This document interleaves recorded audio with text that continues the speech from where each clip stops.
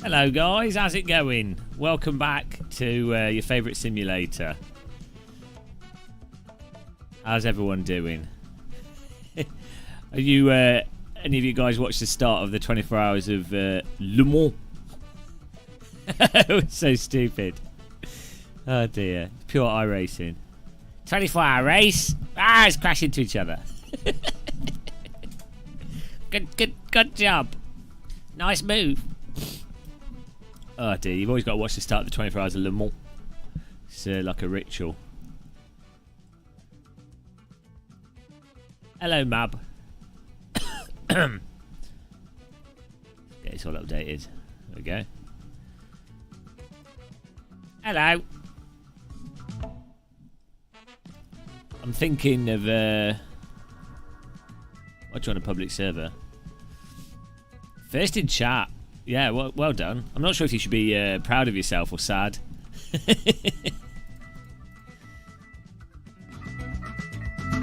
better. Get the funk music going.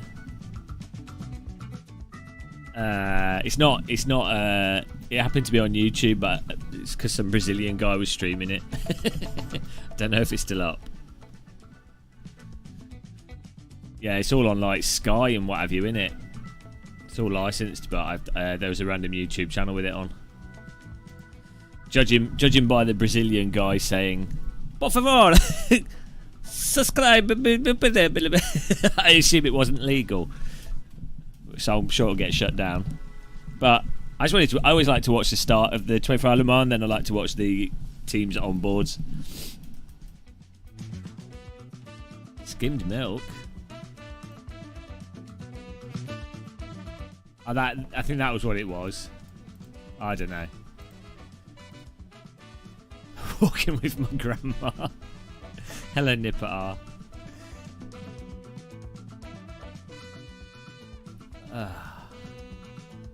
Pick my car. Right, you know what we're doing? Silverstone. We're seeing how much we've improved. This is the 48 hours of Silverstone. Hello, Joe Blow. We'll do other tracks as well. Literally, I had leg cramps last night. I had to lift my leg up on a pillow because my throttle pedal foot had gone like stiff. So, hello, Magilla Gorilla. Basically, what it means is my pedals are too low as well, because you shouldn't be tilting your ankle. Hang on. So you shouldn't be, if you're doing this, if you're tilting your ankle like this under pressure, you shouldn't really be doing it. It should be like really relaxed, you know, just really, really relaxed. But I find when I'm trying to be precise, I like to use my toe. I do that. That's not good, is it? That's what I do when I'm being weirdo sim racing. It's like a dinosaur. This is ultimate foot fetish here, but this is like a dinosaur. You're supposed to just be using your foot like smoothly, you know, and relaxed, not tense. Well, let's join this. Let's join the server. It's not passworded. Yeah, inverted throttle helps as well, but I haven't got a mounting system for that. Oh Jesus! Why are you sending me 10 packs? That's effing mental. We've just started. It's just a casual live stream, man. What is the motive behind this demand? Necessity for money. I'm not supplying money for necessities. Got time for RTGM on me, mate. Thank you. That's really generous, man. It's like shitloads.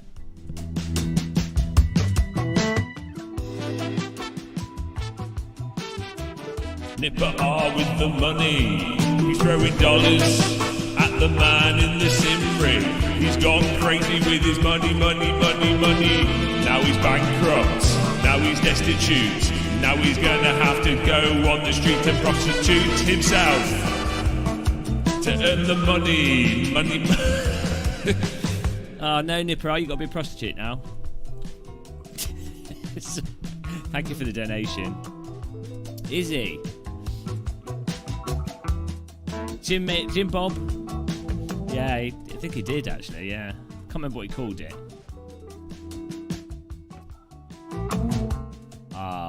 Tortellini.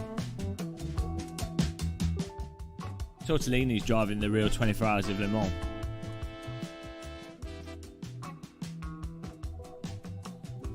I want to race against some pubs. Okay, we'll join this. Well, I did not mean to do that. I want to race against some ACC noobs.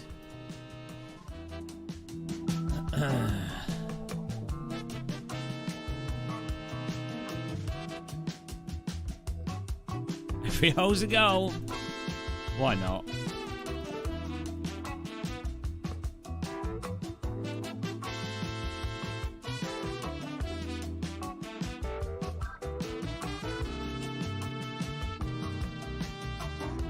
I made my throttle too sensitive.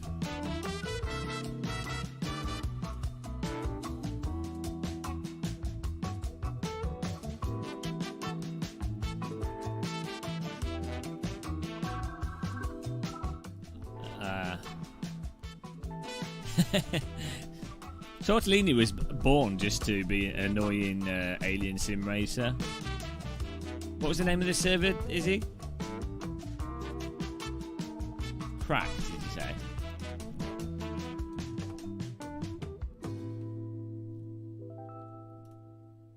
No. What did he call the server?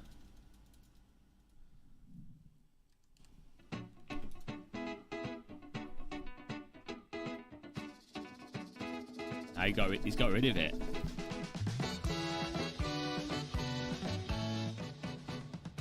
It's alright, we can just can I find a random one?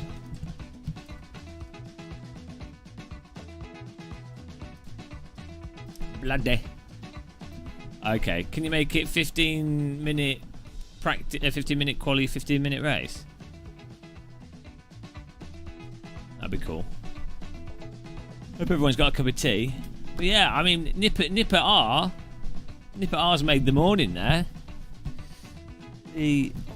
So good. Sit down in my sim rig, boot up ACC, complain on the internet, and someone gives me £10. I am living the dream. What other thing can you do where you're useless at it? Name something you could be totally terrible at it, and people give you money. Amazing. Can't believe I wish I'd found sim racing live streaming like when I was a teenager.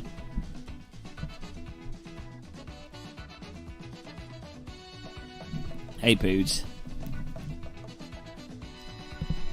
The 8 weeks of Silverstone. True endurance racing. Forget 24-hour races. We do 2-week races.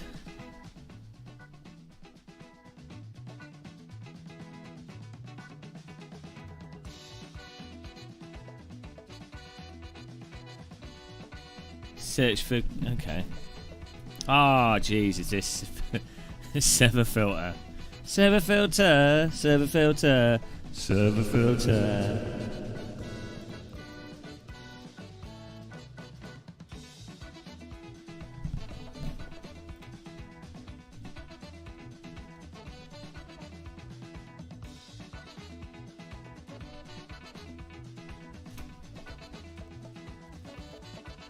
No, because that's what came up.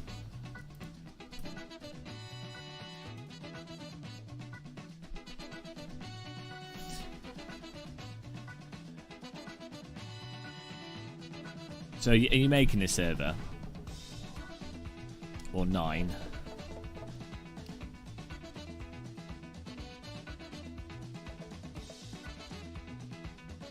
Don't know. It would just be better for you to do it. It'd be better if you can do a 15-minute one anyway. Then we can like race and do short qualies. Exotic. I remember a race on iRacing at Silverstone and some alien was 3 seconds faster. What was he doing?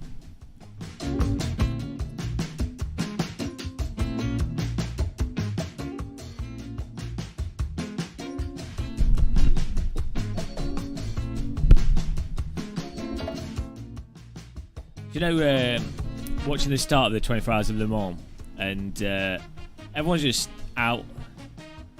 They're all out in the rain, watching these cars go past. So these rich people stood on a terrace watching rich people in cars. It's very strange. Like the 24 Hours of Le Mans is presumably it's like the richest of. It's even richer than Formula 1, right? Like 24 Hours of Le Mans only exists as a way for people to buy historic relevance. like it doesn't really exist as a sport, does it? Like it's not exactly accessible. There's not exactly that many people that can go. It's not like at primary school you can choose field running, badminton, Le Mans driving. I was part of the primary school race car team. Yeah, so I was pretty good at it, and that's how I got into Le Mans. Search for Game of Moss, okay.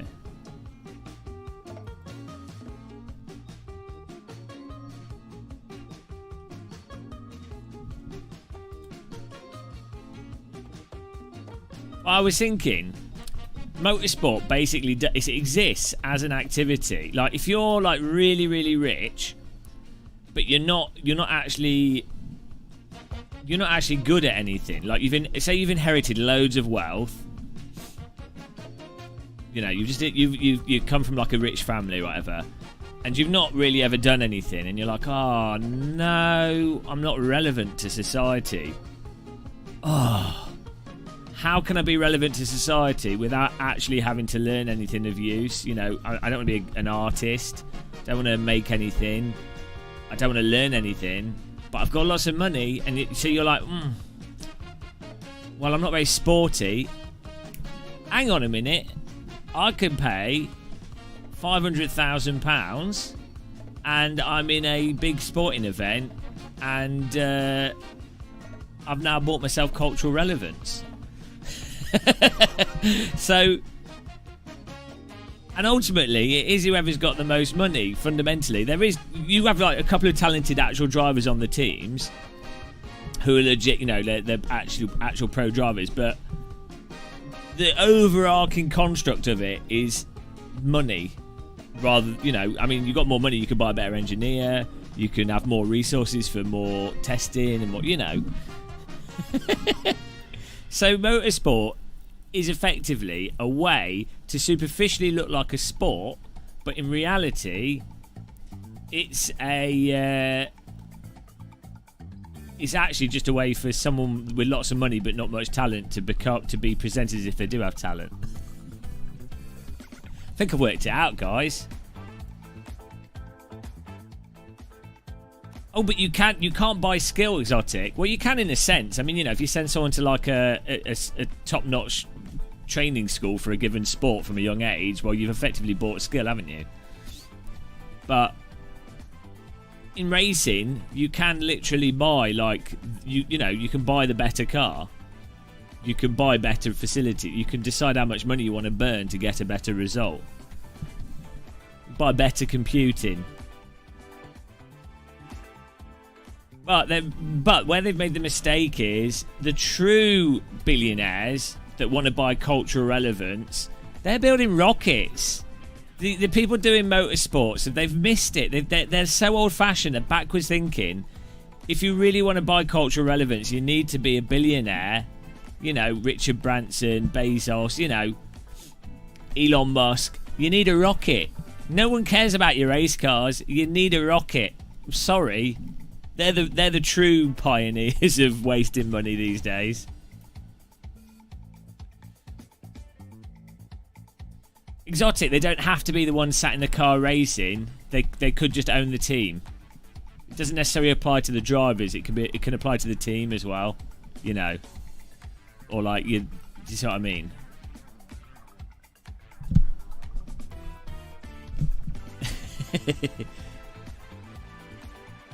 Yeah, Poos, you're making a mistake. Not if your parents have the money. and they spend the money on you as a way for them to use their child to give themselves relevance. You're not thinking about it. That's like... It's like you can't do that with other sports to the same extent. Sports, you can't do that with other things to the same extent. It's the genius of motorsport. Richard Branson's grandson is going to be a rocket. He's going to be an astronaut. Daddy trained me how to fly rockets from the age of 3. He fired me into space. Now I'm an astronaut through my own hard work. I doubt the fastest racing driver in the world is racing in F1. Probably simply exactly. They're all sim racing. I'm your typical all the gear and no idea. That's the best place to be. By the way, guys, if you want to join this server, I don't think anyone does. If you do, the server's called Game of Muscle. Password is T. Yeah, just open it, Izzy.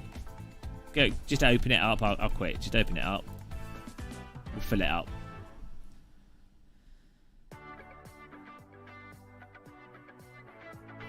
What's this music? Whoa! Global warming! Global warming! Put your hands in the air for global warming! We're all going to die from the inevitable pollution of the planet Earth and the lack of biodiversity! Woo! Yeah! Spend your money! Ignore all the problems and exploit the third world! Hands in the air! Oh, sorry, I was just singing an uplifting song. Go. Global warming! Global warming! Who wants the globe to be warmer? 1 degree, 2 degrees. Surely we can get to 4 and stop the Gulf Stream! Woo! Woo!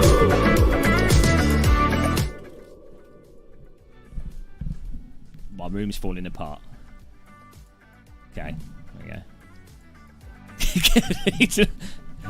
Turn your heating on! Put your gas fire on! Put your coal fire on! Ignite the nuclear power... No, don't do that, it's clean! Set fire to the forests! Deforestation, get more cows! Methane, light it up! Woo!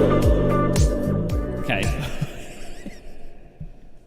You never hear songs like that in the top of the pops. Don't know why. Nice one, Pure Sim.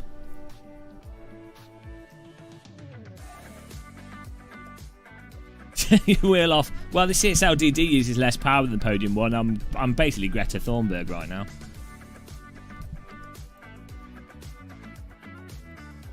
Hello, Damon Allen. I just like how optimistic this backing music is. I think police ambulances should have this playing out the back of them when they pull up to like a scene. There's like dismembered motorcyclists on the road. You know, it'd cheer everyone up.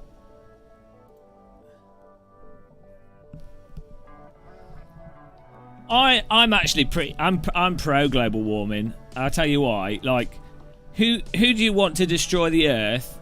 Humans or the sun?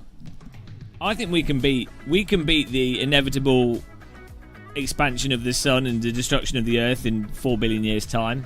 We can easily outdo the sun. And wouldn't it be better for us to kill ourselves than to be killed by the sun?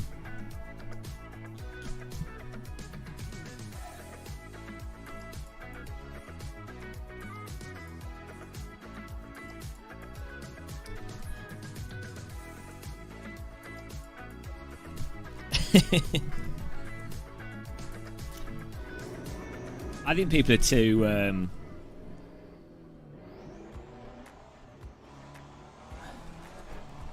you know, they're too sensitive. T in capital letters. It's the password.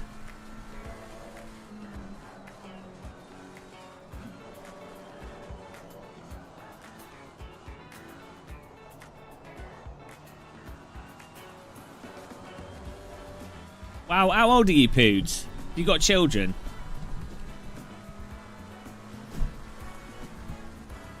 the Gulf Stream stops, Scotland's going to get very cold.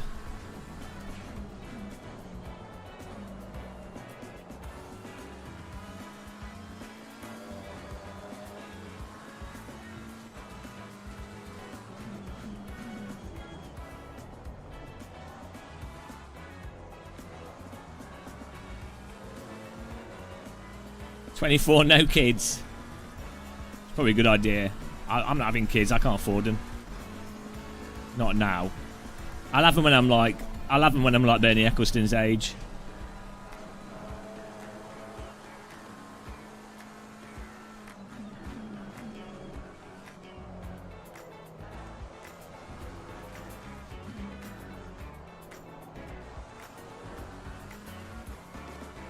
$60 tomorrow. Nice one, man. That's a good age to get to. If you get to 60, I think it's if you get to 40 or something without having a heart attack, you probably live to like 70. There's like that age where everyone dies at. I can't remember what it is. I think it might be like 40 or something. Like if you've not had, if you don't have cancer and stuff, but by the time you're 40, you probably get to 70.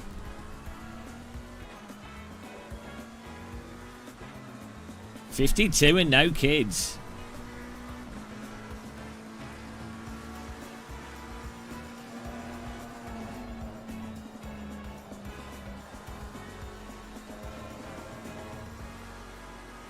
Yeah, well, that's one strat, isn't it? That is definitely one way of doing it. Have kids regardless of whether or not you can afford them.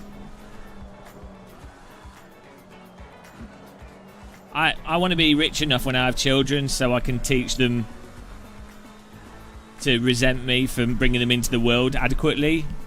You know, so by the age of 8, they're like, they can really understand how limited their future is.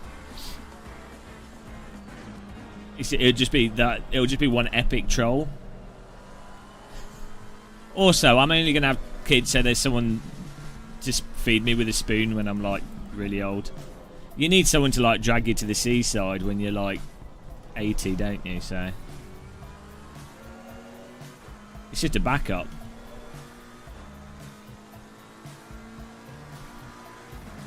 Nikki JJ, that's not a nice way to talk about your wife. I just have the patience for kids. You just need a good lock on a cupboard. It's not about patience.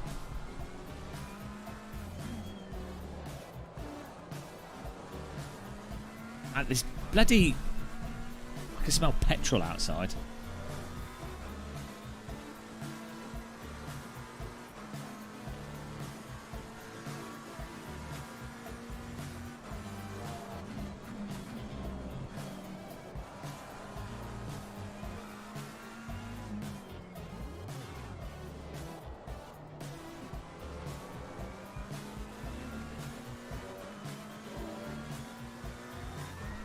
You had one of each kids?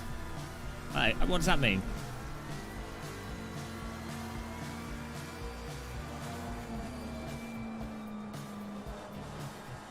He's quite immersive, yeah. That is something you notice about being around real vehicles, isn't it? If you've ever been to a racetrack, there's a very specific smell.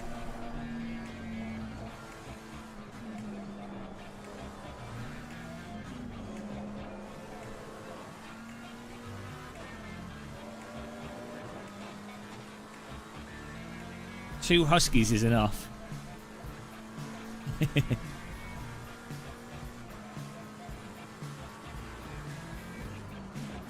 Hello. You've managed to do well, Lee, with kids. Like, you're still doing what you want to do. Your wife gets to mow the lawn. You're like, I don't know, you've managed to do it.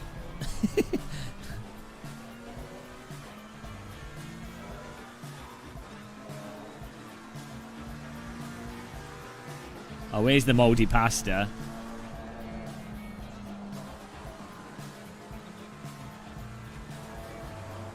I'm starting to see Silverstone like a bobsledder sees a bobsled run. Can you imagine, like, you know, with those Olympic bobsled tracks?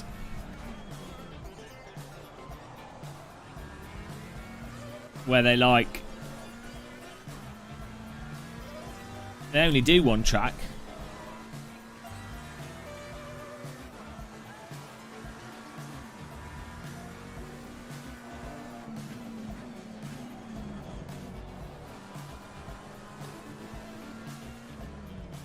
I'll get a fish tie, don't worry.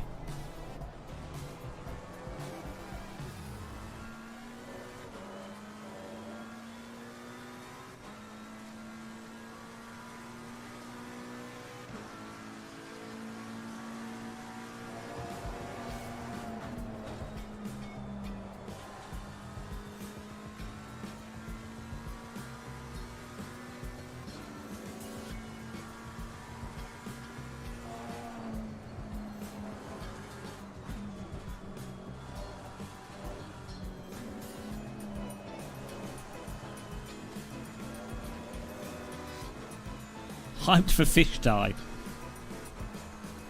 What if you used a real fish?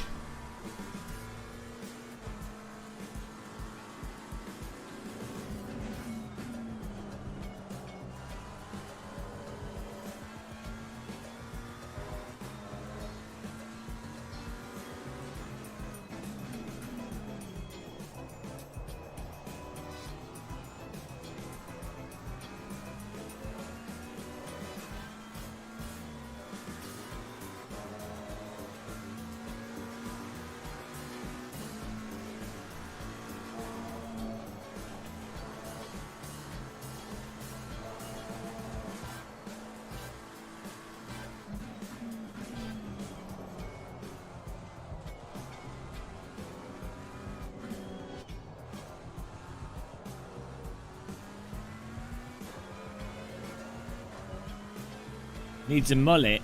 Don't you need hair for a mullet?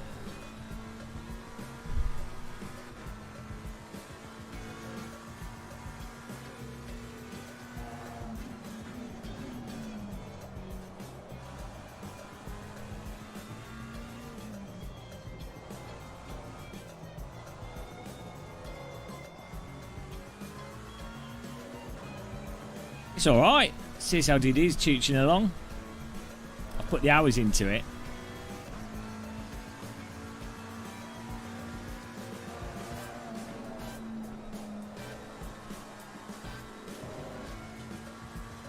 Went for the traffic cone there.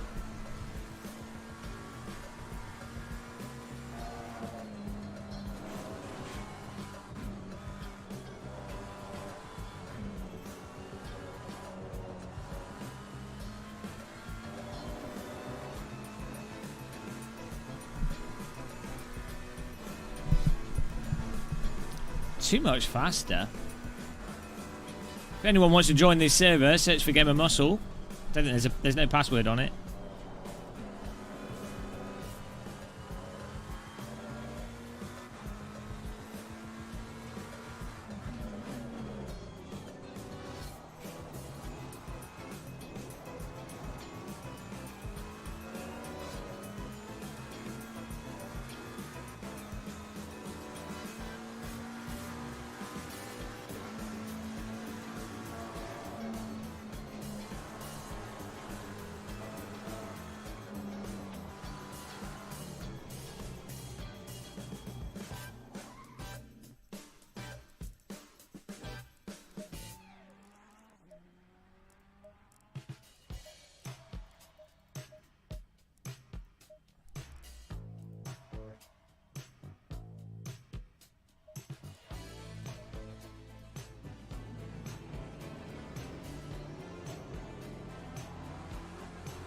Are you getting a CSLDD Flexo?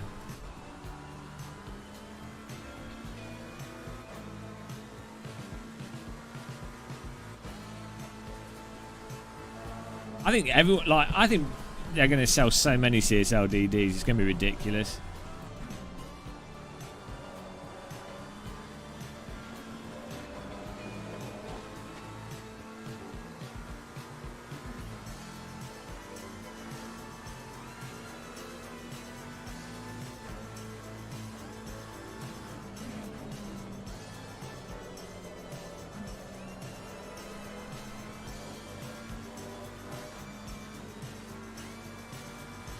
It's always good to flagellate on a Saturday.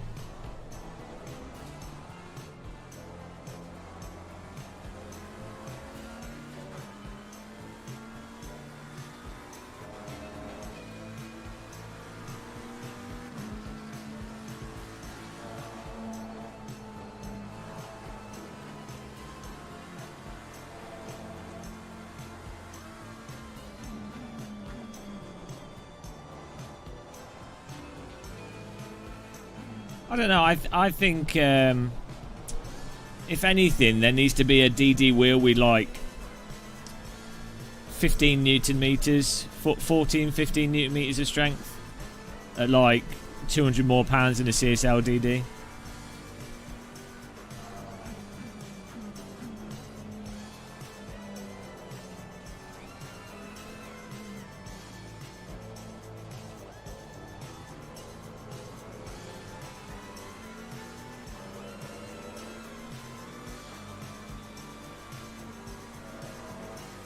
No, 10 newton meters still isn't strong enough.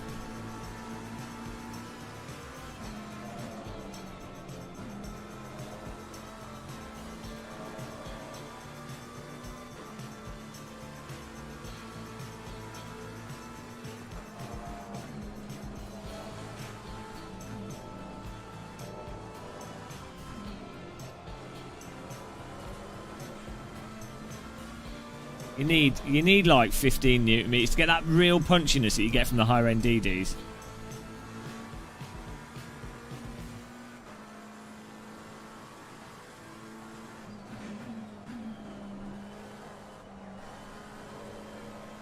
Especially if you're using larger wheel rims.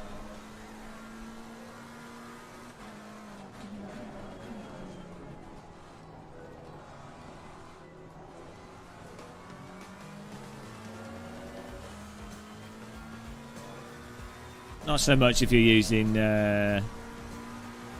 small wheel rims.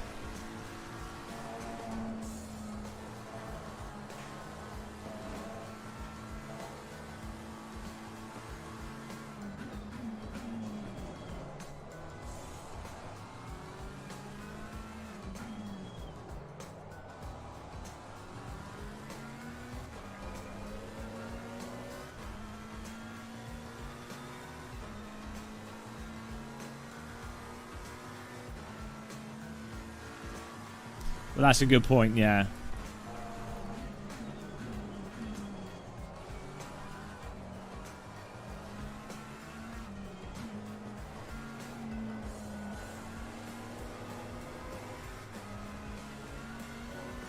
It's all rather moot because people don't seem to know the difference between good and bad force feedback.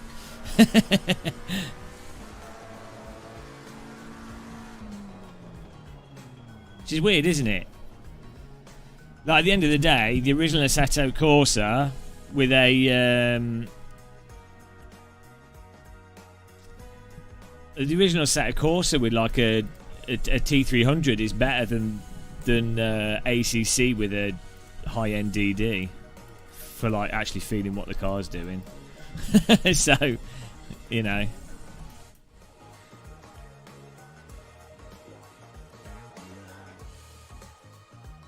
Exactly, Poods. Well, hang on, wouldn't there be a shadow if it's cloudy?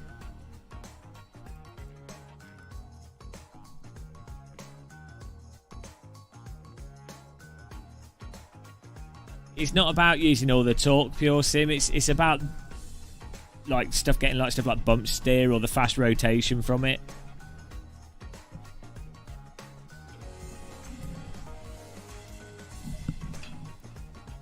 You have to,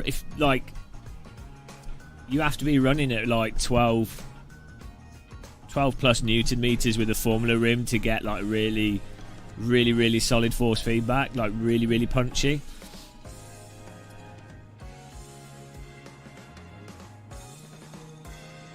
But yeah, if you're going above 15, 20 newton meters on a Formula rim, that's painful wrist time. I don't know, I seem to consistently be able to get like 59s of like 58s. Oh, hang on. Jump in the start here.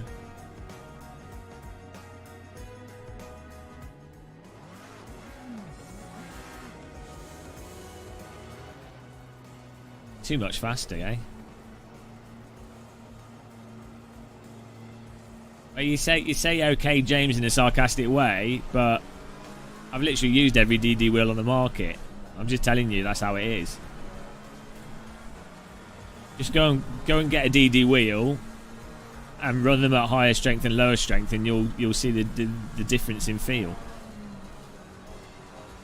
But as Shumi pointed out, if you're going to be driving road cars in a driving sim, it's irrelevant. Like, or if you're going to be driving a sim with bad force feedback or not communicative force feedback, it's irrelevant. Also, you find the motive behind M82. Hello. Necessity for money. I'm not supplying money for necessities. Well, then you'll know the difference in how it feels between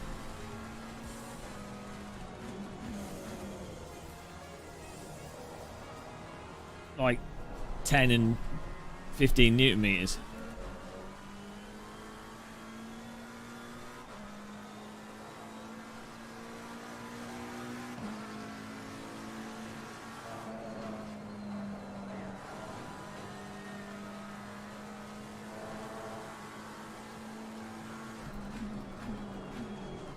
I think there is also an aspect of like the way that they deliver the power to the wheels, like the different ways of doing it. So I found the Simucube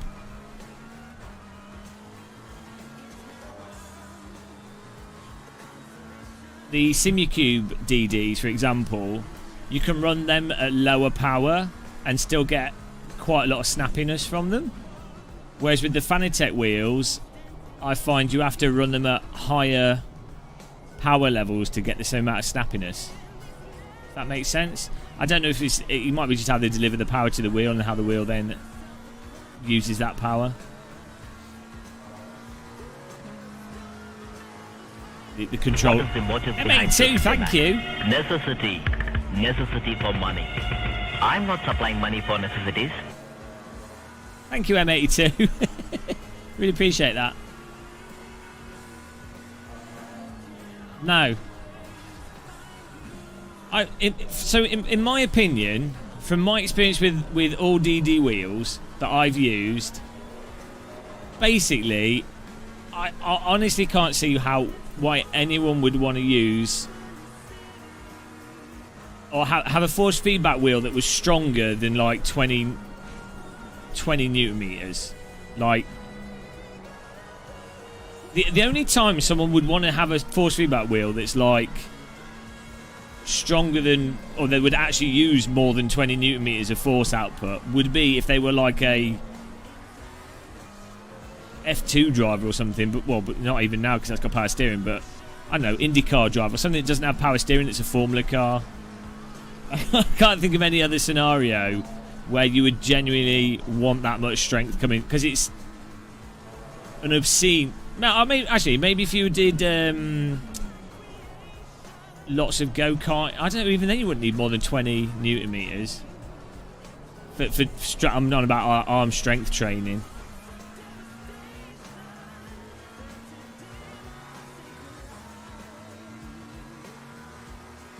We're not talking about the game's force feedback, Tortellini. We're talking about strength of DD wheels. Hello, M82's firing coinage at me. What are these stickers?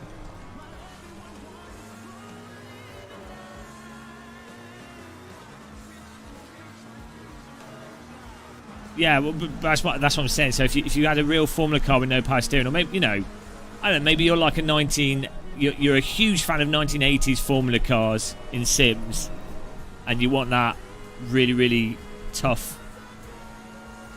You know, you want to capture the same actual newton meter output. Necessity for money. I'm not supplying money for necessities. Hey, cat debate. That's why I said the CSL DD is not at a strength level where, for me personally, I feel like I'm missing out compared to the DD1. Do you know what I mean? Of strength. But I reckon sort of with a Formula rim, maybe 12 newton meters at the minimum, but definitely 15. If you had a DD wheel with 15 newton meters, I think that would cover like everything. Maybe not for very large like wheel rims.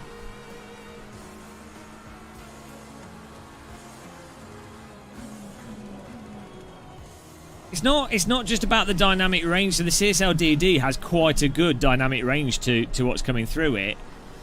What seems to happen is the higher the Newton meters that a wheel outputs, the faster it will also be able to rotate. The ideal situation would be if a wheel could rotate at X speed regardless of the Newton meter output. If that makes sense. Or if it was as responsive regardless of the Newton meter output. There's a specific thing that you feel in response and tightness and immediacy that you only get with the higher Newton meter wheels. And I think it's probably to do with like power delivery. It needs to be a certain amount of power to be able to then suddenly give it a burst of energy through the wheel. Even if that's not a sustained, even if you're not looking for a sustained loading of, you know, sustained power, it's just that initial, the sort of peak force jump type thing.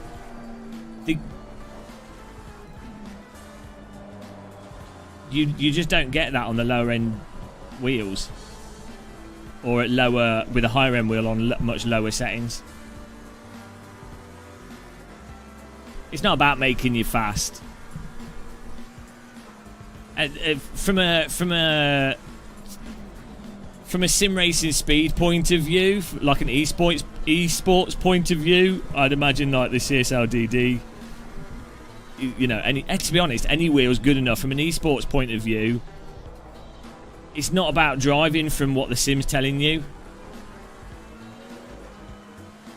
But as an input device, the CSL DD is incredibly smooth and consistent. It has good force feedback there. More than enough to drive perfectly fine from.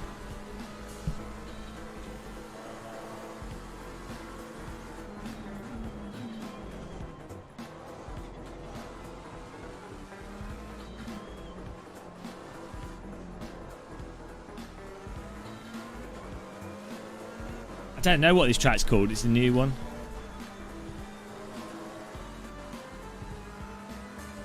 Oh, Paul Keeble, there you go. So yeah, that's a good setting to have.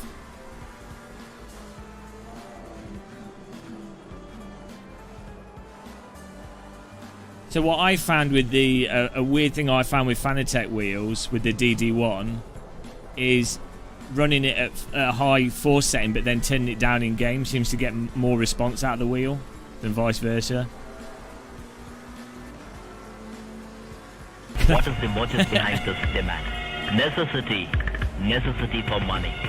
I'm not supplying money for necessities. Mr. J, can you play Goat Simulator with ADD wheels? Do you know what, M82? I have never played Goat Simulator. I've watched someone play it.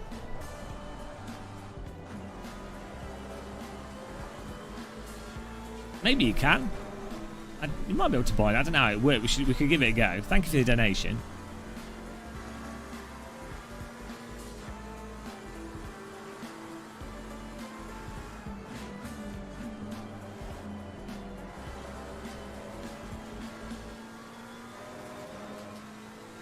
And the other aspect of DD wheels and force feedback force that a lot of people miss out, they don't consider, is a lot of people are lost in the a real car has this feel to its steering wheel. Developers are lost in that, and a lot of sim racers are lost in that.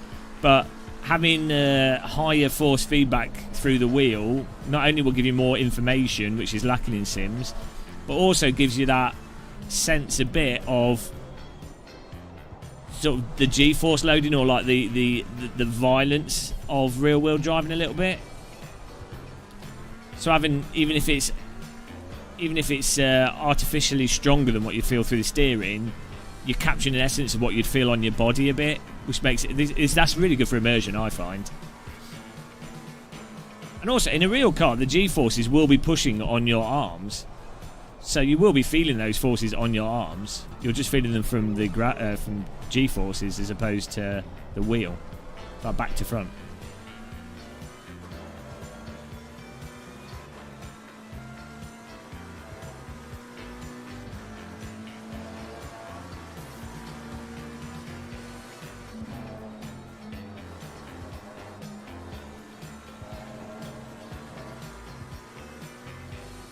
Well, it's nice that they're saying that.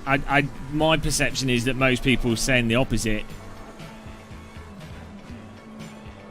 hence ACC's force feedback.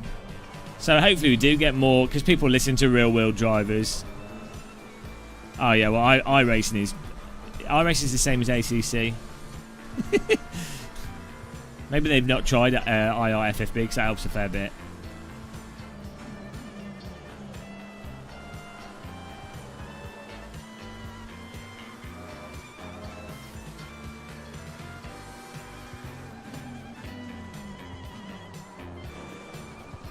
They should just get rid of that sausage. Keep hitting it.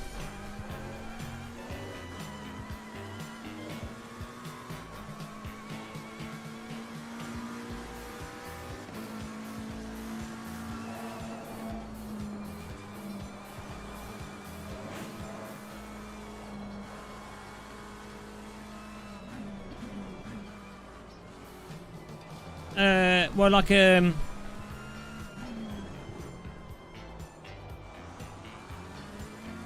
don't know. I definitely, the 8 Newton meters is enough with the CSLDD to feel what the game's force feedback is putting out from a functional level in all the sims. Hello. No, we're actually going backwards now, Mr. Schmidt.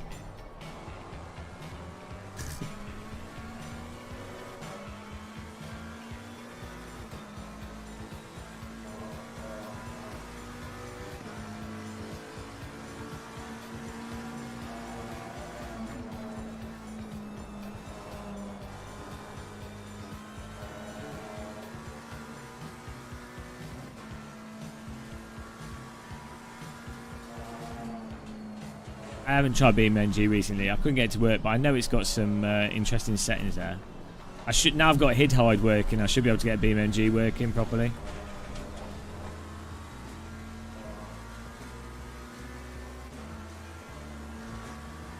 What times are you on, Schmidt? Have you got your wheel? Are you enjoying your wheel? Are you glad you got the CSLDD with the boost kit? Are you regretting it?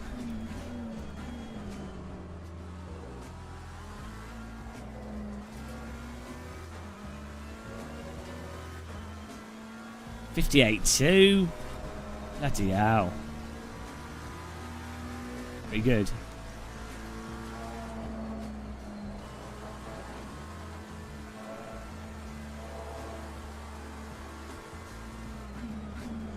Have you played Hell Let Loose with it, though? That's the real question.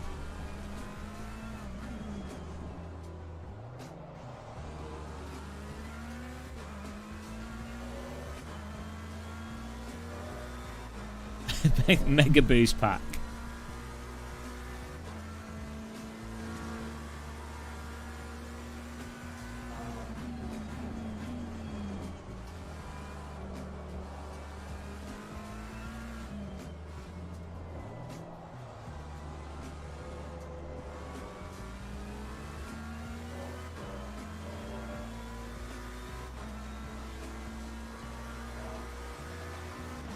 Balance them on the end of the DD, flick them over the wall.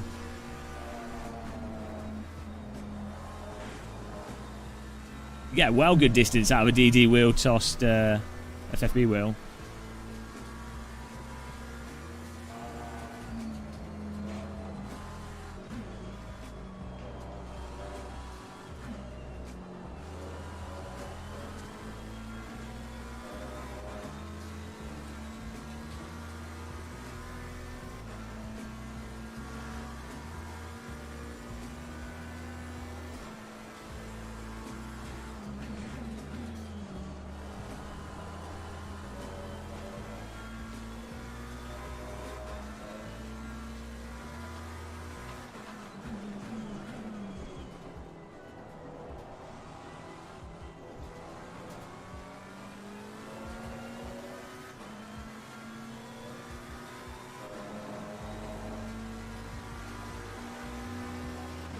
I always think that's the end of the race, but it's not.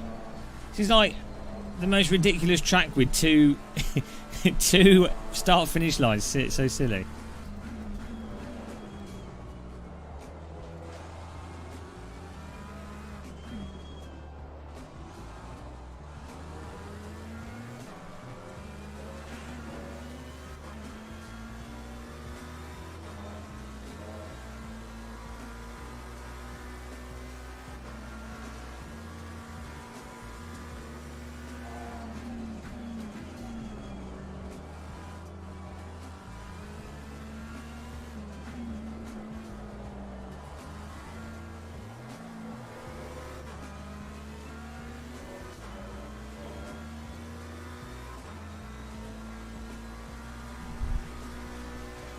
I mean, no, I treat Tortellini like a charity case because I know Alien Sim Racers have like special, you know. You have to have a special brain to be really fast at driving sims. So you know.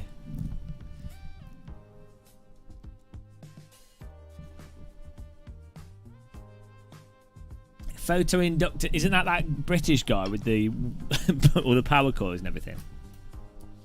I don't know if he's autistic. I think everyone is that does sim racing. We're all a little bit. It's all good. I mean, I after doing 3 days of Silverstone, I don't think I can ever criticise someone for doing pointless, repetitive things. Right, one last go at this, and I want to join a public server on a different track. Can you reset it, Izzy? Well, what happens is someone gets good at a specific simulator, and then they win at that, or sport. It's with anything in life. They win at that one thing or do very well, and then their ego gets attached to that one thing, and then what happens is eventually they get replaced by someone that's better than them, and they have a mental breakdown and turn to alcohol. Oh yeah, that's qualified. That's good. That. Thank you. It's really good how that works, isn't it? It's handy. Good job, Izzy. There was just no gap. You Darren Browned it across. I didn't even see it coming. Bamboozle.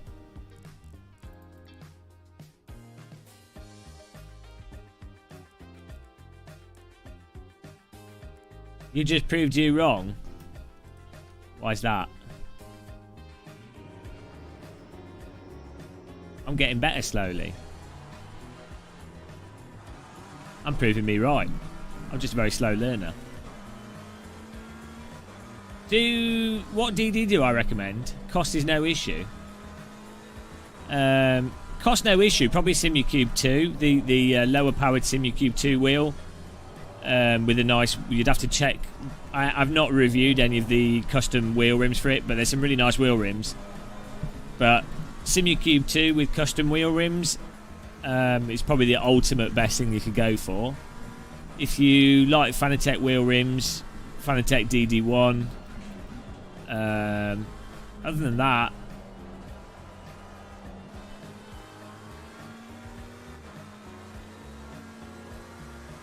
hello, Real Benny Mac.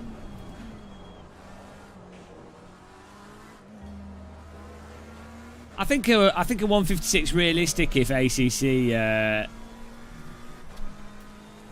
gets good, nice force feedback.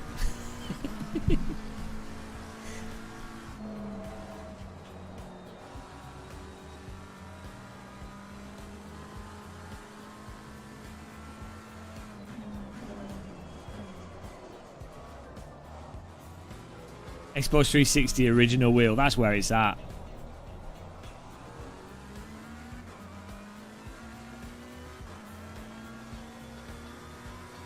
The Wii wheel, that was like the worst way to play Mario Kart. Hello, Phantom Racer.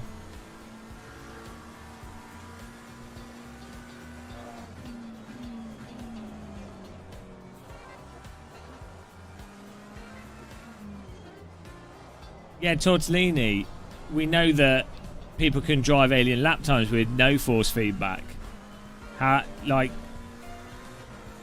You know what's really irritating is when you explain something to someone repeatedly and then they just don't take it on board what you said. It makes talking to them totally pointless. No one could join the server. Why not? Why can't they join the server? Izzy, you might need to reset the server here. There are people that want to join, but they can't get in. Oh, does it think it's still in session or something? Yeah, I did, Jim. It did this. Your server didn't appear.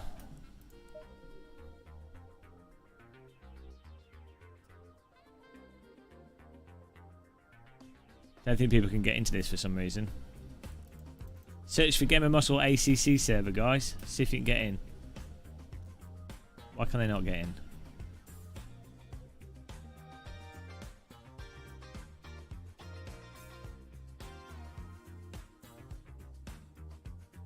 Oh, can you reset it, Izzy?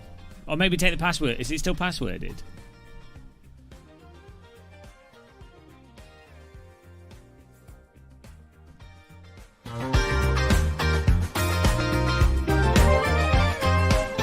Whoa, let me tell you about this sim racer. He drives his cars very fast. He looks like a pasta carbonara. His name is Tortellini. He will win every race, but actually, no, he won't. I tell you where he goes wrong. He goes wrong with his internet. Tortellini, Tortellini, Tortellini, very, very fast. Tortellini, so quick. Tortellini, Tortellini. He would be the world's best sim racer, but his internet always crashes. Yo! Tortellini's in the chat room. Is he being productive? No, he's not. He's saying stuff that makes no sense at all. Tortellini, Tortellini, he's gonna drive you insane. Is the server fixed yet? We're refreshing here.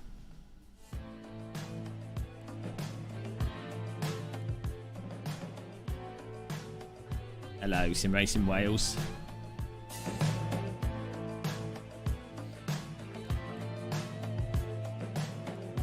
Thank you, there we go. Oh no, no password.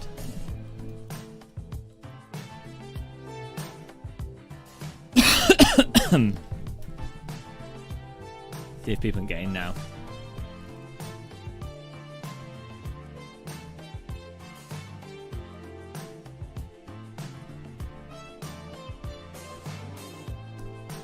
Got you near the thin wall today. I'm always on the thin wall.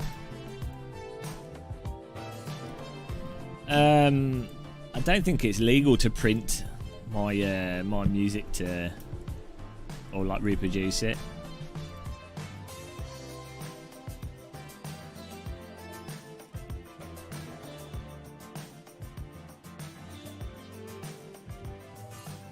Barry White.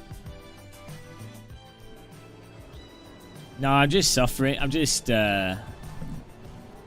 mostly because of ACC FFB. Just been playing ACC, solidifying my opinion. And as everyone knows, my opinion is the only opinion that matters.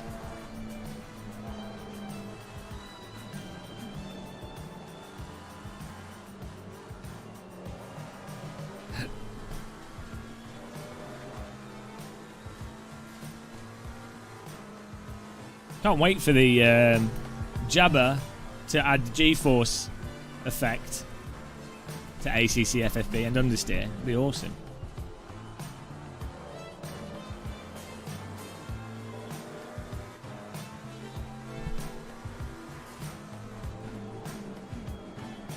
It'll work with any wheel, yeah, it should do. It's a little bit hacky how it works at the moment though, so...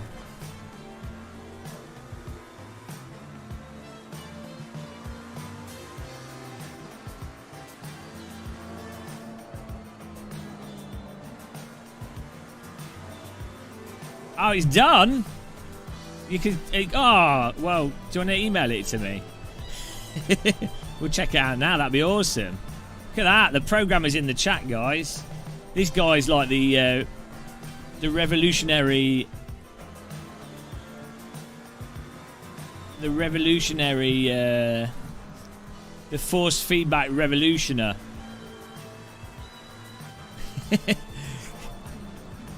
Legend of Assetto Corsa Competizione force feedback. Hacker of force feedback. What a legend, guys. This is the magic of programming. Yeah, look at the map. What is going on? I'm going to finish this lap. Yeah, I know. I can see it. I don't know what's going on there. I love force feedback though. The car behind's lagging so hard it doesn't know where it is on the track. The car behind thinks the track map thinks it's driving a different circuit. Looks like he's driving the Nordschleifer. I'd rather not. look how far off the track. There he is. Way! Oh dear. That's ridiculous.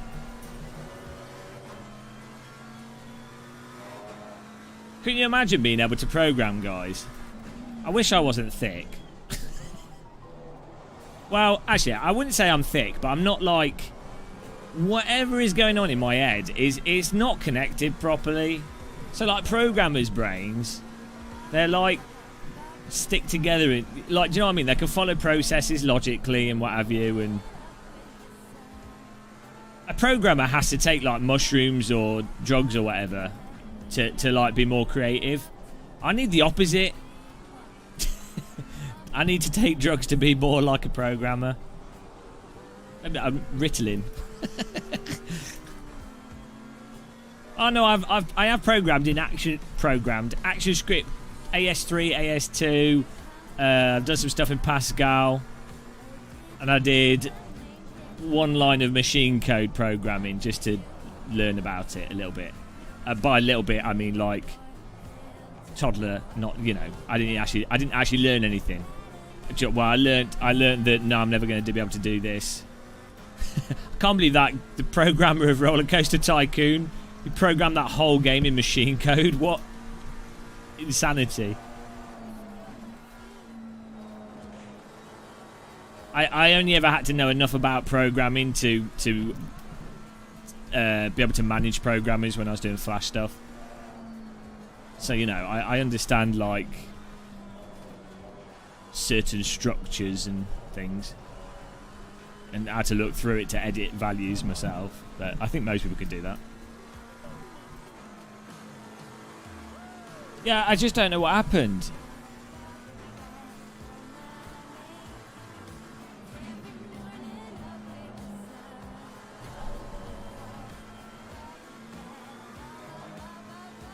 I'm sorry, Paul. At this point, I need to pay for someone on Fiverr to do you a nice graphic. Look at the lurch of that car.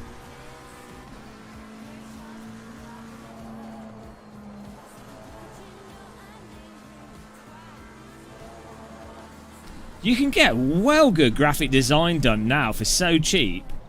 It's insane. I mean, I guess because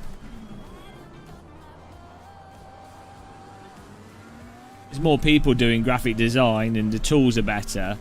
But like, so back in 2008, 2007, 2009, well, that time period, I had a few friends that were running graphic design businesses. So that, you know, they do like branding packages for companies and things. And they're charging, like, just for a logo, it'd be like £250 to £500. Well, let's say it'd be like £800 for a whole brand package for a company. That was not even expensive. That's cheap at that time. And now you can get something of equivalent quality for like 10 quid. Probably stolen off the internet, but you know what I mean? It's mental.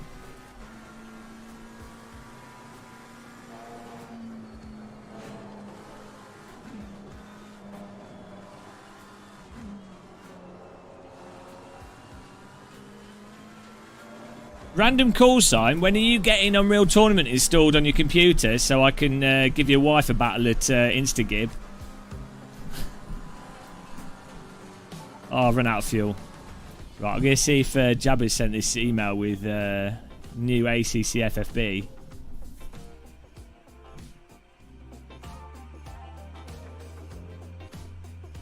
Okay.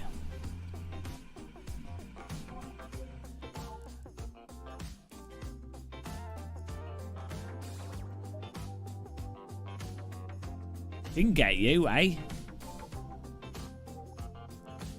Oh, you sent it in Discord. Okay, let's get it sorted out. Some more malware to install. Bitcoin miner. Man, my computer would be a well good computer to It's a pretty good piece, like 3900X, 2080 Ti, and then if you infect my home network, I've got a 1080 Ti and a 3060 in my stream, so I could you could make like a few pound off me every like few days. Well, not anymore, but when Bitcoin was expensive.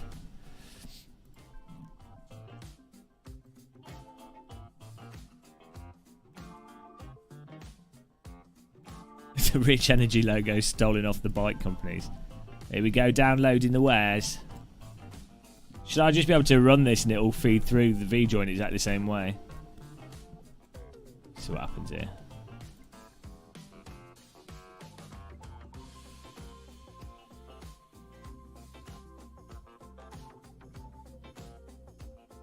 Well, that's not bad. $240 a month. How much does it cost to run though? You need that cheap electricity, don't you? That's the thing. Oh, I can't change scene. It'll break the music. DD girl with the DD wheel. What a babe, what a beauty, what a 100% force feedback lady. DD girl. DD girl. Ah. She's got no stealthy. She's invisible. She's used her servo motors on full power to create a shield like a Klingon warbird. DD girl is golden, golden and shiny and magical. She's impossible to see. Where has she gone? I don't know, because she's invisible.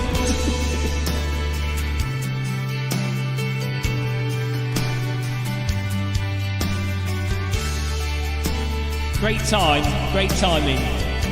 Oh, Jesus Christ.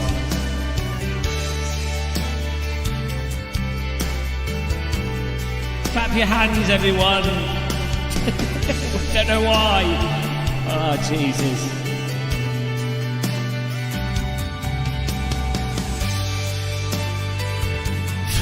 Beautiful song. She's hidden. Where's she gone?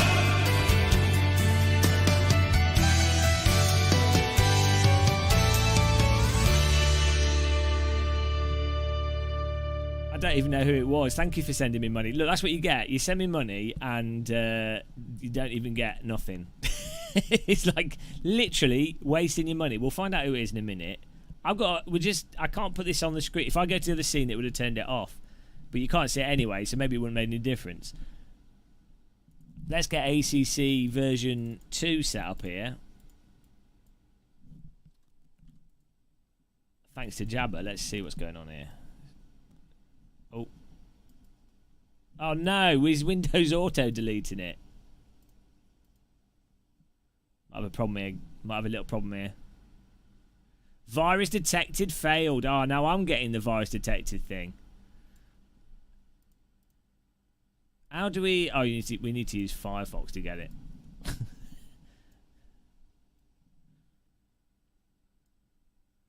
How do you get past the virus? Like, what is it that's causing it? Has it got some software in it that is... There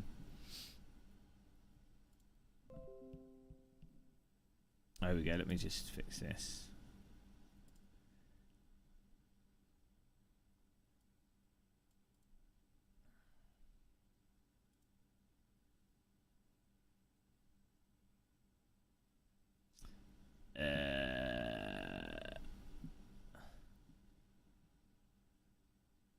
It's the keylogger. Well, I only use this computer for live streaming, so it's not going to be much to log. How the hell do I enable it to oh, good old Firefox to the rescue. Let's try that. D Windows. It thinks it's, what's it called? What's it say? Let's see what it comes up as. It is sabsic.fl.a. I can't remember how you get how you allow it. We worked out how to do this, and now stuck again. Right, let's use Firefox.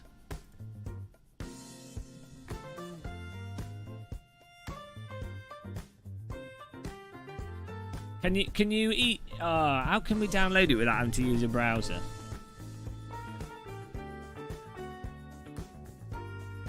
Yeah, maybe if you can email it to me, that'll probably help. Because Discord saves it to a FTP, which then makes it use a browser.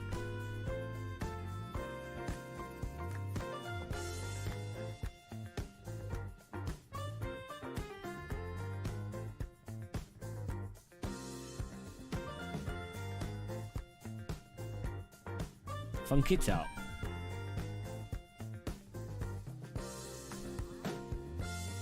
Get off Firefox. It's the premium browser for downloading viruses.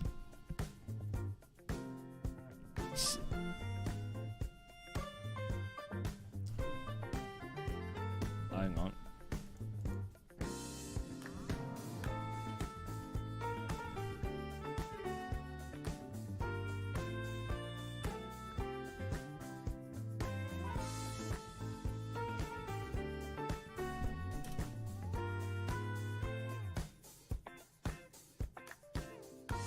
Ah, no, you see, my antivirus is blocking it. Oh no, hang on. Might have got it this time. Yes, I've got it. That's alright. I managed to get it. I managed to get it through the antivirus. I'm in the Matrix now. Oh no, I was, and I just closed the window. Jesus, what is wrong with me? Why am I so thick sometimes? What am I doing? Should be alright.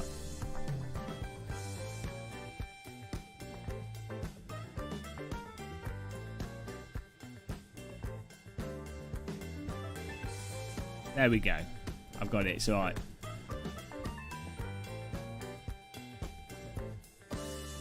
Computer exploding. Okay. Thank you for installing the virus. This better make me more attractive to the opposite sex. That's the reason why I sim race. Okay. So if I just run this... Oh, look at this, guys!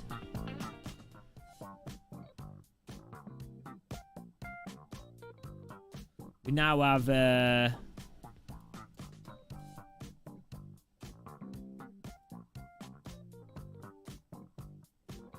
Oh, hang on. Oh, gee. Hang on. Wait a second, guys. Got to restart the music here. I closed the wrong thing.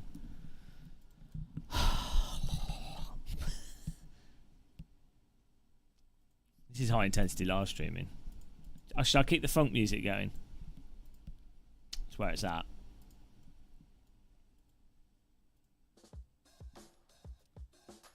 Oh, no, you're kidding me. I think my computer's just trying to torment me here.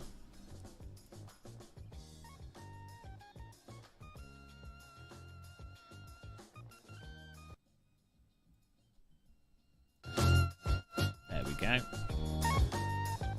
Right. So now we've got a G effect. 100%. I don't know what's going to happen here. About. What's going to happen here? Okay, we're ready. Good. I think we're all good. I think we're all set and ready. Oh, okay, I've broken my thing. Right.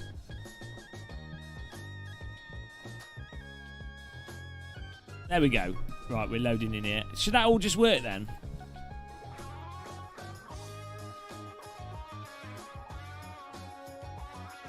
Turn it down, it'll be too hot. Look, I like to go all in. Oh, come on. Low. There we go.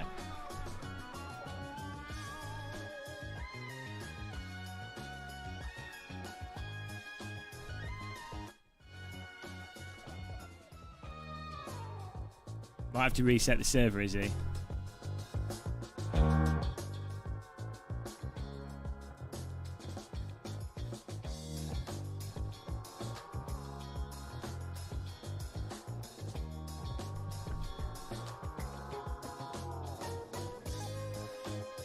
It's drivable if you turn the yeah, well that's what it was like with the AccuForce thing. But then you still need like an understeer thing and what have you. But it's be interesting to just drive it with no in-game force feedback. Can you? Is Izzy there? Reset. There we go. Just ruin the race for all those people. Serves them right. How dare they join a Game of Monster server?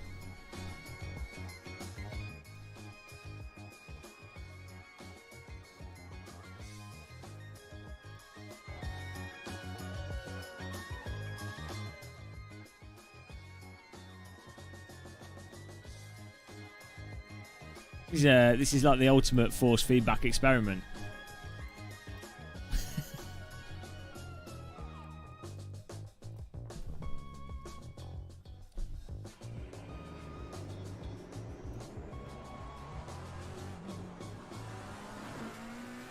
Oh man. Woohoo! That's well weird. He's definitely clipping. What?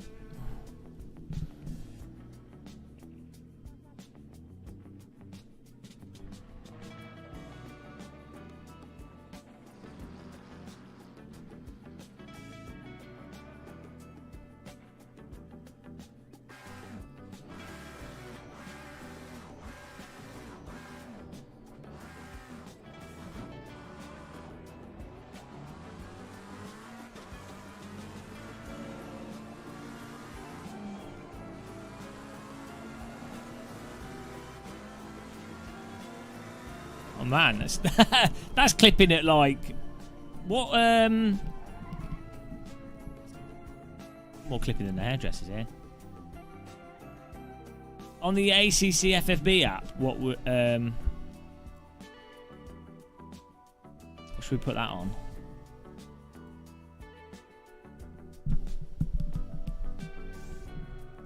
You know, on the slider for the oh, I can't get it on the screen for some reason. Maybe I can. Oh, there we go. So you know, on this,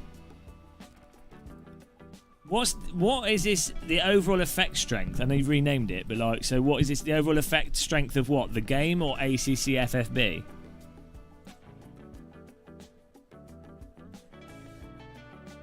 Like, what does this actually mean?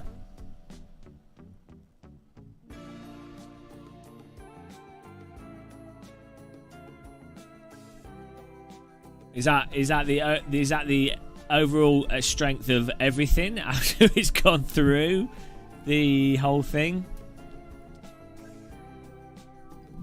Hang on, we could just change it whilst we drive.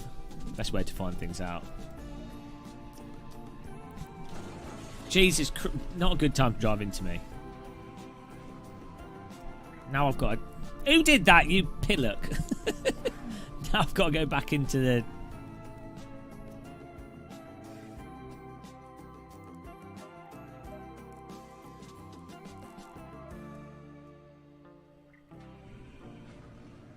Here we go. Ah. Wasn't... There it is. Okay.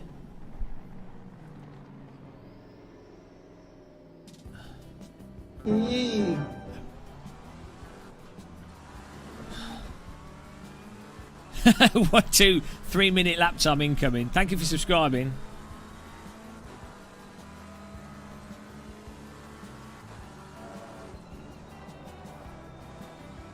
So how's this G-force effect working? Oh, hang on. Is it getting lighter when we slip, as you'd expect it would? This might actually be pretty good.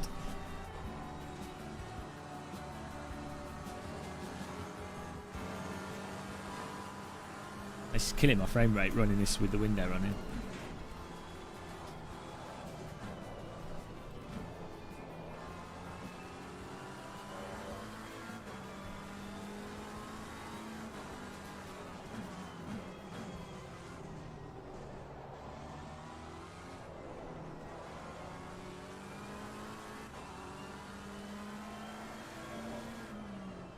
Right.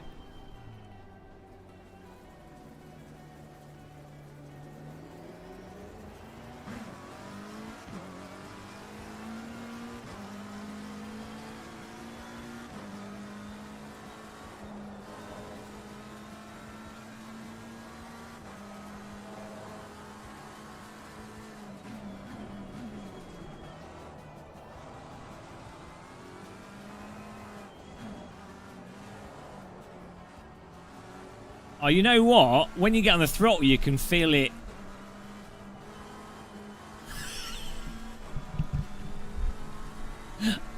I think that's actually pretty good. Don't know if I'm going crazy here.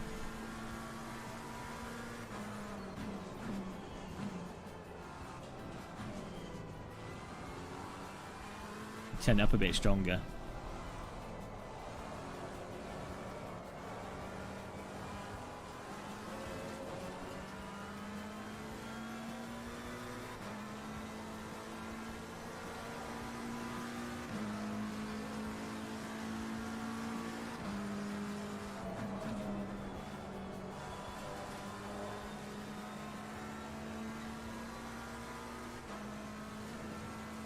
I don't know what a good setting to put the overall strength to would be.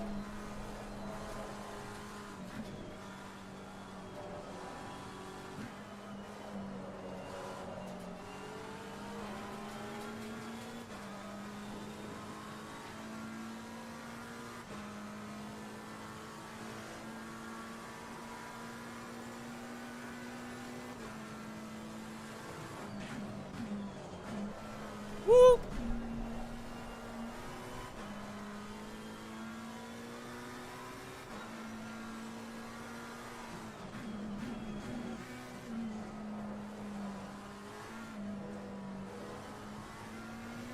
And they can do, they just don't want to.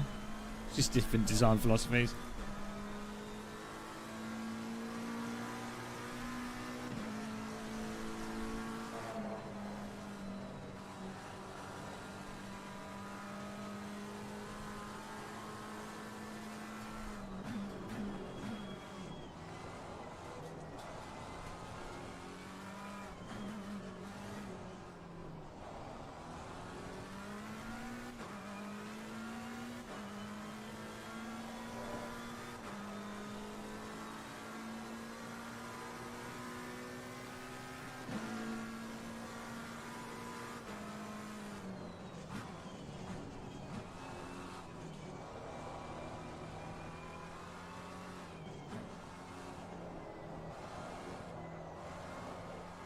That's totally clipping there.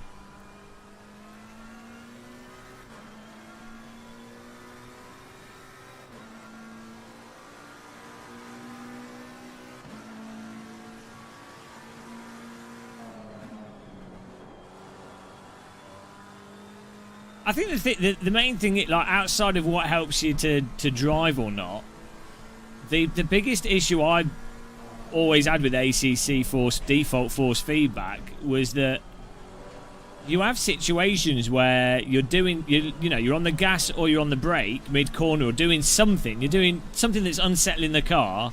Do you know what I mean? You're doing something that's pretty drastic physics wise, but there'd be no variation in the force feedback, which outside of if you're actually using that to drive from, is very immersion braking if nothing is happening in the force feedback despite you doing something pretty, i.e. like sustained corner coming on and off the accelerator.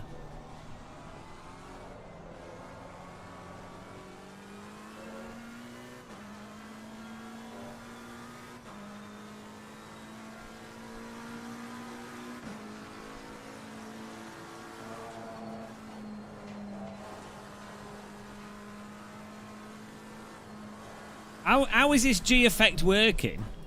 I need to turn the in-game force feedback off. See, just have the forces from the.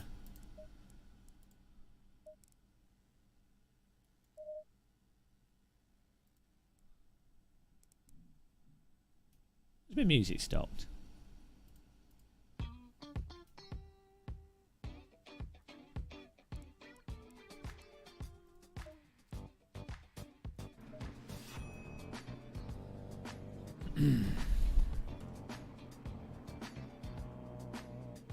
You only need to hide it the first time you set things up, just so you can bind the axis.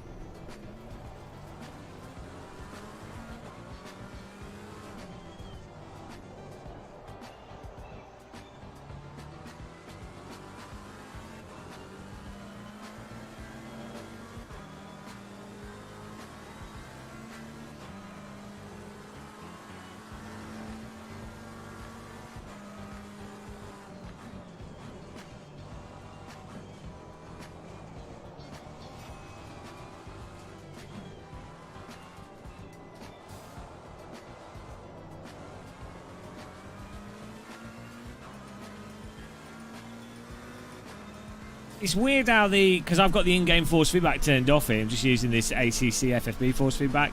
It's weird how it interacts.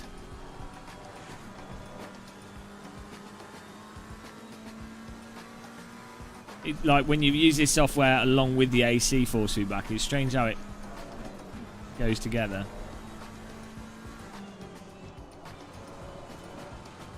It's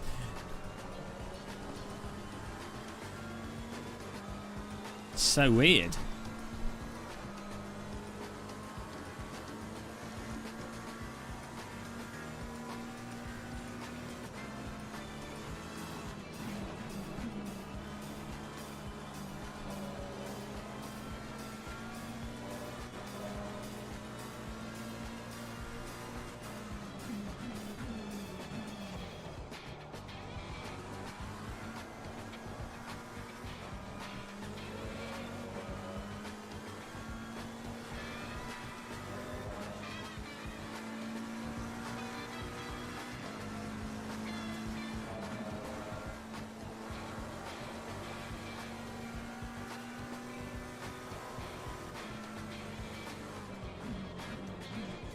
Yeah, I will do. I'm just.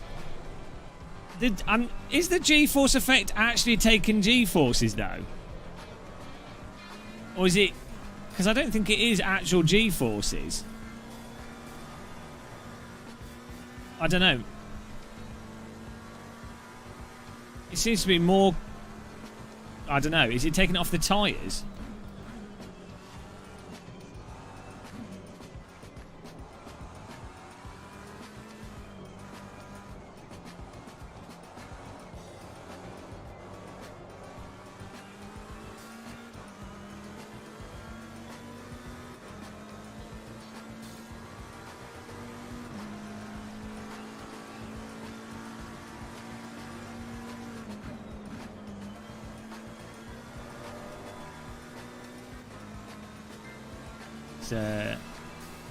It feels different to the AccuForce G-force effect.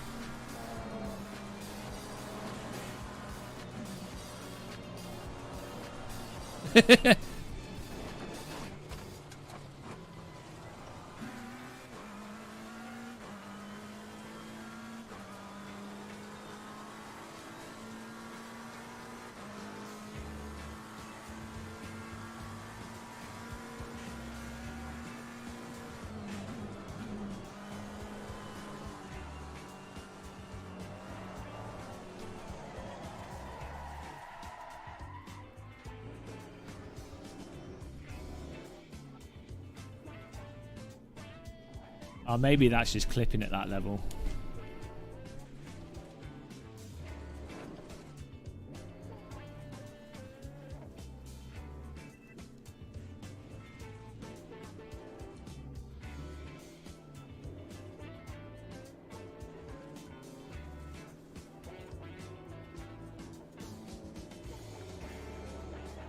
Because that... Okay, that's giving out a sustained...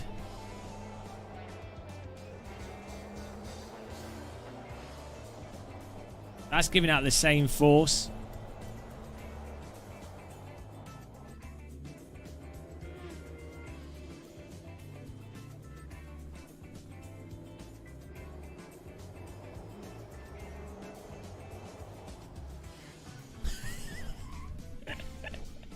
I don't know what's going on there. Presumably, as you go faster, then it should load up more. If it's taking it from the G-forces there.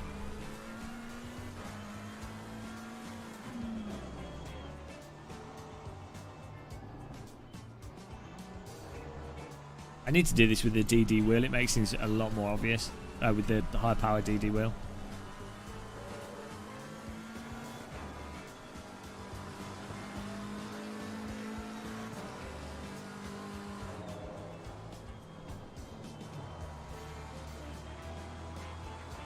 We're not racing properly, Shumi. It's irrelevant. We're just testing some stuff out.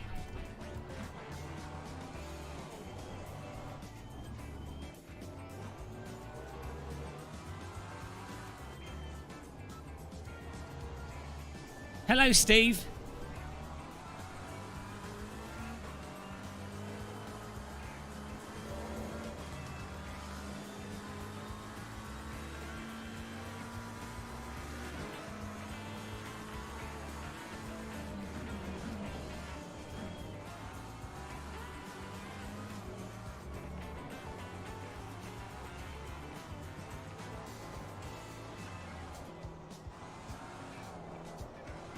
Yeah, it's like it's subtle.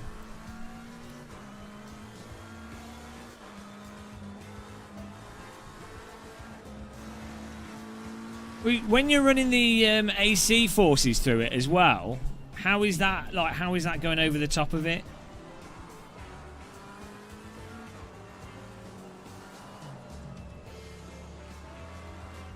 All right, Lily Panda.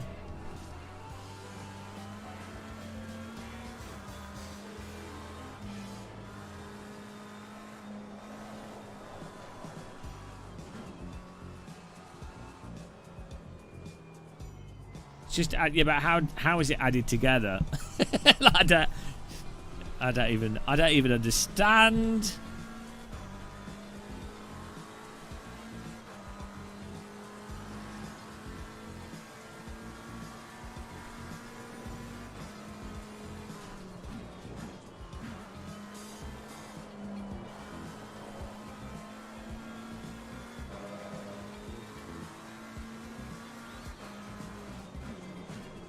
Using a plus sign.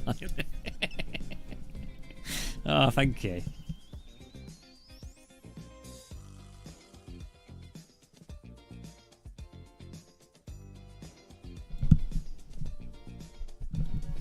Right, we're gonna have to click start on this.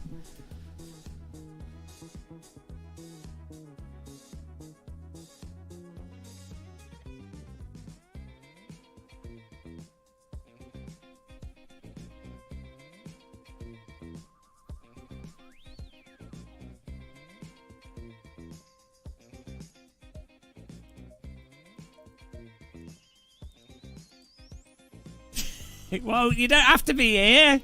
We're messing around. We're just messing around and chatting. This is sim racing life. It's the sideways G forces, not forwards and backwards G forces that are important.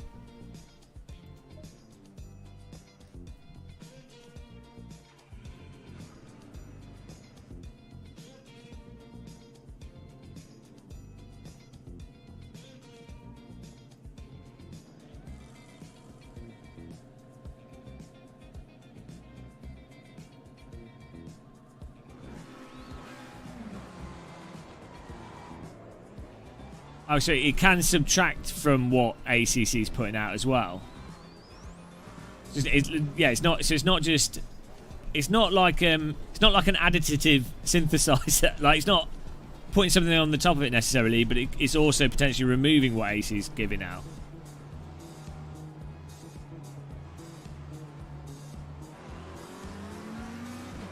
I've just turned because the in-game force feedback's off at the moment.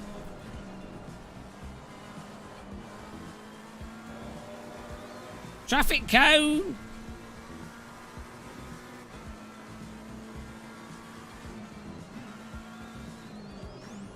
Oh, oh. Hello.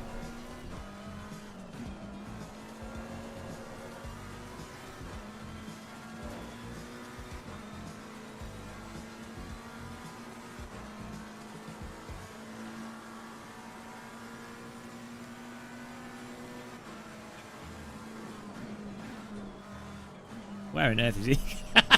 How do you reverse through that?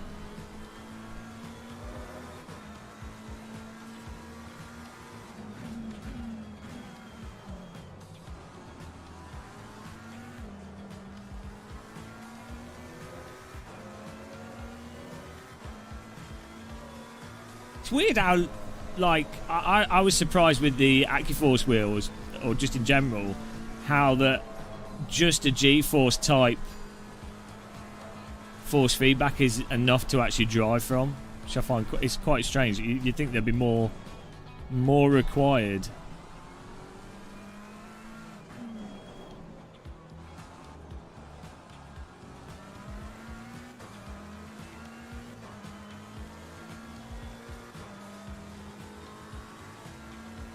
A little I can't feel it on this, or maybe I can't. I've got seat actuators, not actuators, you know, like transducers, so should probably turn them off.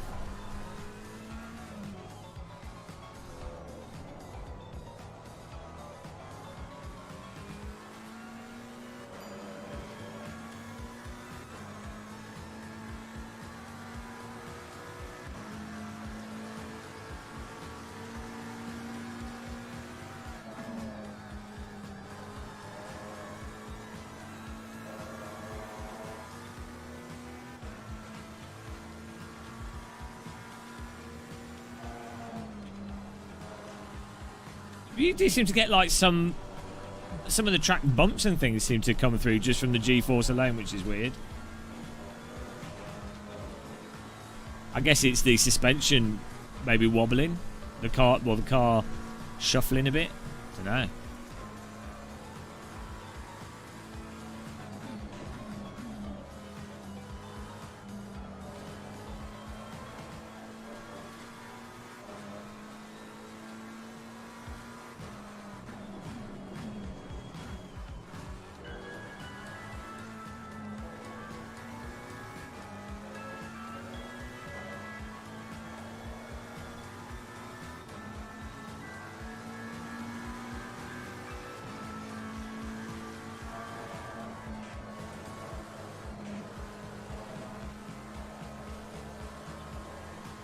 We're not through those corners there, just even though I'm turning the wheel a lot. I don't know if that's just because it's clipping, maybe. It's not like varying too much. It might be that it's because the tyres are just holding the car through that corner at a set amount.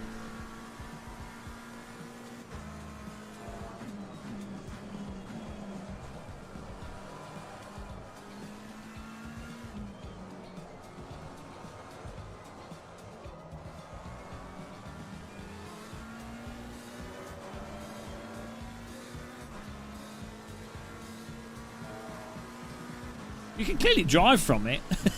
This is older. Yeah.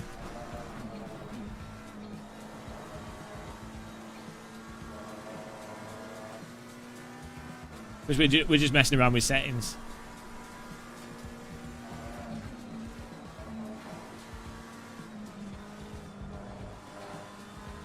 I think you need, like, the suspension and all that stuff is done really well by ACC's force feedback is already in the game.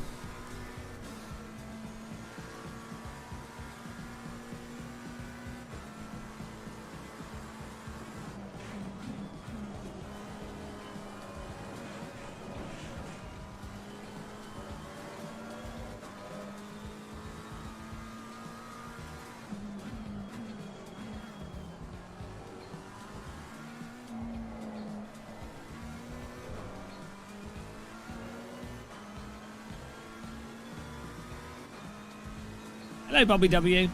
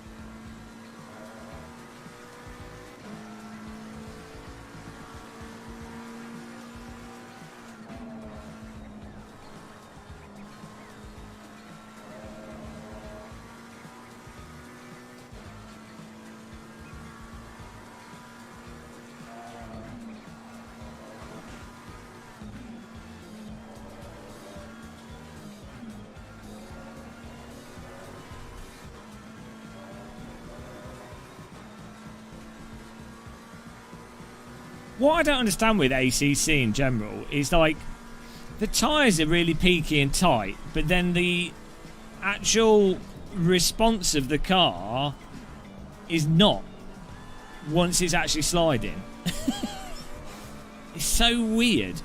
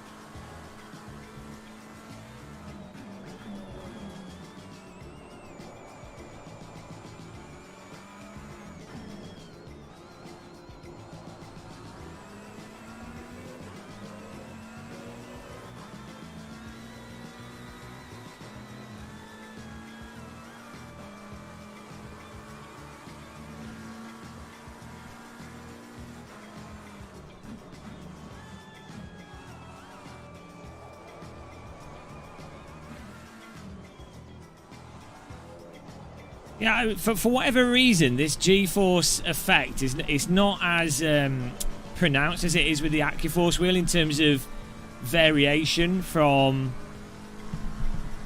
the load. So I wonder if it's like, and if Jebba's still there. I don't know. Like you say, it's taking it from the car G-force as come out in telemetry, but I wonder why the AccuForce one has more range to it.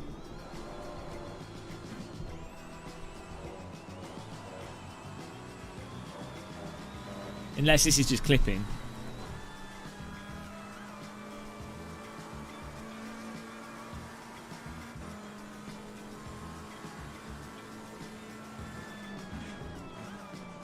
I need to slap the other wheel on the rig.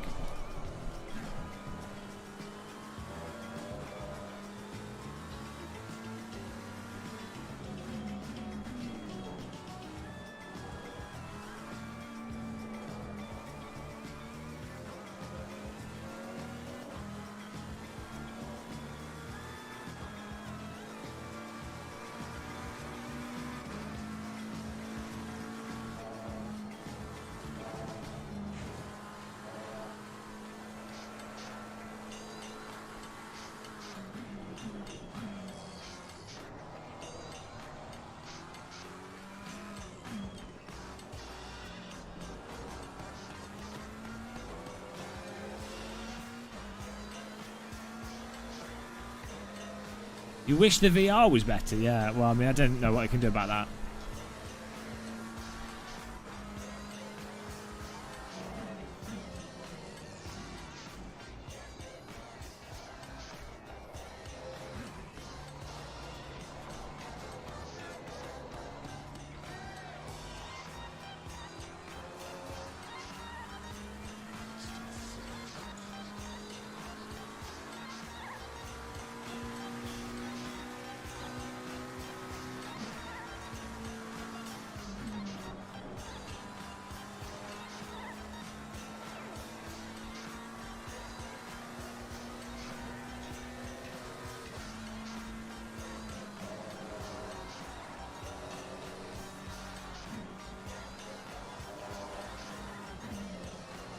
This is how I test force feedback in games, guys. Don't normally live stream it. This is why I get wound up when people go, "Have you tried the setting?" and they're like, and they don't realise that sometimes I'll just sit in a sim and I'll go through the settings and for like hours on end to see what is actually the best setting for information.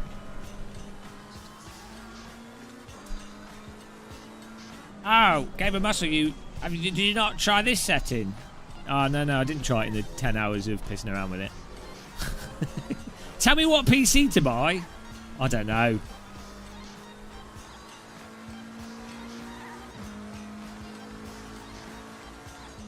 Golden. AC1 is totally, perfectly tight with a suitable force feedback wheel.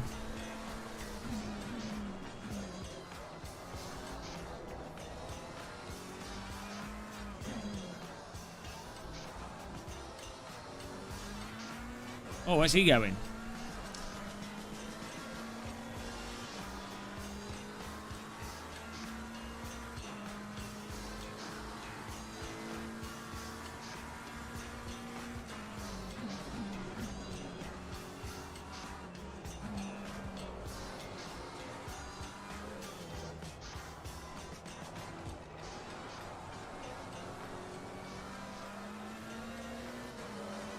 Any PC with a 3090 in it.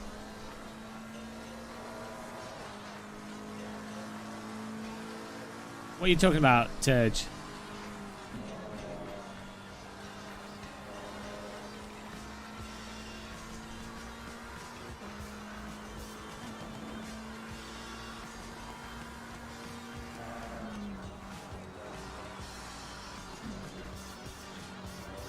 Oh, you kind of want to build your own computer.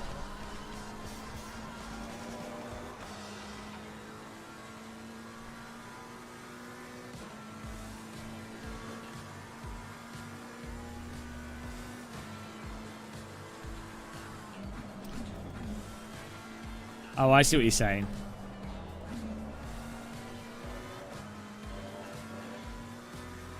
Yeah, having a specific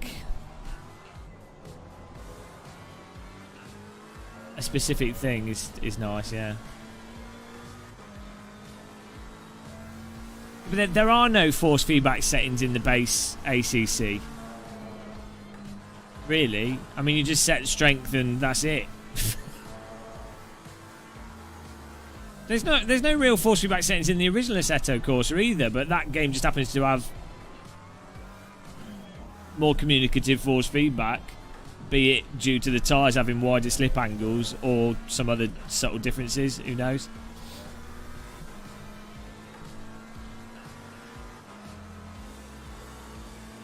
You don't need to mess around with force feedback settings a lot. If a simulator's if it's got the details there, then you're good to go. Well, like the new race room force feedback. Yeah, it's perfectly fine thing to say as long as the sim actually has certain force feedback in it. If it doesn't, then yeah, there's a lot of people that do fiddle around with force feedback settings for no reason at all. Like, I don't get it with I honestly don't get it with the original AC. And even with ACC, I don't get there's people with like G29s, T300s and stuff. Same thing with like I don't know, it's like with other sims where they're like, what the force feed? I've totally changed the force feedback. Woo! And it's like, well, no, you haven't. And also, the wheel you're using is just not that varied enough anyway.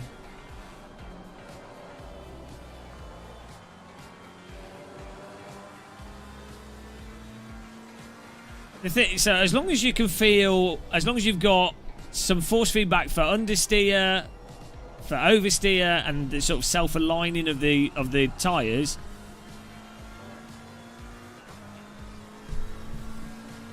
so you need to be able to feel at what point the car's oversteering, at what point the car's understeering. Then for like immersion, some like suspension compression feel for like the track texture, and that's also good for like conveying a bit of understeer. Is like if you've got if you can feel the tyres wobbling a bit.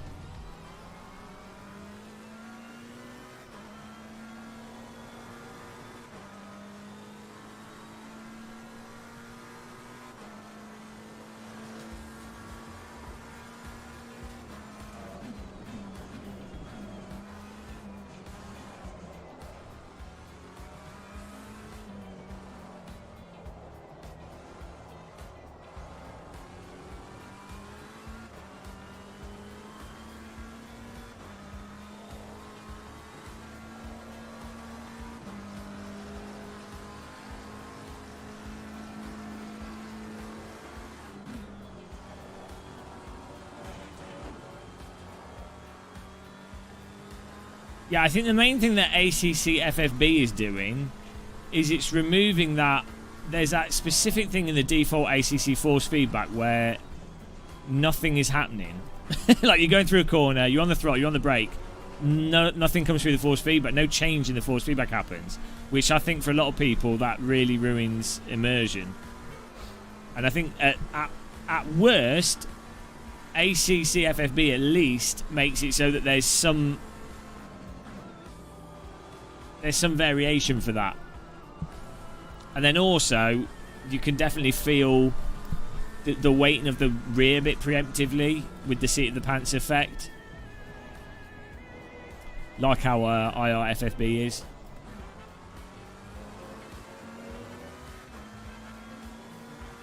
Oh, we've got to do another race here. I'm going to try this with the internal force feedback.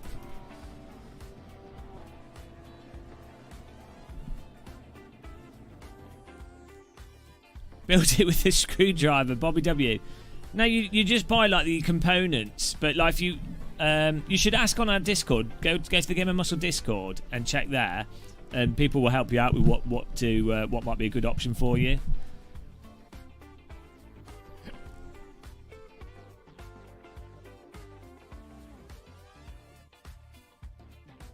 Can you feel the weight of the car? Well, it does make the car feel heavier with the stronger your force feedback wheel is. But you can feel the weight of the car with any wheel if a sim's putting out force feedback.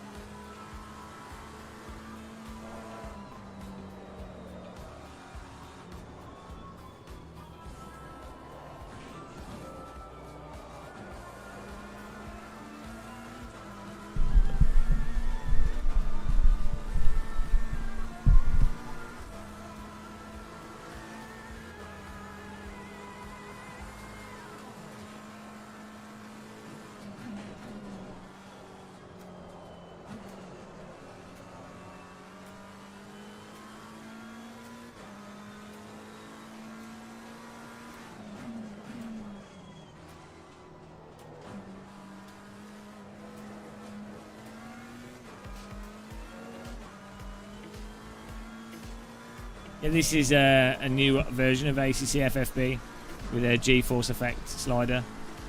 Just trying some different things out with it.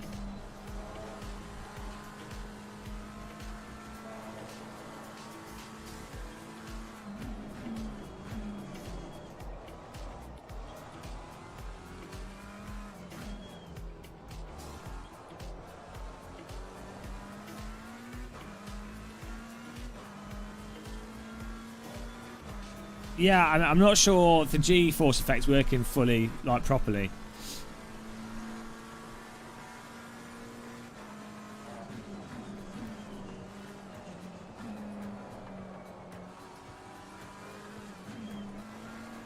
I basically got no force feedback here. I've just turned it all right off practically. It's interesting to just lap with no FFB. Almost no FFB.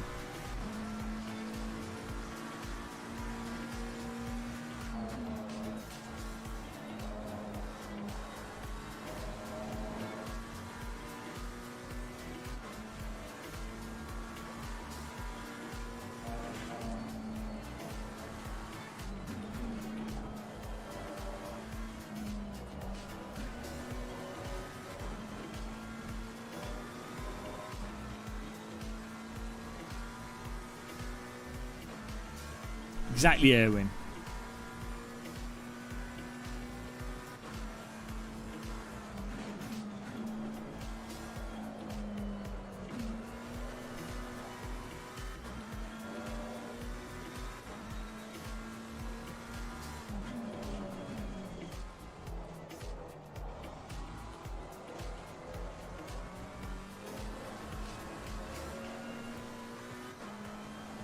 So the response of the car seems delayed, and I always feel like there's some degree of input delay with ACC. It's so weird. I don't get this feeling from any other sim.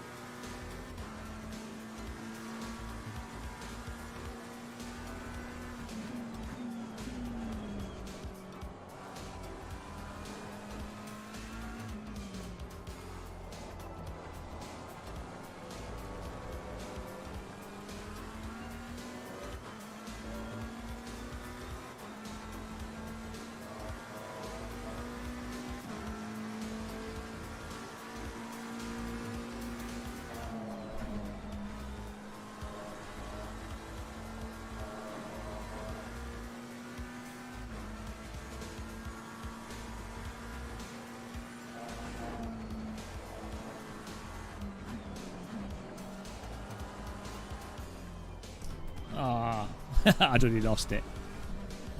I think there's some like weirdo input delay in ACC. I've just been driving those laps with no force feedback. There's just weirdness to it. I don't get it. I don't feel that way with any other sim.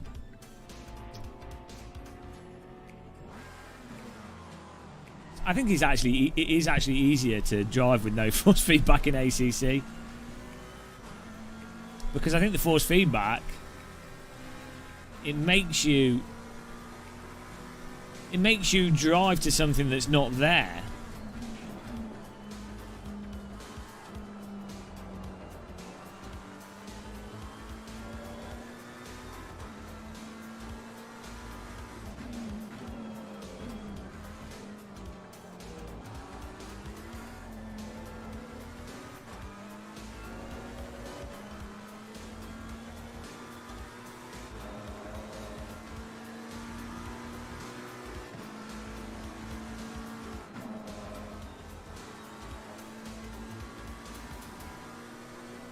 Well, this G-force effect is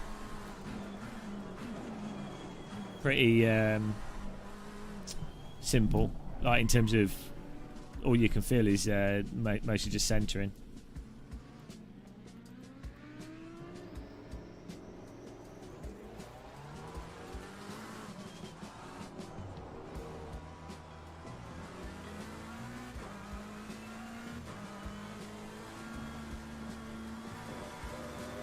Hang on a minute.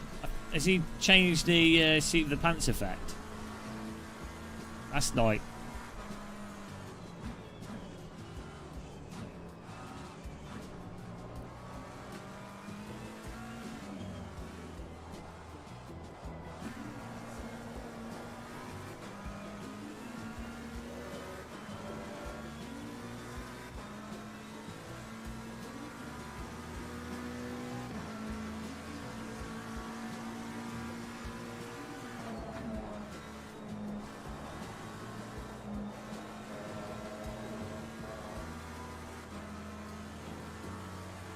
Does it feel like Kartcraft? I don't know.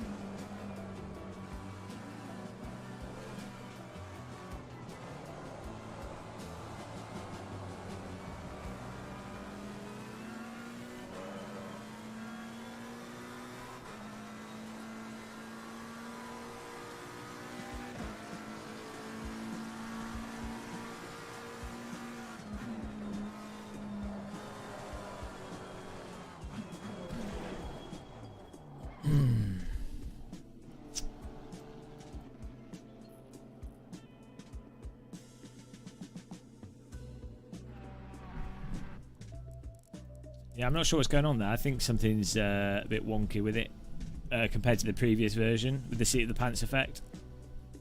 I don't know why.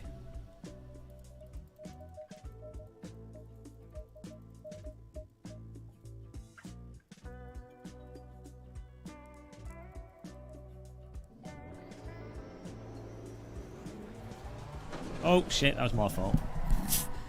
If only I had mirrors. Check your mirrors, guys, before pulling away.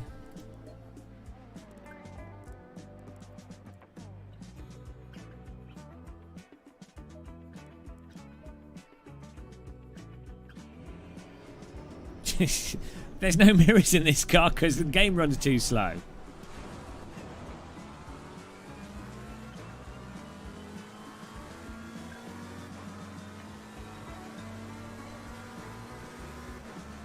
It slows the game down.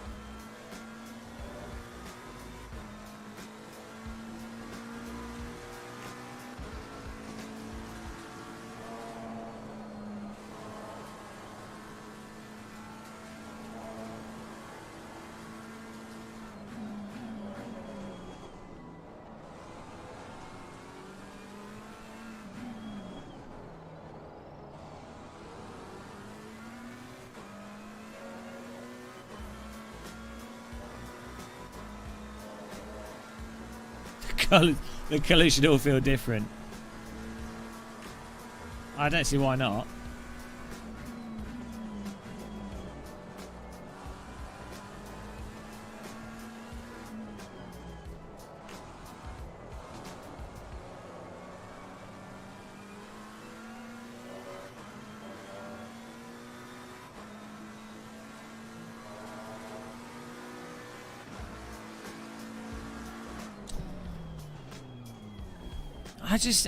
ACC is so weird. It's like you need to overdrive into the corners with the momentum of the car, but there's no force feedback to reflect that you've still got that grip to go into the push. So I wonder if it is like an understeer effect that would do it. To let you know that you can drive harder into the corner.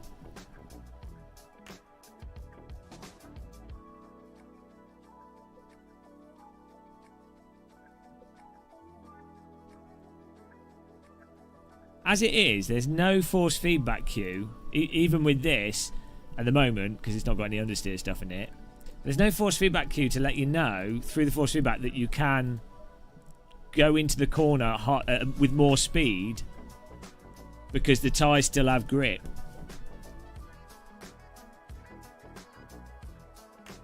Like you just always feel the same constant force.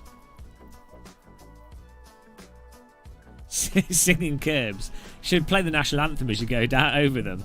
That's genius.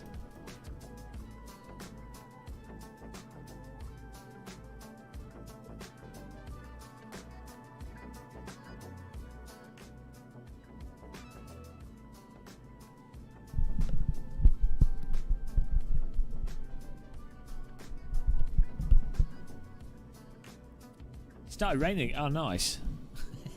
Always makes racing more fun when it's raining. Bert Hebbleson's in here, which is awesome. I need to slap on the podium wheel. Sorry for not chatting, guys. I'm like thinking. Thinking as a fiddle. Fiddle and think.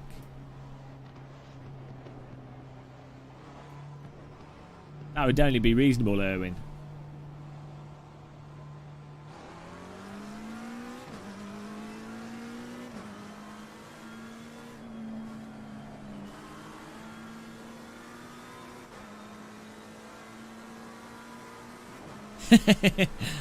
I just like I like haptics in general. I think it's just fascinating being able to feel what's coming out of a game. Like, you know, you have the graphics, you have the sound, you have like the physics and stuff, but it's being able to feel what's going on in a game is awesome.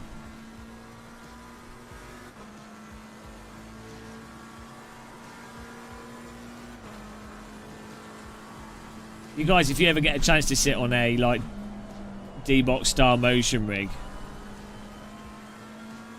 they're really good.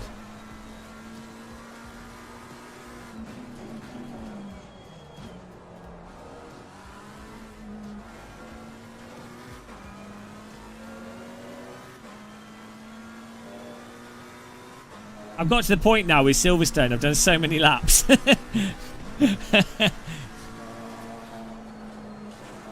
Silverstone is ingrained in the brain like a disease.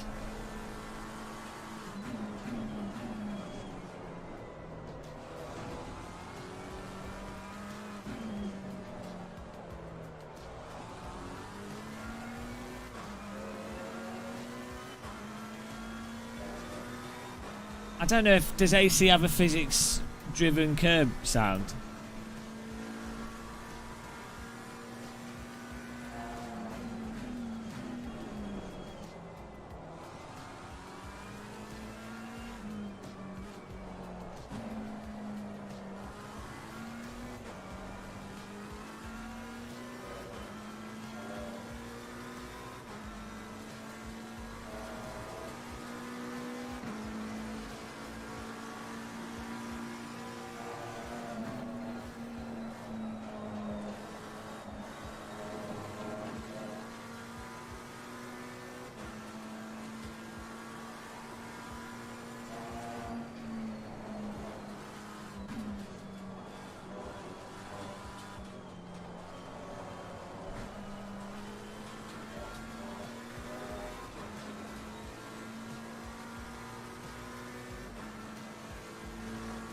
No, I haven't got the time. But I think I know.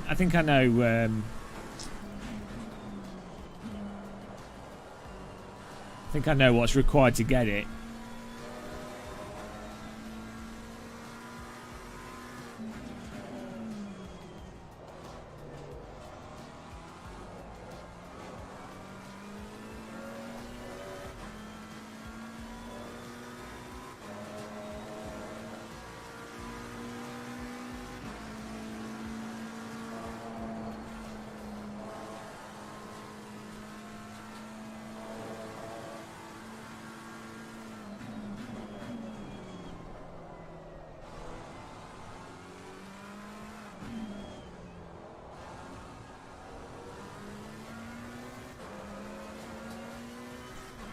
No, like you have to go into the corners,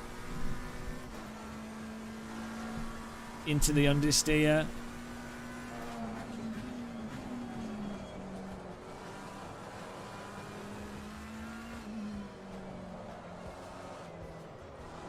There's no feel for it, so it makes it very hard.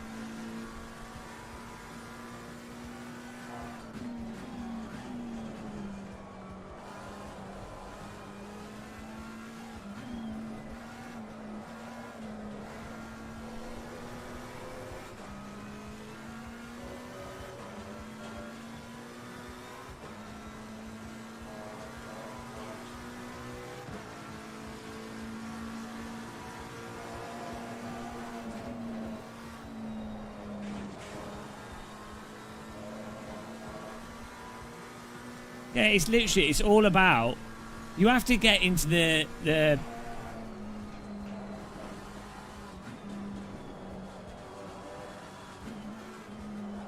it's basically all about getting into the entry into the corner hot enough that you're effectively in a state of understeer, but it's a state of understeer where the car's still able to hook up, right? So not oversteer like that. You're sort of going into the like driving into the understeer. You're basically using the physics of the front tyres to do the heavy lifting. So you're not actually driving it. It's you're like basically letting the car, the tyres denote when the grip comes back to them for the car to then turn in. So you've gone into corner too hot, effectively. The tyres have got slightly over in an understeer, but only such that when it actually bites back into grip, that it's then lined up for the actual apex of the corner properly. To do that from feel, you need to be able to feel what the tyres are doing. And you can it's how you drive quick in GT Sport. It's how you can do it quick enough. You can use it as a technique I'm not saying it's an invalid technique. Like, it works in real life as well. I know people that do it with go-karts. But it's not like, if you want to have something to aim for to be able to do that, you need to be able to feel the understeer through the force feedback. Otherwise, it is literally a case of you have to sort of ingrain that. You have to build a mental picture of that tyre grip thing in your head. It's weird.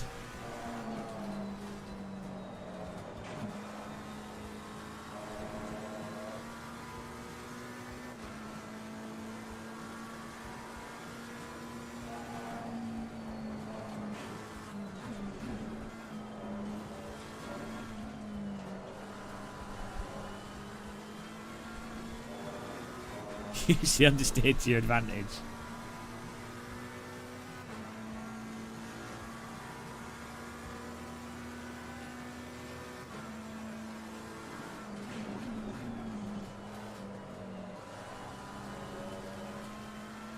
Because the balancing the car on the throttle and the counter steering out of the corner and everything is not really relevant to time. Like, you do need to do that. And it might give you a few, it might give you a fractional benefit in lap time. But it's all that entry. It's all that front end entry thing that's the crucial component for the majority of the time that you can gain and lose.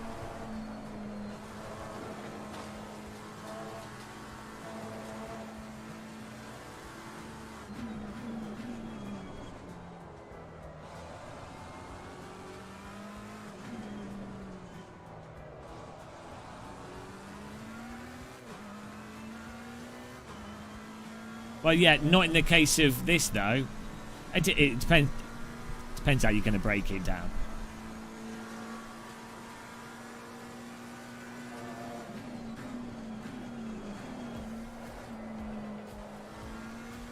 Yeah, exactly. Because ultimately, accelerating earlier, so you're then getting more time at being faster for the following straight.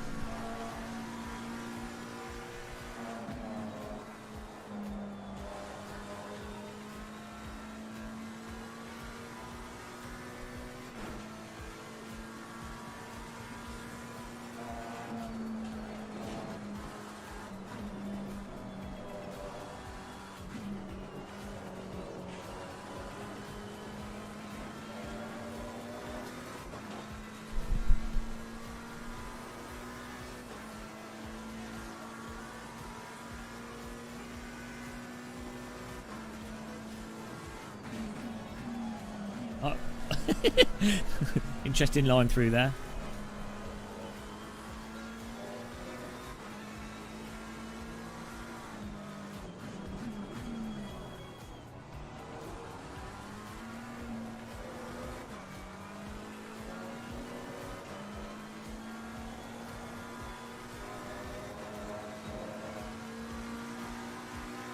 Well, I've got to get him back now. Actually, my rear lefts are all cooked. At least I feel like I understand. At least doing this Silverstone constantly, I think I understand ACC physics. Like whether or not I can drive it is a separate thing, but I think I get in my head. It's like with iRacing. Once you understand that, if you go over the limit, the tyres stay in the slide for like 1 second or some stupid amount of time. So the whole process is not actually getting to the limit. Like you have to not drive on the limit in iRacing. It's like the opposite of AC and many other sims. Once you understand that, and then you're like, oh, okay, so it's more about maximising the braking in iRacing, being 100% sure that you're under the speed for the front tyres, so that the front tyres will grip the road, and then you're good. And then have something like IFFB for the rear for the continued corners. Although not necessarily with the Skippy and the Formula V, but with the tighter cars in iRacing.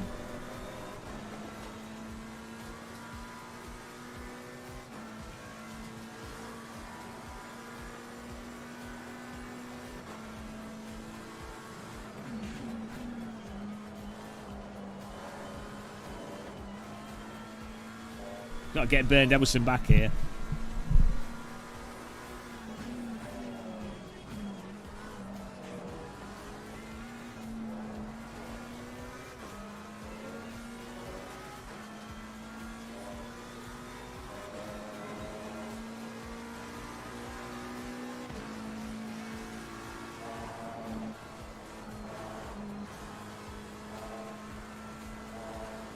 I was watching some hot laps of ACC, and from watching the guys hot lapping it, it definitely appeared as if they were flicking the cars into some of the corners to induce that state of front understeer,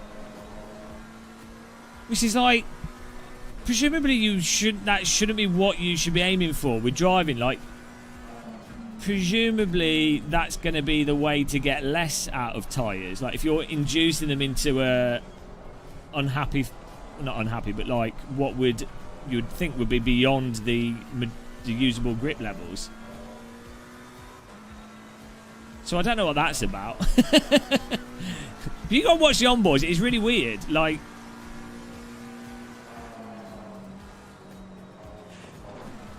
what you do see in real life on boards a lot is the driver flicking the car, but it's not flicking it. It's more like the car being sort of flicked into a all-wheel drive, like all four wheels are sliding, like the car's just sliding into the corner a bit, but it's not really over the limit. It's just like the whole momentum of the car sliding a bit through the corner. Different from just sort of trying to flick it so the front is kind of understeering.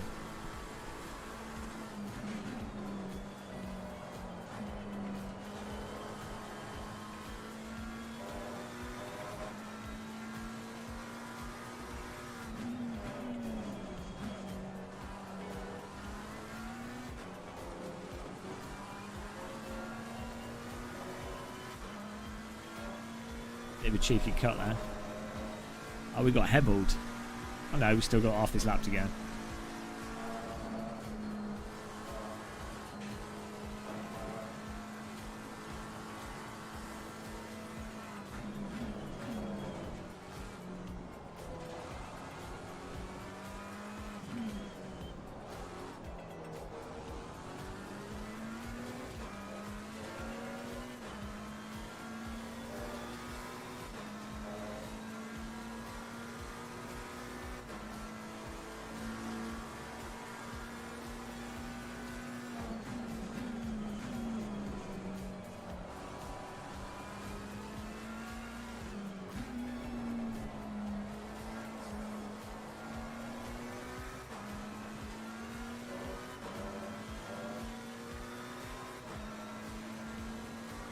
Yeah, I might have one more go at trying to do a lap.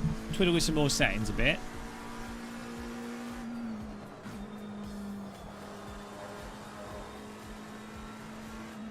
What lap times were we doing there?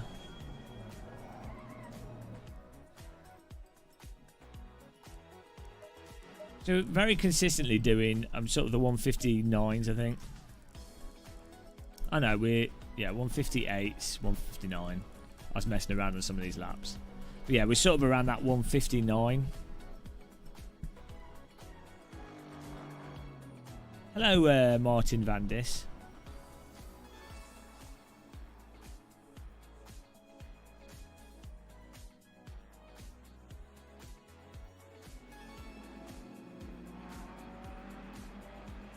That's good. Yeah, nice driving there.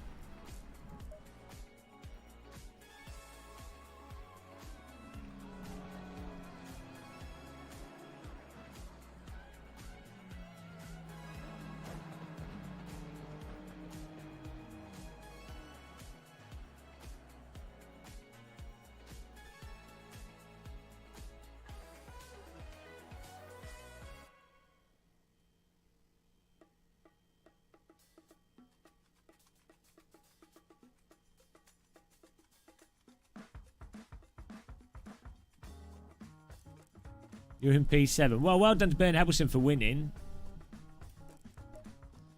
J Burke third. D Dirt fourth. M Cross fifth. C Townsend sixth. T Manson seventh. Nice one, guys. P7 in this.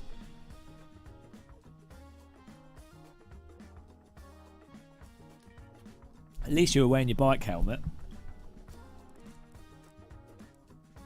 Right, I think this will be my last go at Silverstone for a while.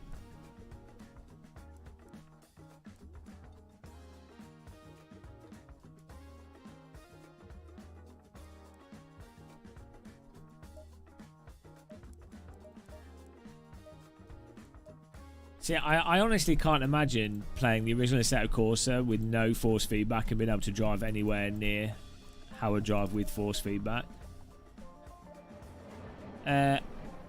No, they Fanatec will probably do a PlayStation 5 CSL type thing, like the F1 Esports bundle that they did for the CSL Elite.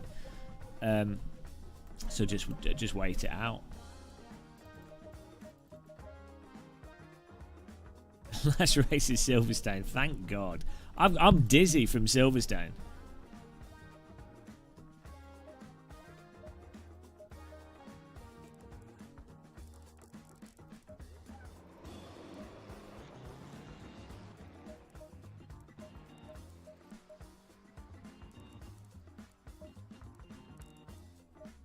That's not the right attitude to have, Shumi.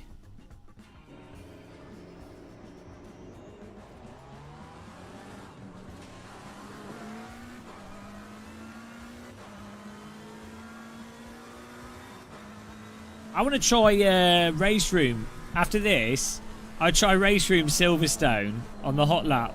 Do a hot lap competition.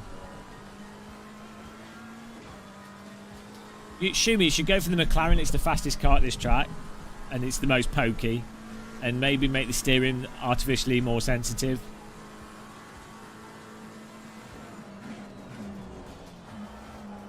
It'd be interesting to see where we can place on the race room leaderboards for Silverstone.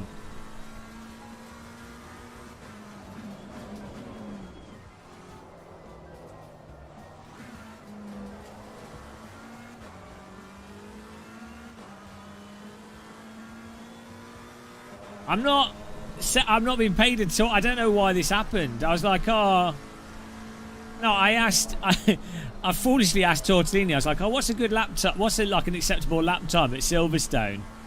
And he was like, oh, 126s. So I was like, okay, well, I'll set it as a goal, because I was foolish in thinking that, you know, if I ask someone that's really fast at race room or AC, what's a good lap time, and they tell me it, I know after like 20 hours of doing it, I'll probably be able to get close-ish to it, but it's just not the case in this.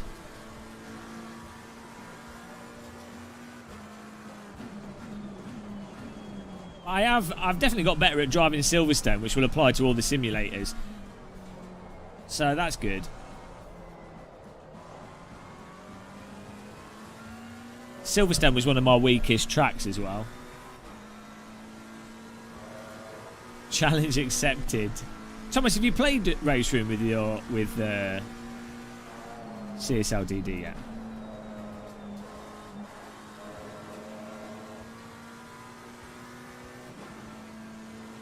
Yeah, no, 155 is like what your actual aliens are doing. 156 is what is a competitive time.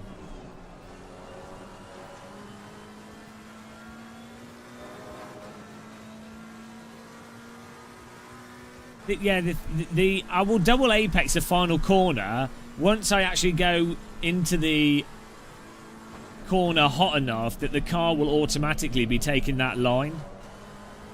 You don't choose to double, like, you'll eventually go into the corner hot enough that it will line it up for what will be a double apex, and then you'll be able to get on the throttle quicker with it in a straight line.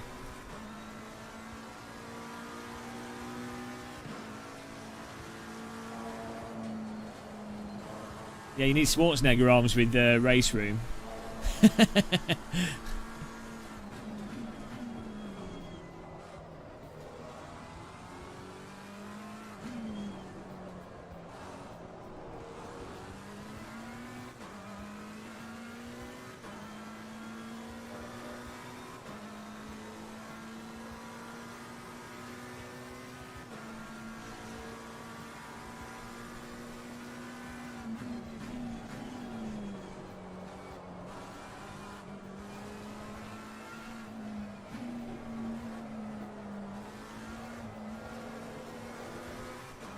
To hook that corner up in a way where the double apex makes sense, you have to have got that front end understeer thing right. Otherwise, it doesn't make sense to double apex that corner.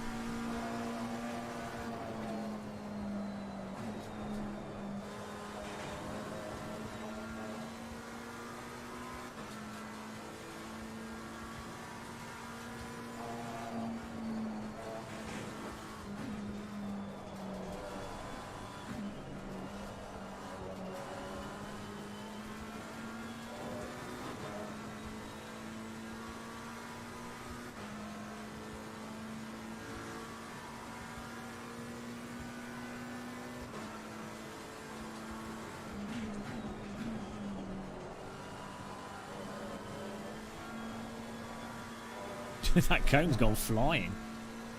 Gee, oh come on, man.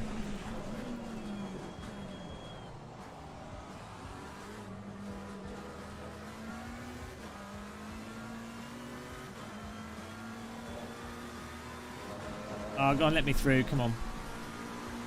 Or don't. You don't have to, but... Oh shit, I should have been letting him through. Whoops, that was my fault. No, we done a 158 low, I think.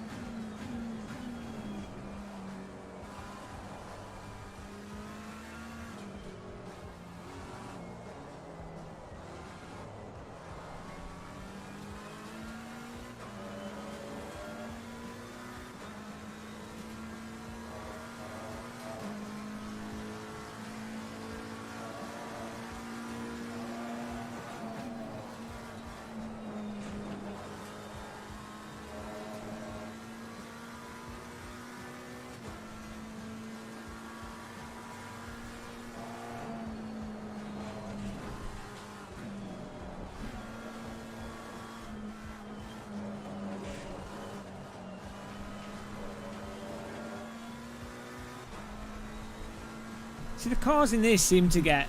Well, it comes across like they get stuck in like certain physics states as well.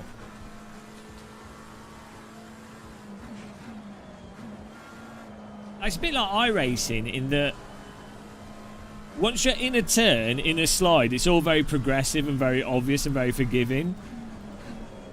But if you're in the state where the car's been balanced, or is like loose, or like you've gone over a little bit once, it's then like everything is desynced.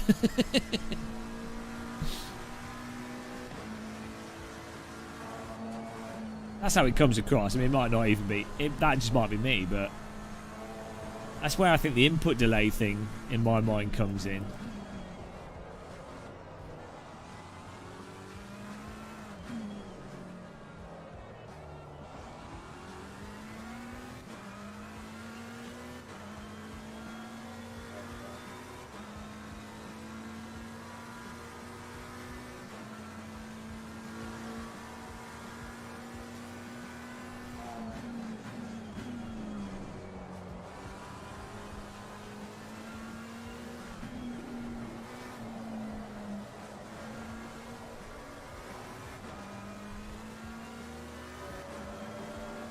Yeah, we're consistently, like, when I'm not trying different stuff out and just driving, we're consistently, like, 159s.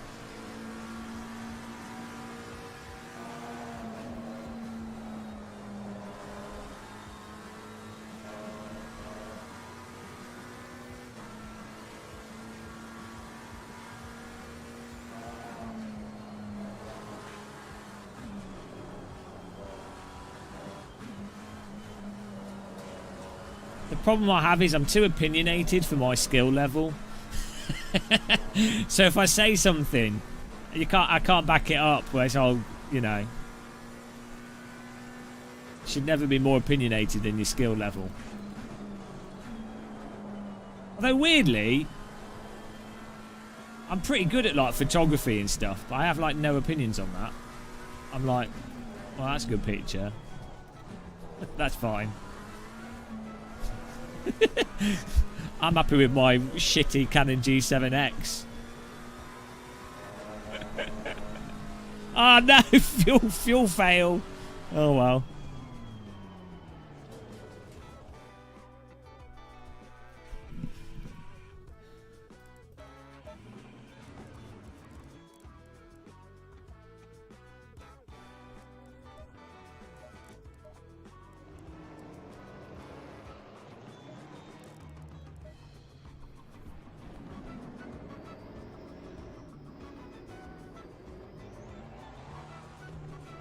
If you're not opinionated and you're slow, you've got nothing else left.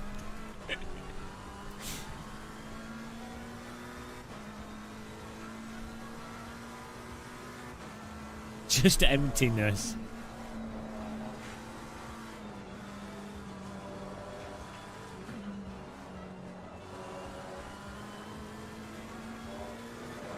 I don't know, Shumi. Look, it's not like I've been playing this sim for the last 3 days. I have to say, I really like the track model in this. There's probably a button you can bind in the menus. Why don't you use the search function? Oh no, that's Race Room. You're gonna have to Google that. I don't think anyone knows.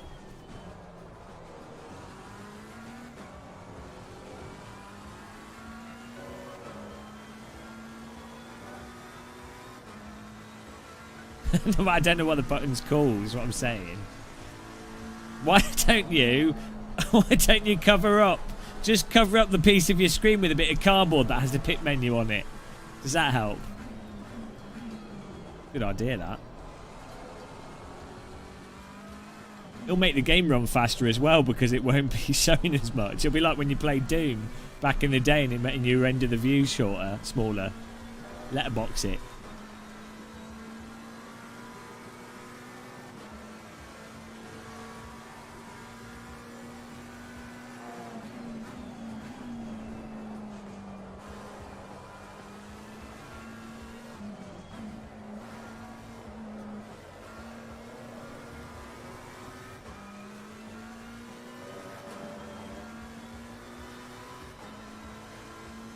Does anybody want to donate like £3,000 or £4,000 so I can do a real world GT3 comparison?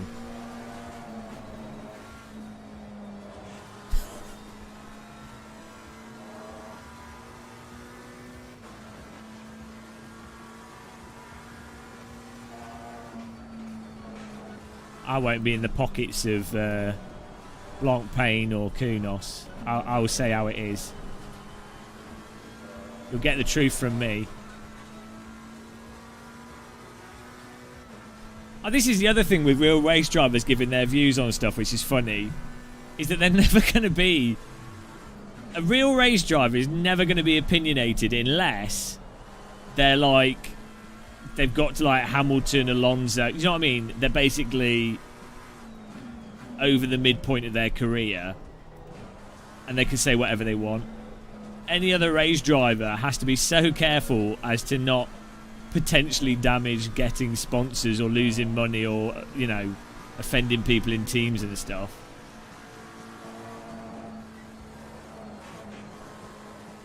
They have to be the champions of anodyne. It's their job, though. I'm not having a go at them.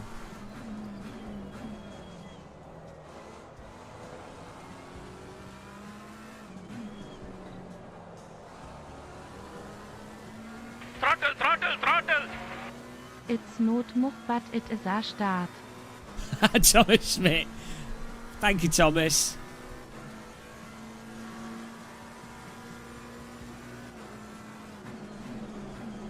Appreciate that. No, so we're going to drive a radical around the Nordschleife. It'll be glorious.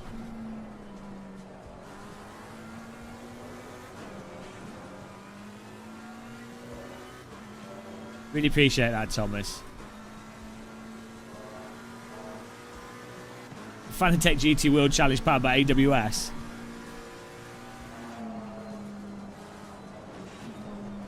Catchy name, innit?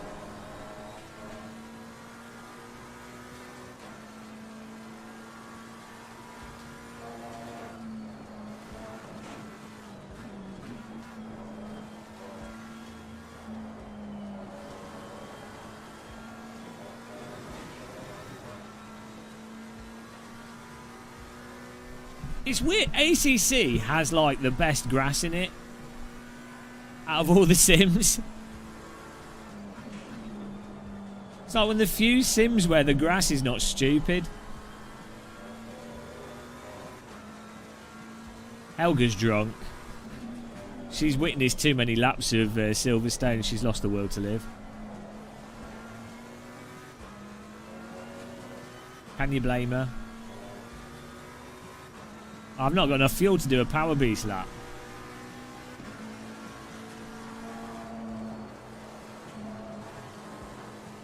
I could drive Silverstone in my sleep now. So funny. As long as it's a 139.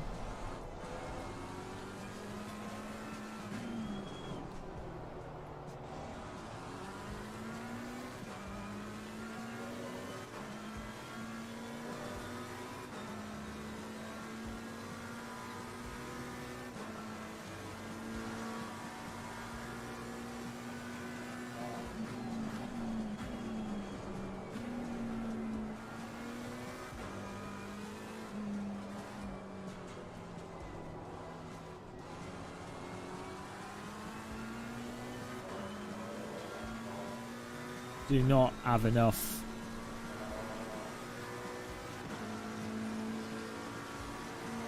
fuel for this lap. Maybe I do. Oh no, not enough time.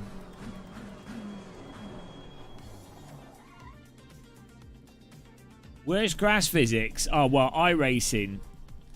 Actually, Project Cars 2 has really good grass physics because their tire model works really well on track and off track. If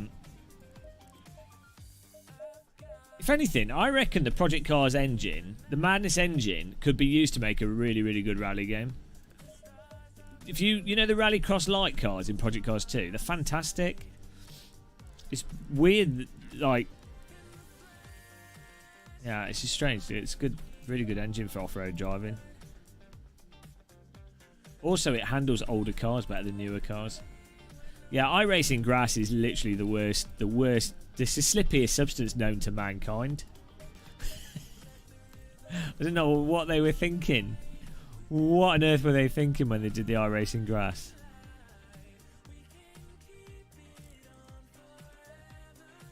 So yeah, I mean, AMS2 grass is a bit weird.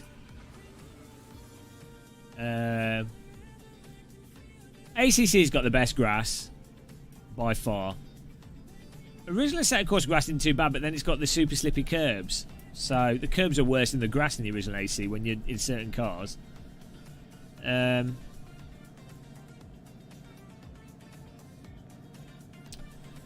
R-Factor grass and R-Factor 2 and Automobilista 1 grass. That's not too bad. R-Factor 2 grass is very bouncy because it puts in like an automatic sine wave bump through the force feedback.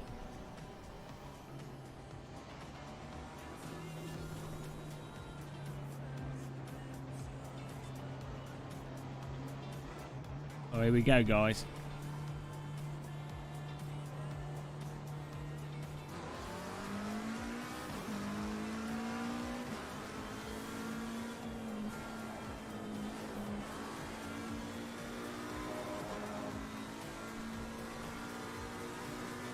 Oh no, we've got the clown car Euroditz in front of us. I should punt him off now before he punts me off.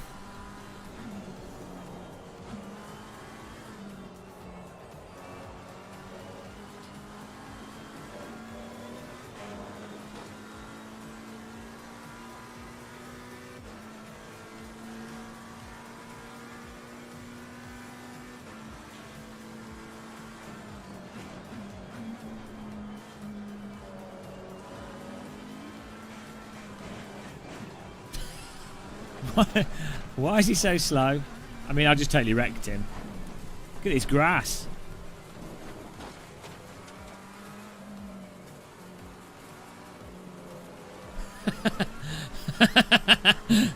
Textbook. Sorry, Eurydice. You needed removing.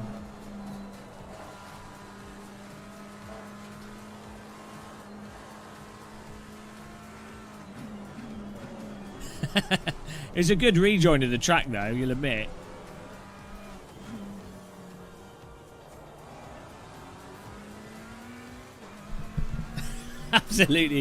Absolutely ploughed him. And then did a full joyride across the entirety of the circuit. Marshals are like, no, that's all right. Good driving game of muscle.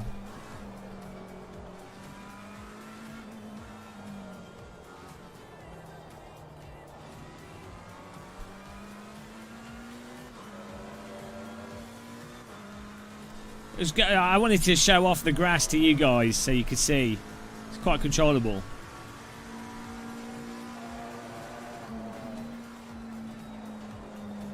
I've already done the Joker lap now, so I'm basically in first place.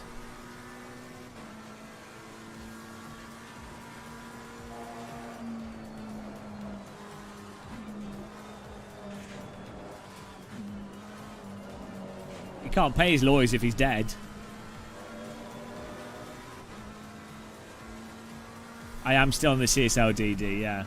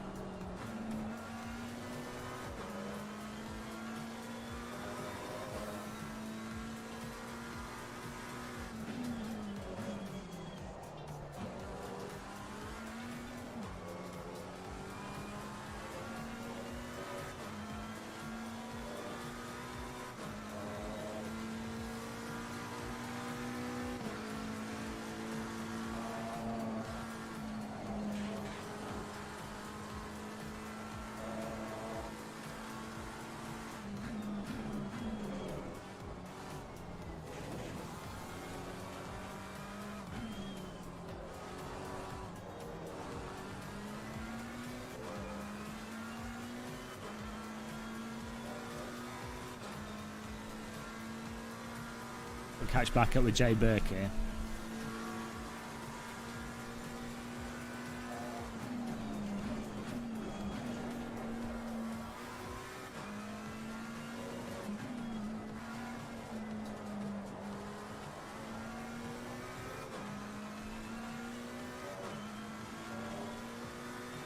I just totally took someone out, Shumi. Yeah, this is just messing around. I mean, you know, normally our races are very serious, but we'll do some proper ACC racing in the future.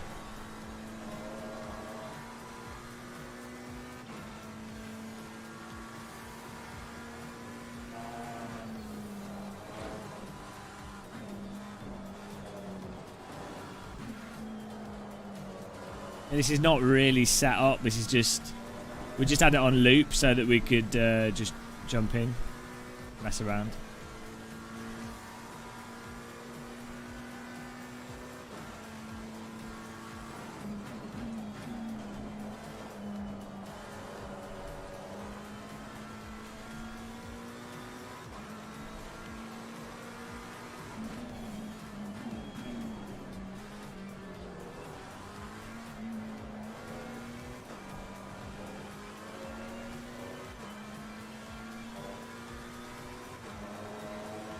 Well, because it's only in the last, like, half hour that people joined in. So...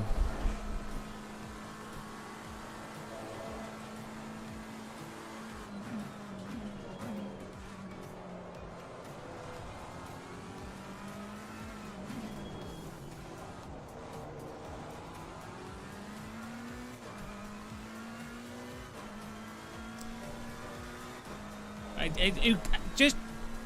It is what it is right now. The focus was not on racing, just messing around. It was set up how it is. It's just looping around. It's been fine for what we've been doing. Stop being a penis. Go and play some race room. You don't even like ACC. Well, if you drive Silverstone as much as I have, reality just dissolves into like a meaningless pit of despair.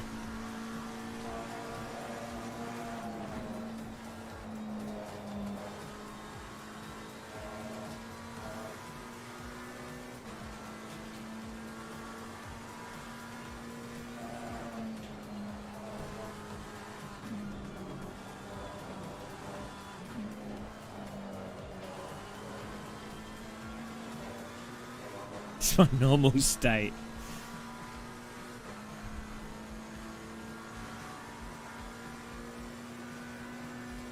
Well, I'm playing ACC, so why would you even have an expectation for logic?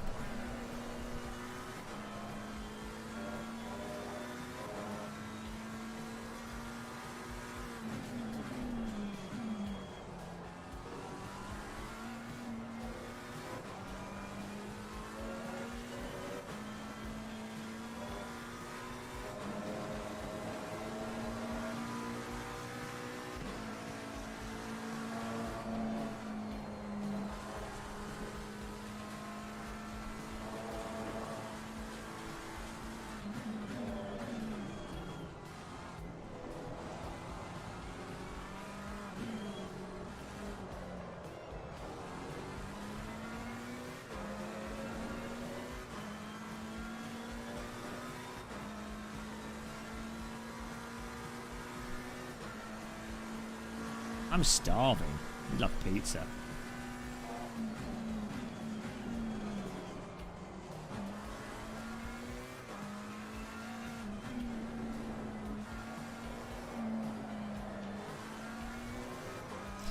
That's huge. I thought it was Eurydice coming back at us then. I'm surprised he's not. I'm surprised he's not thrown a grenade at me.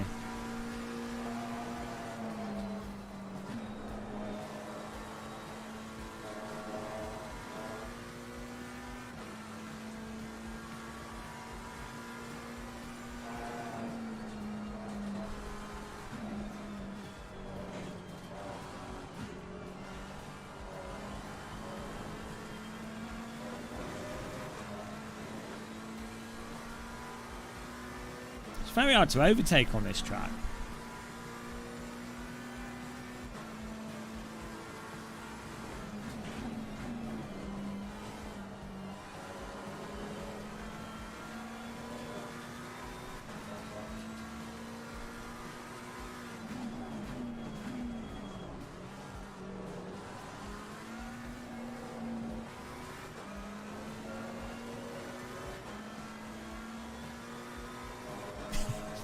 Is that the one where the thing comes out of his chest?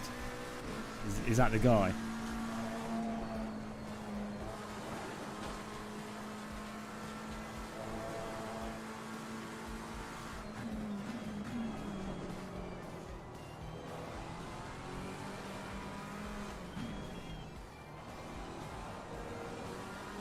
Like, where because of the speed of the difference of speed with these cars, or just how wide they are. Even if you have like a 10-mile-an-hour speed difference, where do you actually overtake?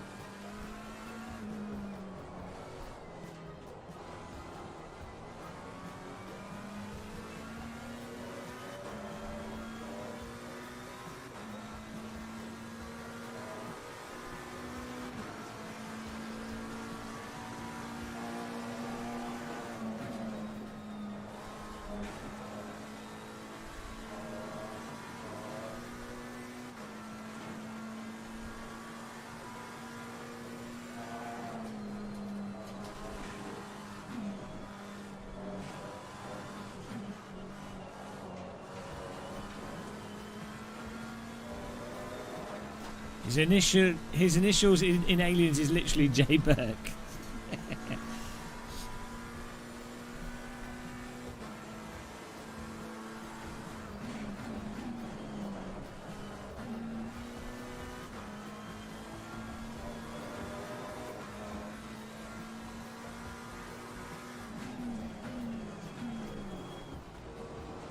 There's a McLaren-sized gap there, surely. It certainly was after he got out of the way a bit. That's a nice close drive there.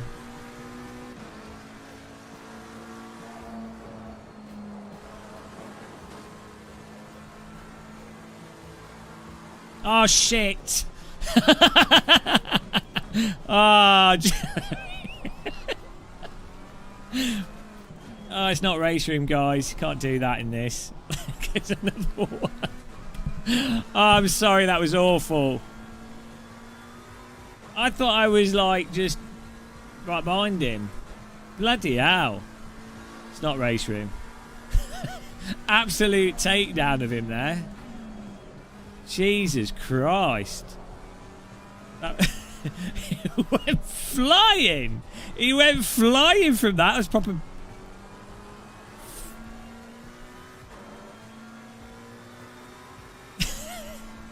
It's mental. Yeah, I'm surprised that that punted him. Wow, the cars are. I mean, yeah, it was entirely my fault. Indefensible, but bloody hell.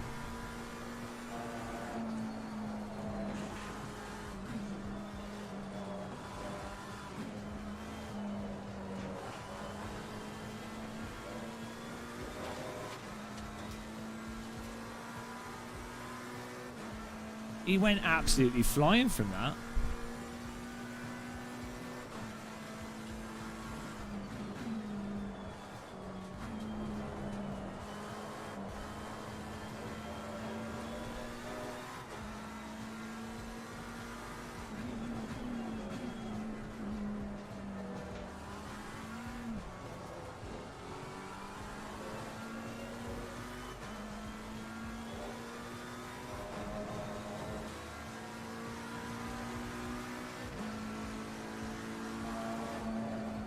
It seemed overly sensitive to what was just like the slightest of taps. I think I would have even got away with that tap in iRacing.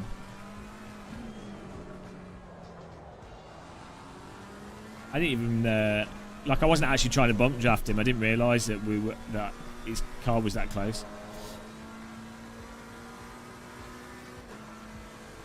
Need a VR headset for that.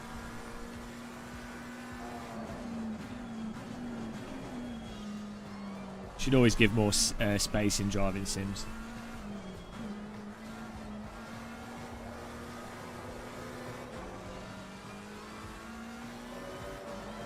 I think what it often is you know, when you see a car going mental from a light contact in driving sims, often the problem is the contact causes the suspension to completely bottom out, regardless of how the contact is, and that can just cause the car to go mental. That's why it can often happen.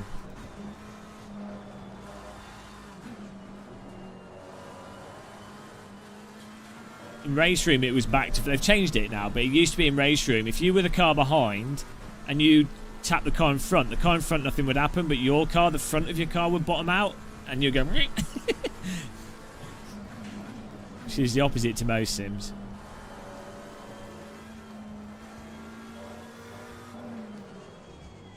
Yeah, I definitely hit him.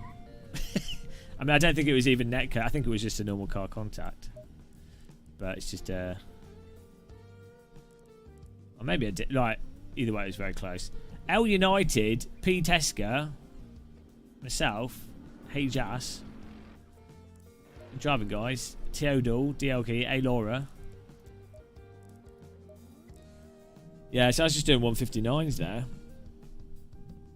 Euryditus got back to 7th after I killed him.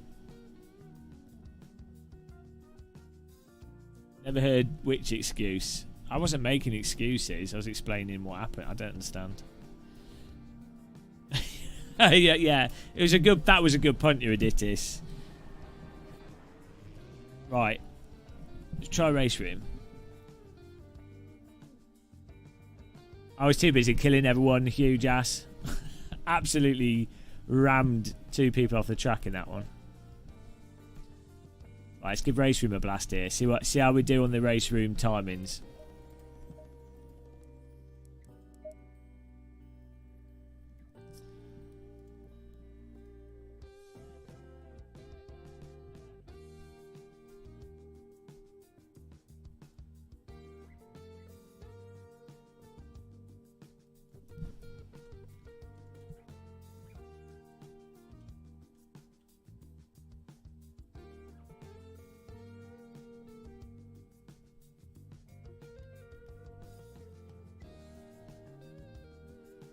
Oh, I need to load up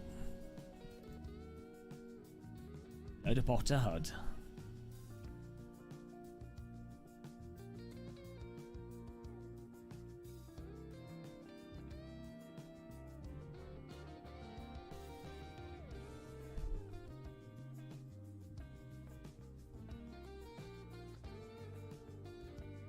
Anything that goes wrong in ACC, it's because the game's so... That's how it should be with all games, really. Oh dear, hang on. Whoops. Huge error. Need to turn all this stuff off. Try that again. Oh. Hello.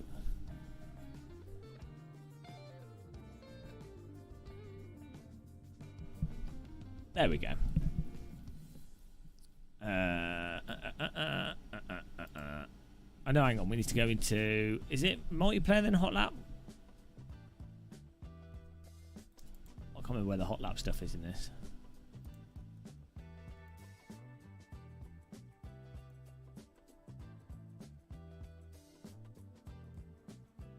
Not competition, is it? No.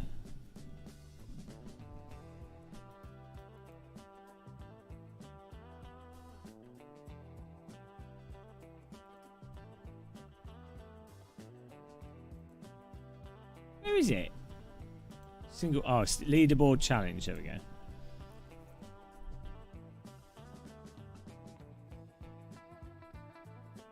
You can't run the beautiful grass because the computer slows down too much. So we do GTR 3. Should we do the McLaren in this? What was it? It was the 650S is the closest thing, right? I guess. And Silverstone. Let's see where we can get on the scoreboards here. Now this is going to be brain melting. Where's Silverstone?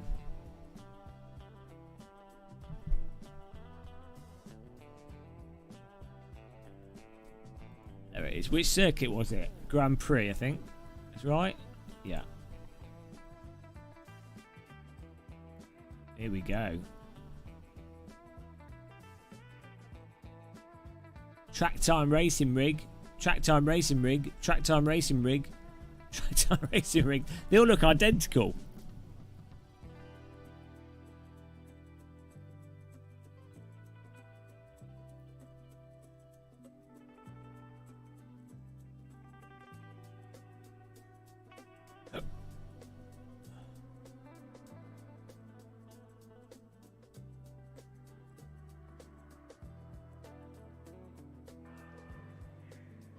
Oh man. We should just get out and drive this.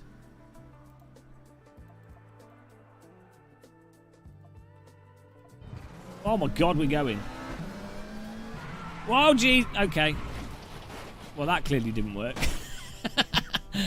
Huge error there. Oh, have I not? I'm sure I played this with a CSLDD. I think I have. Don't know why this is...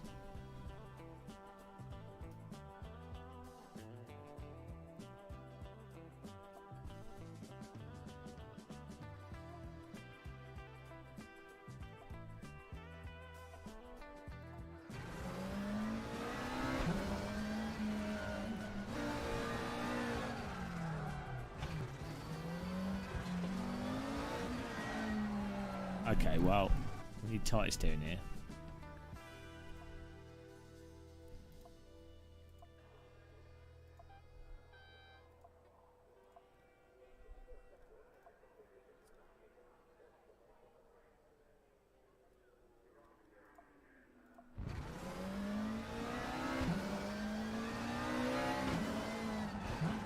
Oh, there we go.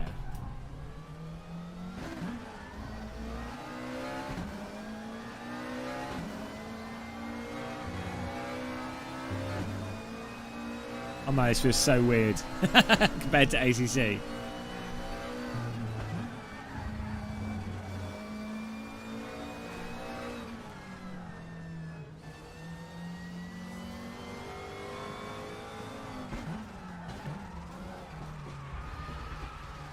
Oh, this is so weird.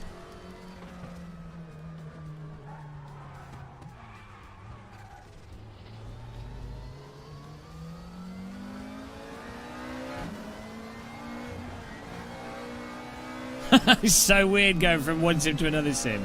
We've been playing the sim for ages.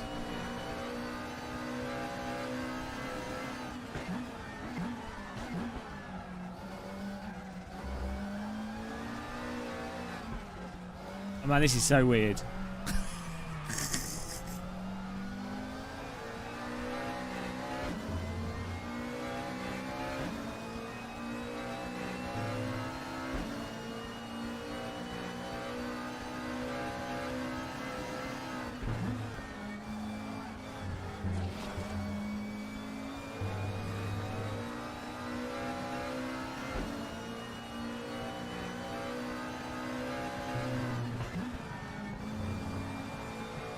Hang on a minute.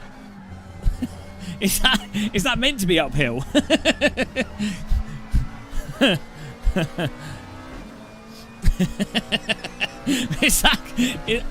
I'm sure that was downhill. Apparently it's uphill now. Okay.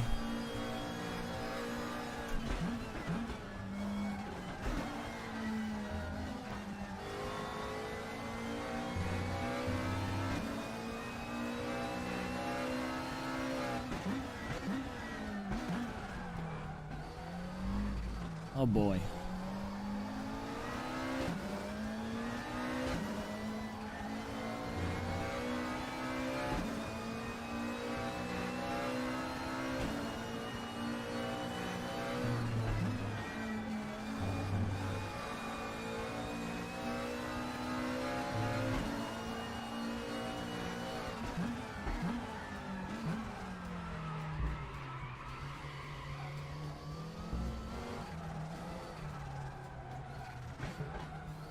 Forgotten this track already.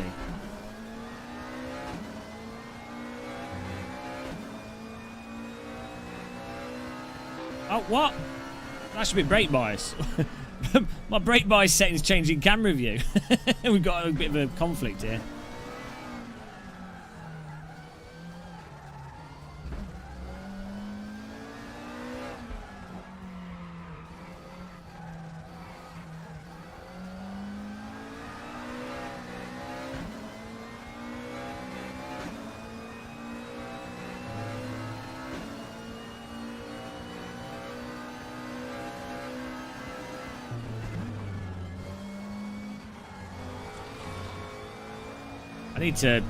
I think I'm running a lot shorter field of view.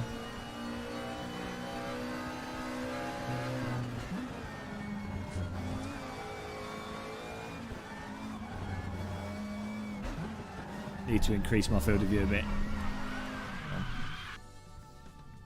Can you do it whilst you're in game?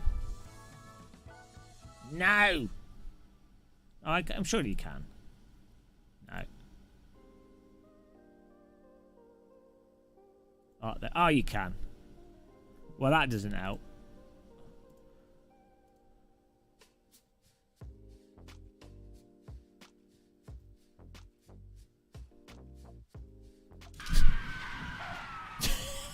Attack bomb a wheel.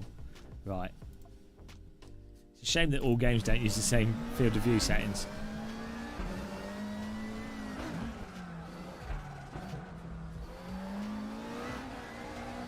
I'm not looking for excuses. I'm trying to match the field of view up because it's really weird if you have been using a certain field of view and then you go to another one.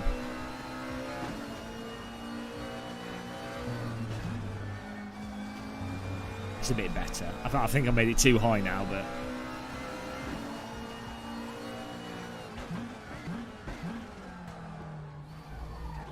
I mean, it is slightly different. It's a different track model.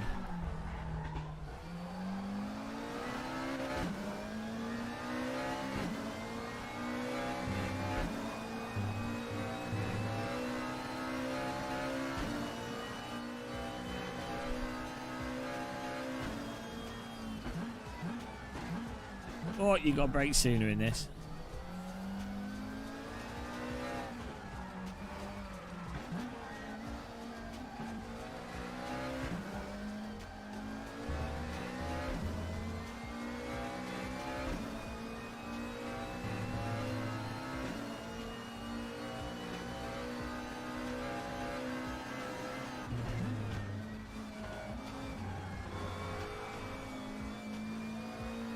The race room is quite mushy. I think it's because the tyres are like much wider slip profile. But then they're not as grippy in the... What's the forwards back direction called?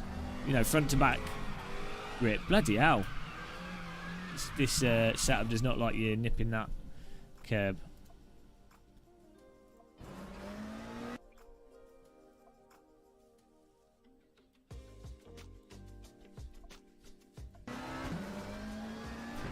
Yeah, the longitudinal grip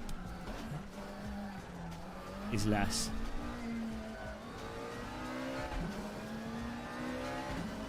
Yeah, I think that's similar to 45 That's similar to the 45-degree field of view. Oh, what have I, yeah, I think I've got it 45 in ACC.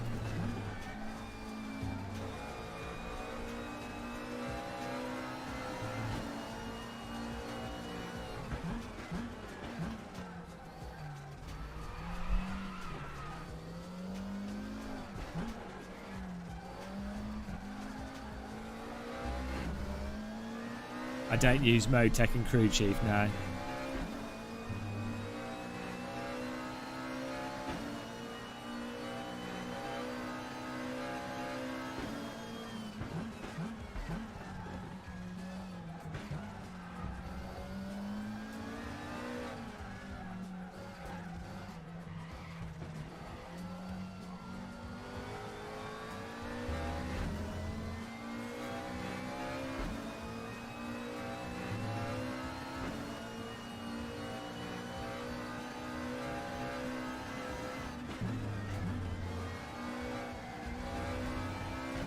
Got to be careful on the curbs.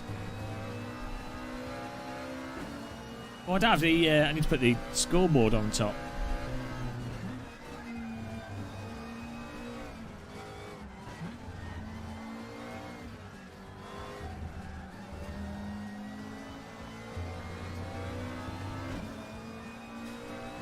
So funny how you can have the same.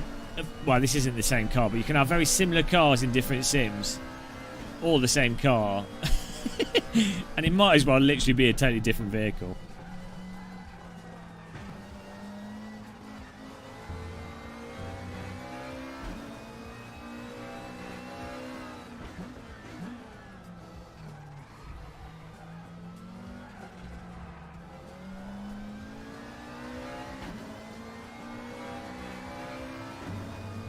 Oh, come on.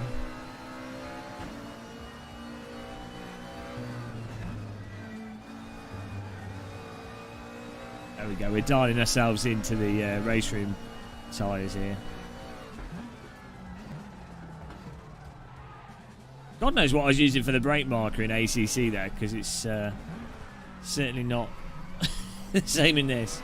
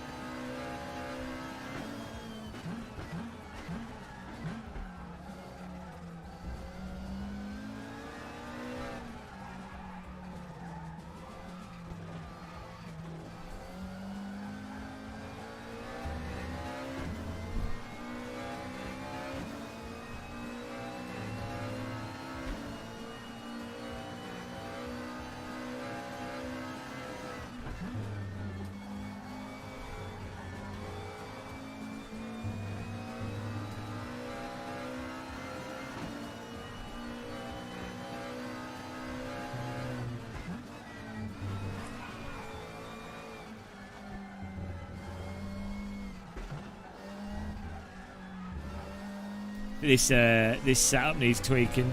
I was just using the default setup here. It needs to be tightened up. It needs to be made more. The car needs to be made more rotating.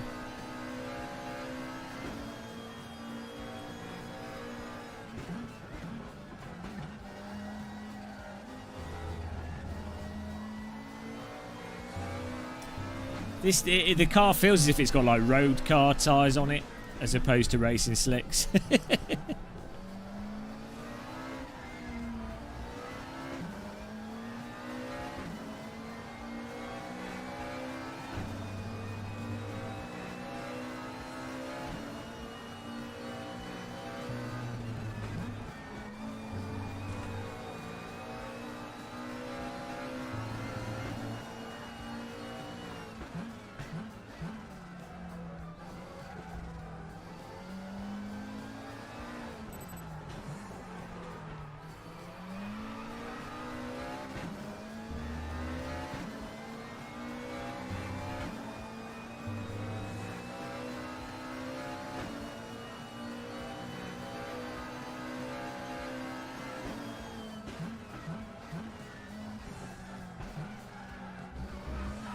Ah! Taking too many liberties with curbs.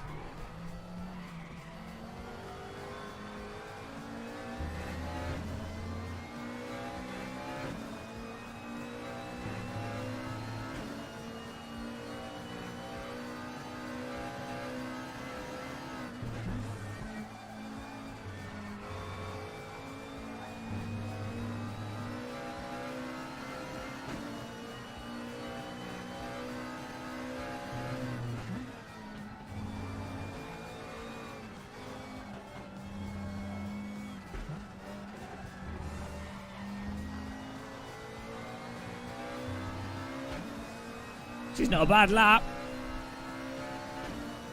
Anyone else on the timing screens? See, I need to add it on the UI and then we'll be able to see where we place.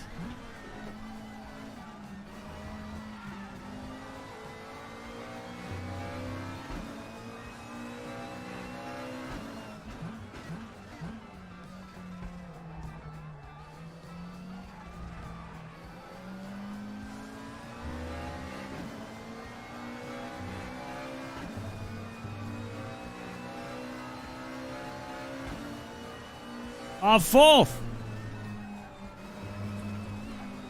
Can't have that, guys.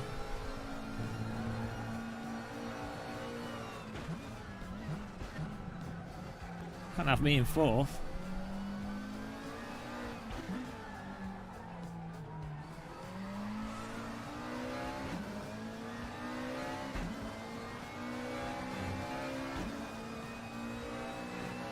We're faster in ACC.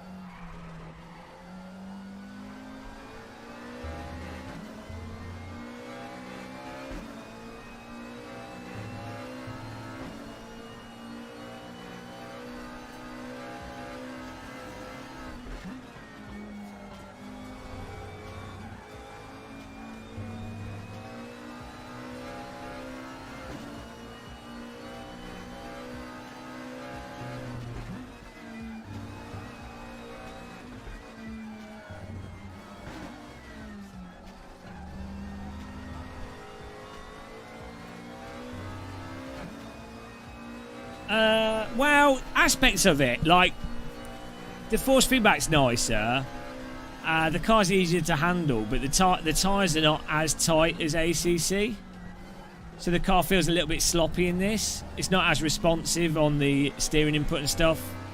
It's a bit gloopy. As I say, ACC feels like racing slicks. This feels like road tyres in comparison, but the dynamics in this are really nice.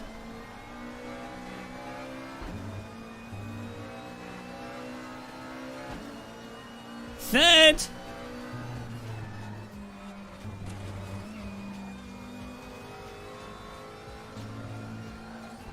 Weirdly, that gyroscopic effect this has from its force feedback is actually quite similar to what the seat of the pants effect adds in on the ACC FFB program.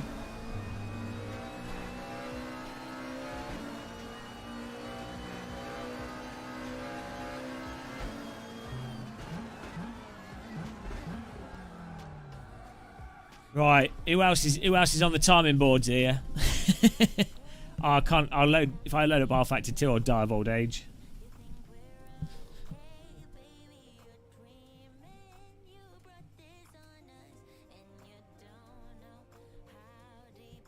How can you see the timing boards?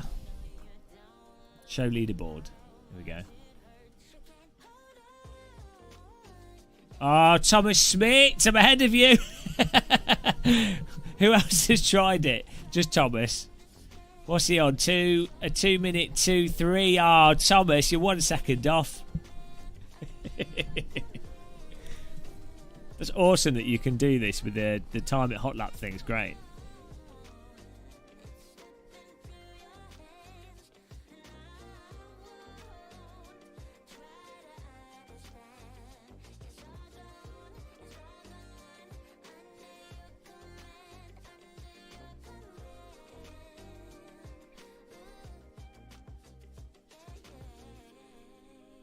We could try it in R Factor 2. I'm curious now. God damn it.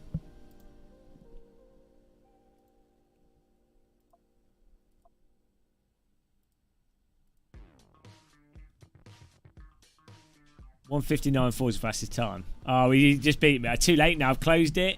Evidence deleted. What time did you get, Thomas? Filthy. R Factor 2 here. Yeah, so like you could definitely ACC definitely feels like the car's tighter, more responsive than Race Room. But then it also has that weird delay to it. So it's strange. It's really strange. Oh, nice one, Thomas. The 100 people here will never see that time. It didn't happen. Like,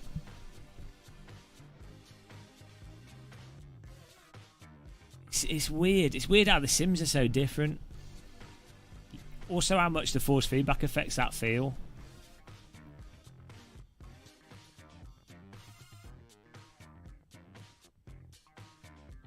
Apparently, we're installing packages. That's my favourite part of sim racing.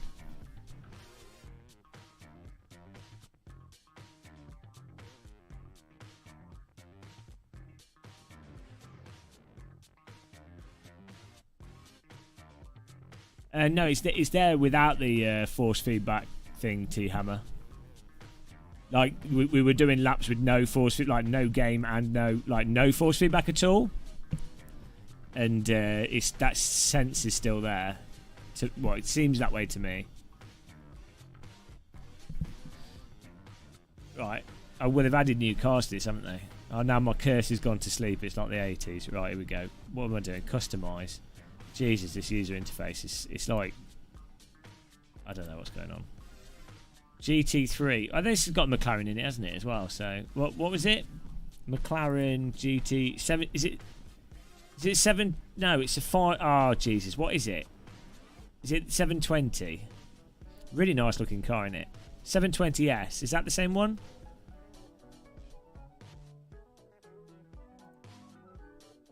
Really nice. Really nice looking car, in it. I do like McLaren's design. I'd say, you know, they look like a race car. Like, they look so much like a race car. When you look at generic race cars in random video games, they look like a McLaren.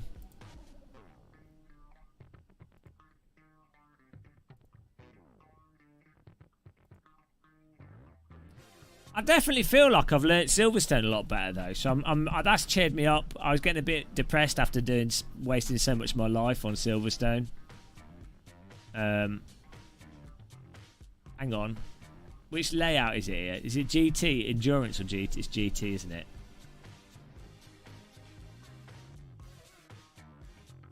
I mean, they're both the same, so...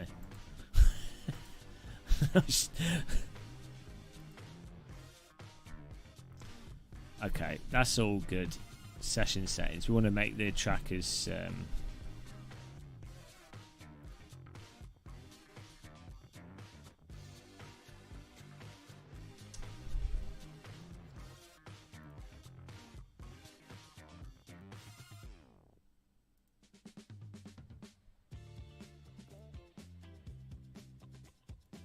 can't... Okay, we'll just accelerate the time on it.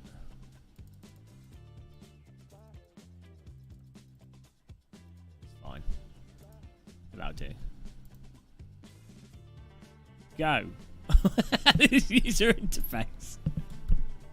Oh, come on. Like, it's insane. Absolutely insane.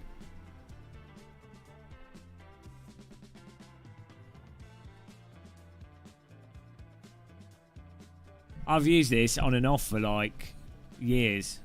Not this, well, this user interface only for the last year or so, but... Oh, dear.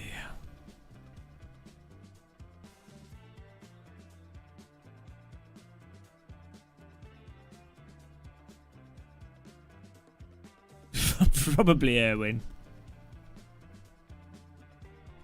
Actually, let's change profile. It's a good idea.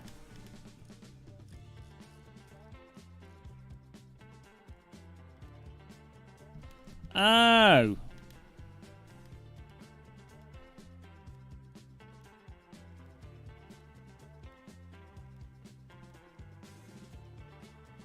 I know, it might have been alright. I might have had dampening on my wheel with Race Room. Certainly would have made it feel sticky. Oh, Jesus, it's on this one, though.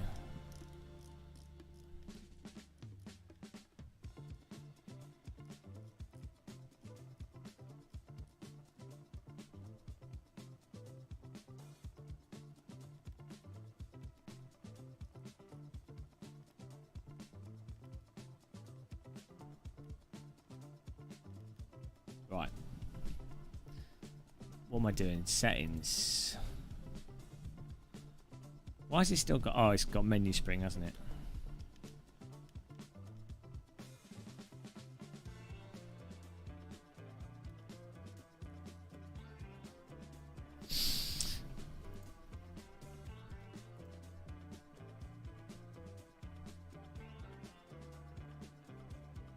Right, we're good.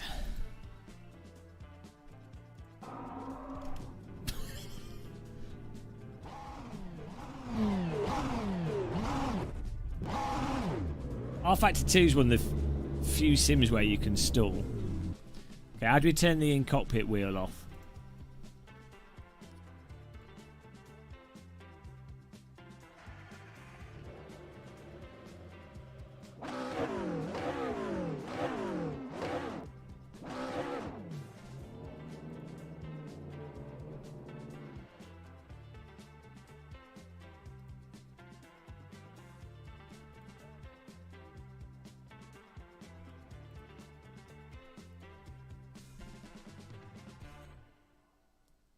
Bloody hell, where do you set the...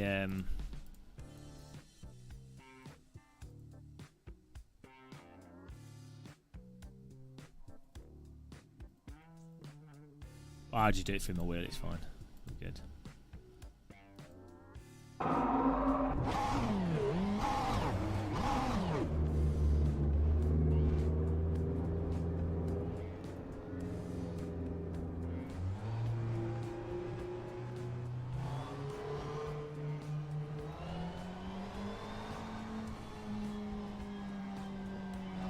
That wasn't too bad.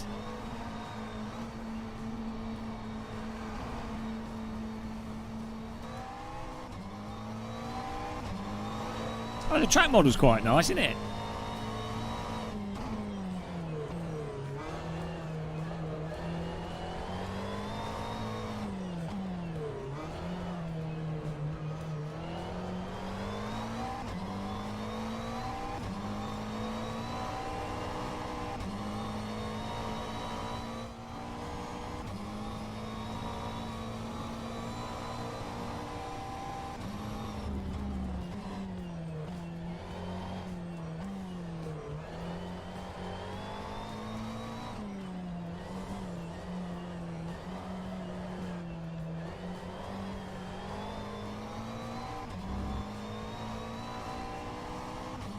Well, I mean, this handles nothing like Fresh Room or ACC.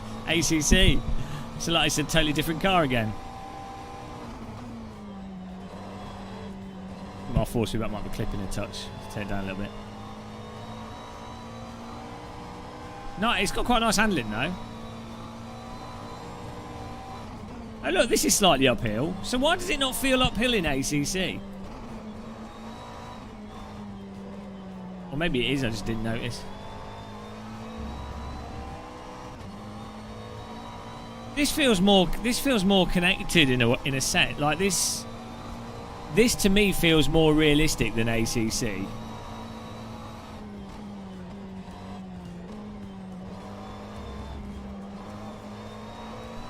I mean, I don't know about the end dynamics, but it's driving like a car.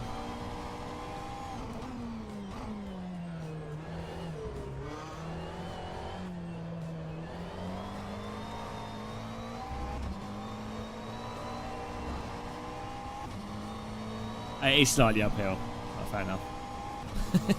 Don't know why. It probably is an ACC, but for some reason my brain was like, no.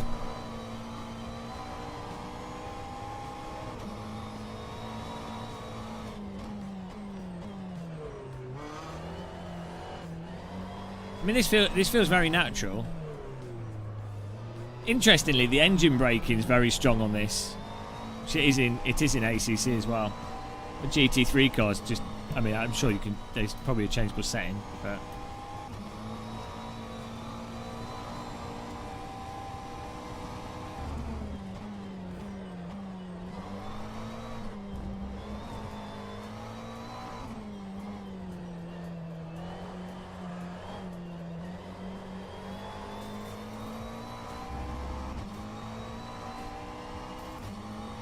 I need to turn my force feedback down, 'cause I'm pretty sure it's clipping. Where is it?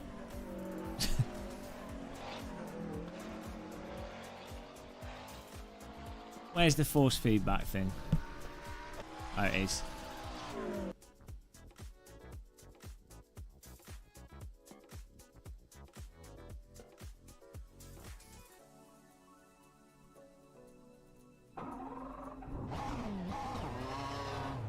Whee! Okay. It's better.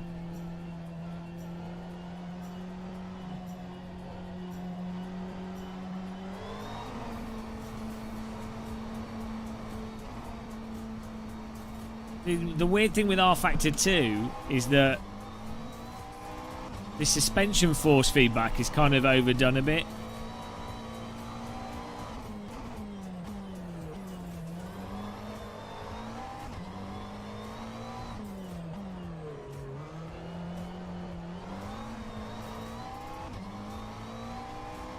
I mean, this definitely feels like, to me, this feels the most realistic out of ACC and Race Room for this specific car.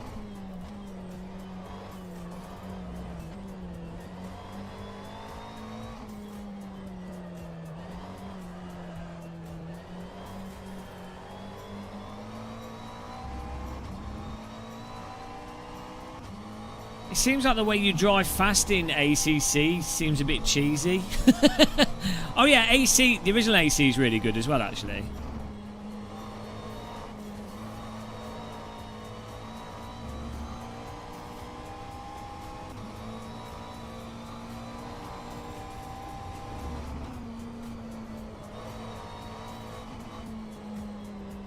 The force feedback in this absolutely is on another level to ACC.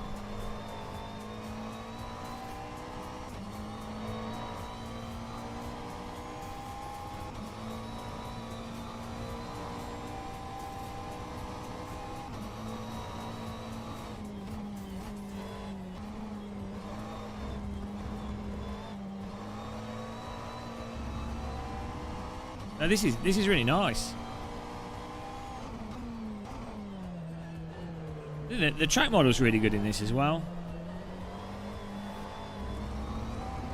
I got stuck on the curb. I'm not normally the biggest fan of R Factor 2. I don't know. I'm not really driving GT3 cars in it though.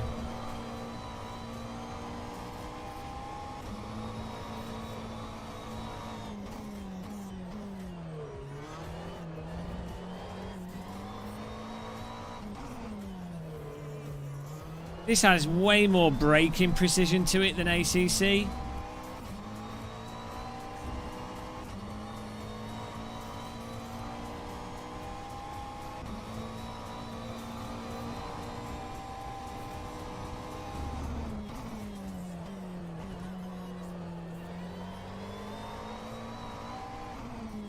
Yeah, I don't know why it's so bright. It's like a very sunny day. Oh, too much.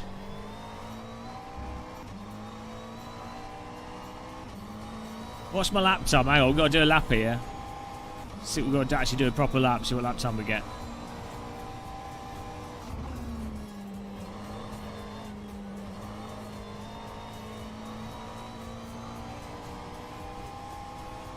Matthew McCullough, that's not true. That's not true at all. Sorry.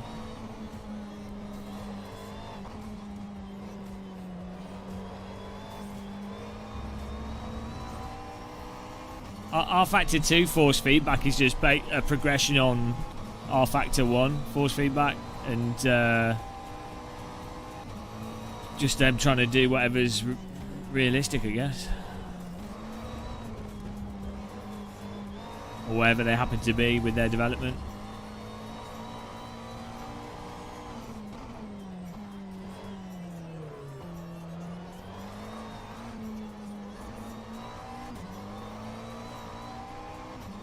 Yeah, when R Factor 2 first came out, it was literally breaking Logitech wheels because it caused them to like rattle apart.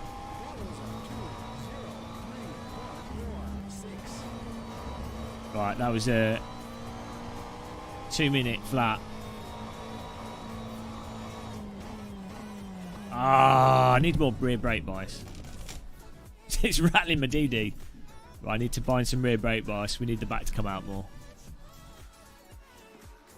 Hello, Stephen Fry. Oh, jeez.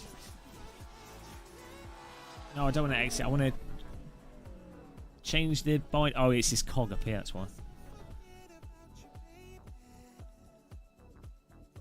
Force feedback is not subjective. Wish people would stop saying that. Enjoying what someone likes or doesn't like is subjective, but there are objective components to it. Otherwise, there's a fallacy called appeal to subjectivity, I think it's called, where basically you just say something subjective, so there's no conversation on it. Objectively, there are objective force feedback differences between AC, ACC, race room, R Factor 2. There's also objective components to them in that one sim conveys force feedback in a specific way or does a certain thing that one doesn't do. There's objective components to that. Hence why with ACC FFB you can add in another component of force feedback. There's objectively a different component there. You may not like it, which is fine, but it's not subjectively different. It is objectively different. if that makes sense. Brake bias.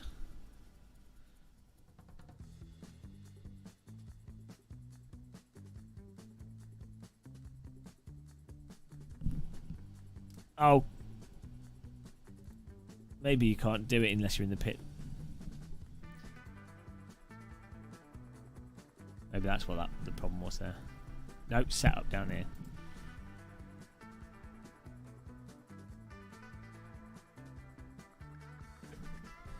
Where do you set brake bias on this? No.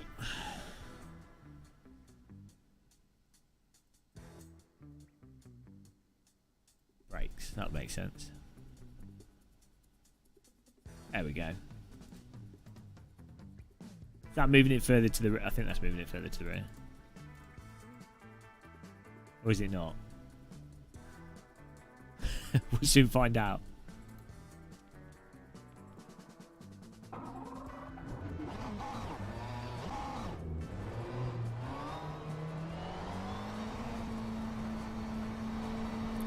This feels like the real coming out of the real Silverstone pit lane. I've walked through the Silverstone pit lane in real life.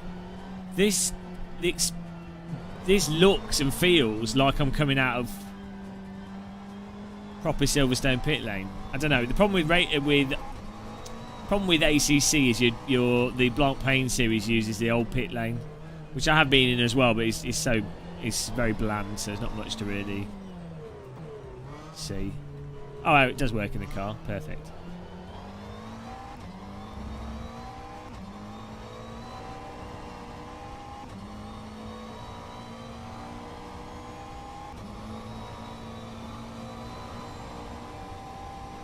I don't know what it is with R Factor 2 though. Why some aspects of it, like obviously the textures and stuff and the lighting is not realistic, but sometimes it lines up with reality in a sense. Like, it's hard to explain. I mean, when you put a VR headset on, it's different again. But I mean, in 2D specifically.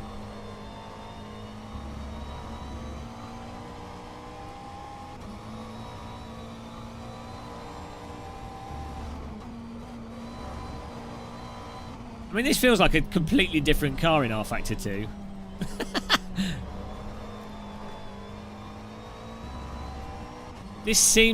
I definitely have to say this comes across as the most realistic version of this car. And I say that as an R Factor 2 skeptic.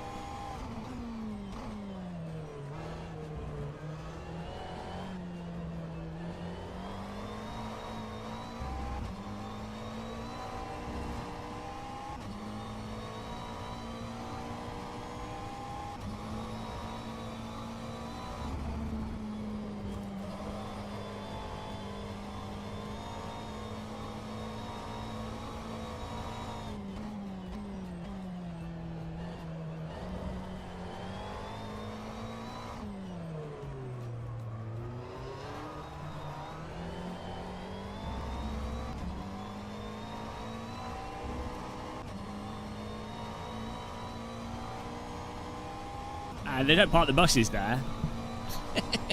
Maybe for this event. If I've ever seen buses parked there in real life.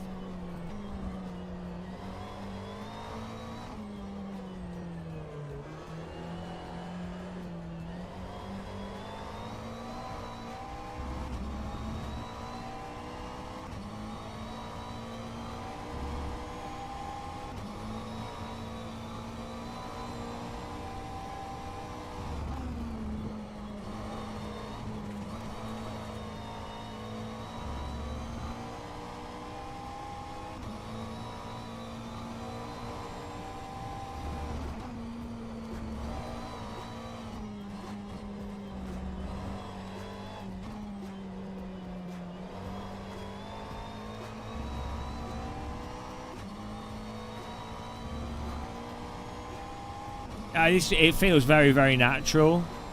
I'm surprised how good this is. As I say, I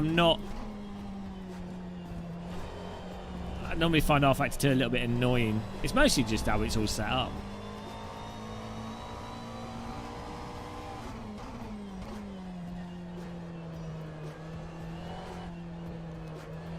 The tyres are not as they're not as grippy as the ACC tyres, and they're not as peaky. So, if you're to like sort of describe it from the tyre differences between this and race room is like road tyres on a GT3 car. R-Factor 2 is like track day tyres. And ACC is like the most absurd peaky slick tyres.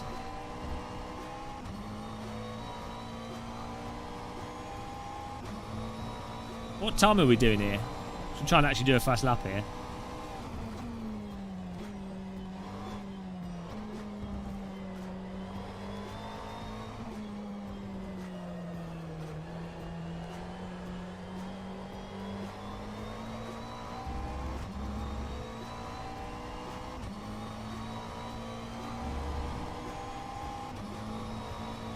Feels really good on the CSL DD actually.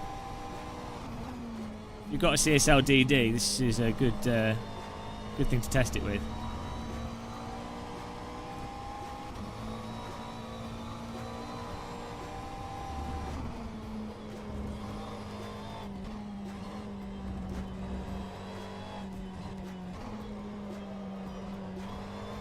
The way this car's going over the bumps, like the suspension simulation in this, comes across as much more realistic than ACC as well. Like, it's snagging a bit on the curbing, and it's affecting the dynamics of the vehicle, but it feels like how like a real road car suspension goes over curbs.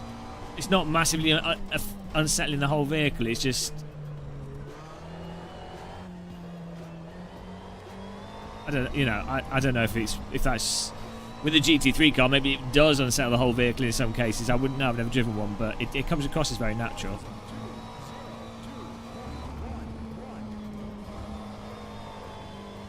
Look at that, coming around the left corner there, overheating the rear left tyre.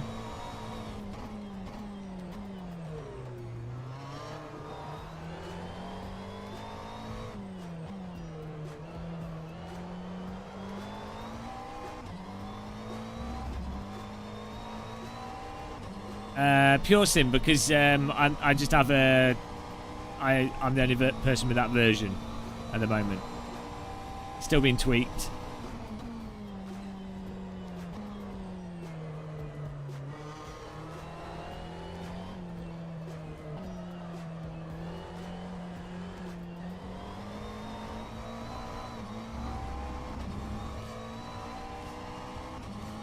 Let's do a race with the AI then. I'll jump session here.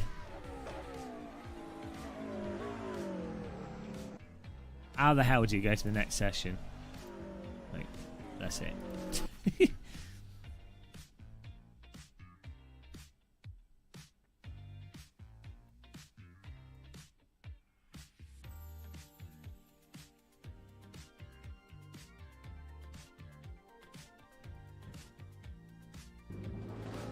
Oh no! Oh, I'm gonna have to. I'll let all the grid go past me.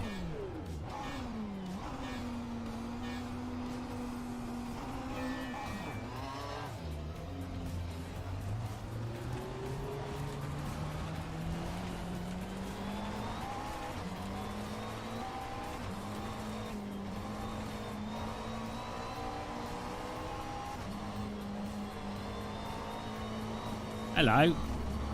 Why are the AI so slow? I put them on 95.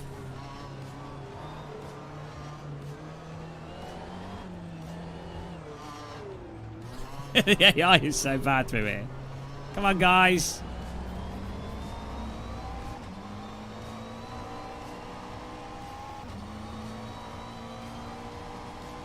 Yeah, it'd be a bit hard to just set up a server.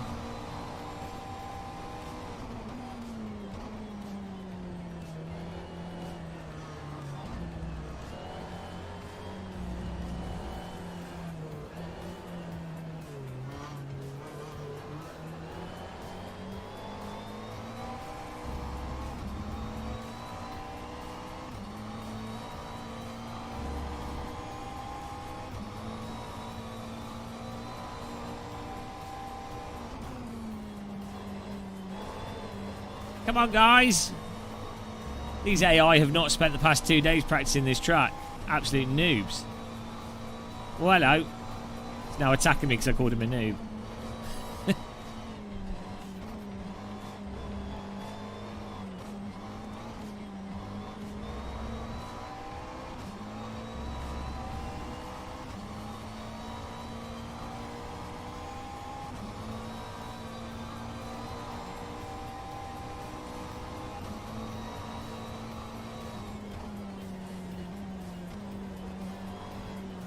Oh, come on. Oh, thank you. Just got murdered.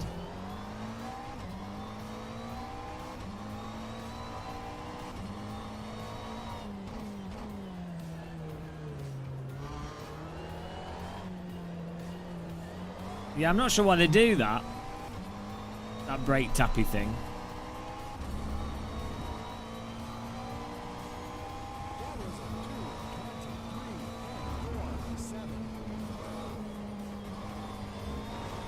Oh man, I've cooked my tyres.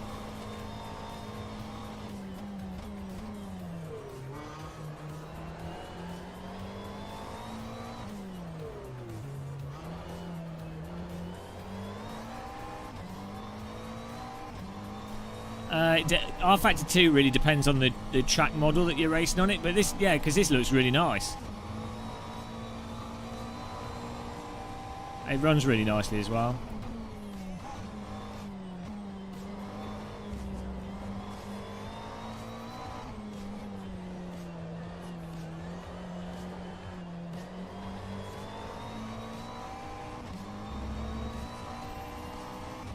This is it's a really, really nice track model.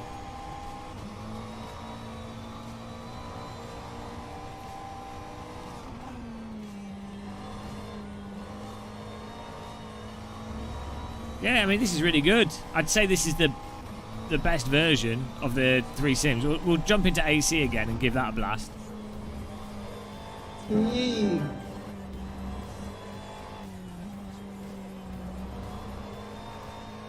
Of ACC and Race Room and this to me feels the most like driving a real car. I mean, I don't know if it's like a real GT3 car, but with the GT3 cars, it feels very convincing. The handling seems very convincing, not just like the force feedback.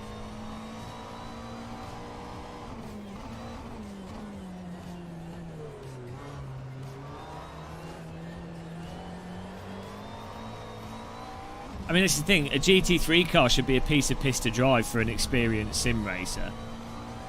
Like, I'm not a good sim racer, but I am very experienced. See? But like, so you wouldn't expect someone to be, you know, experienced at being bad. But you know what I mean? Like, if you've driven a lot of sims and you can generally drive vaguely okay in a sim, then something like a GT3 car should be like this, it just makes sense, really.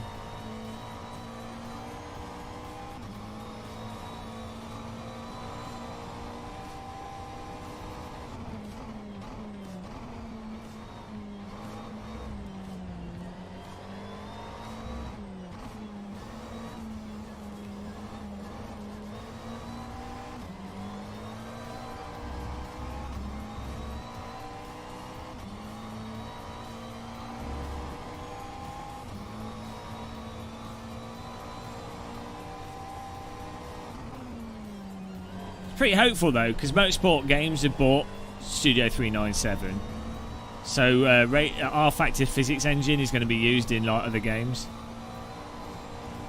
So having a car like this that's really nice in it is good.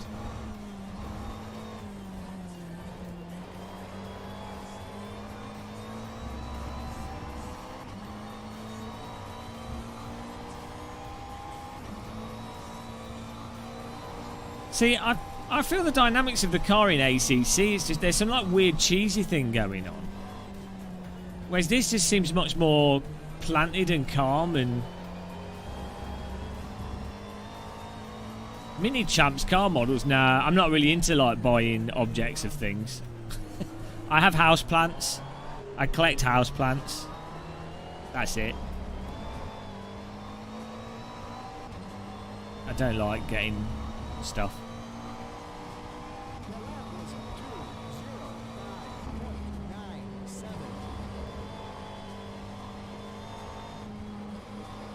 Yeah, I think they're doing a World Endurance Championship game in Unreal Engine, I think, using R Factor 2 physics.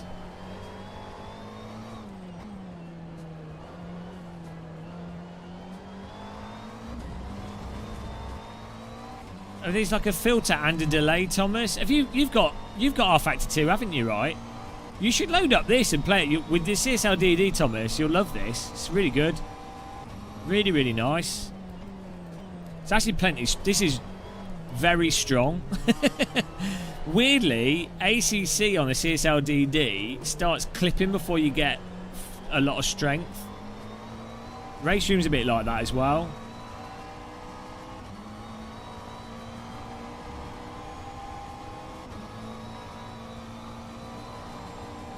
But this is putting out a lot of force before clipping. Have you tried it with your CSLDD though, Thomas? I always found R Factor 2 only really ever felt nice with DDs. Or in some belt-driven wheels it did, but it shines on DD wheels a lot more. Oh, you'll love this. You just drive this with your eyes closed. I'm not doing very fast laps, but yeah, go. It will do. It's just because it reads the RAM. It's a little bit funky how it works.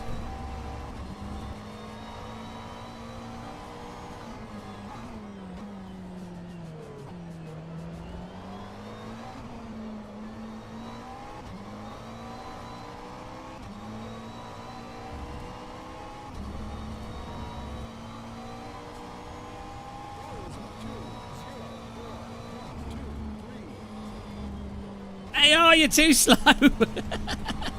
They've not been lapping this track. Weirdly, this car doesn't at low speed it doesn't, I mean it's obviously set up as well, but it doesn't want to turn in on as much at low speed as it does in, obviously with high speed you've got the downforce and everything that makes things more reactive, but oh my god. Come on, AI. Murder. Yeah, I'll move the brake bias back. It's helped a bit. Woo!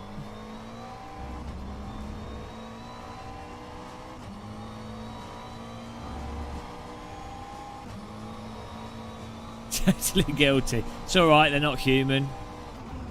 AI lives matters as well.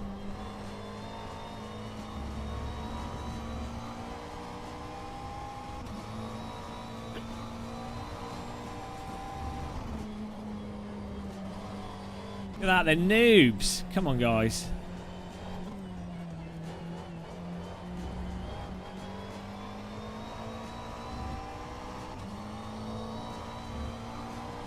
We're going to win this. Oh, he's defending me. What a bugger.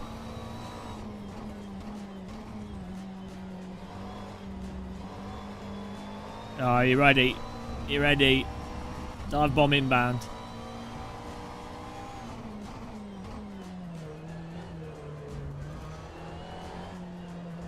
Here we come.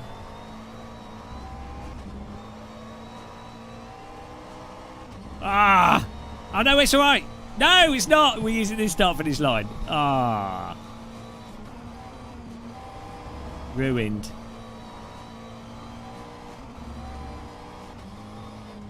Is the race finished? I think it has. I've got a flag on the screen. No, it's finished. Let's see what kind of slide we can do with this.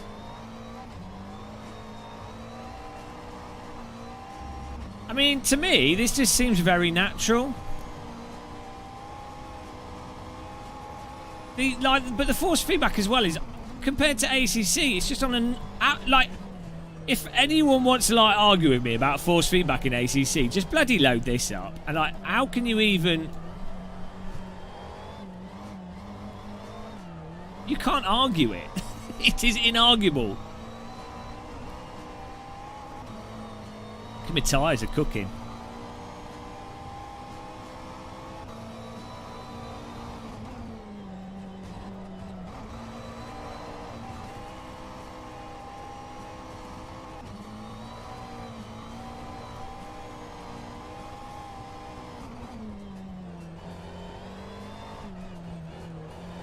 I think I can hook a slide up. Oh! Come on. Oh, it's too much. Yeah. That's the other difference in ACC. It's when you're like not in a slide and then in a slide. It doesn't carry through. Like it's almost as like the physics are different. I don't know. Look at those angles.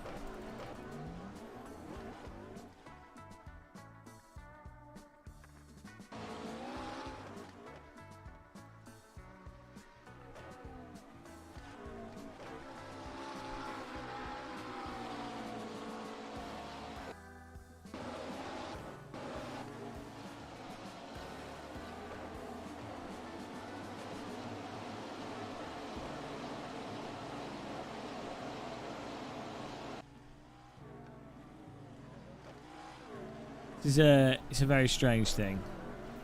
Right, let's try. I'm going to try AC out again. Hasn't this been a fun adventure day?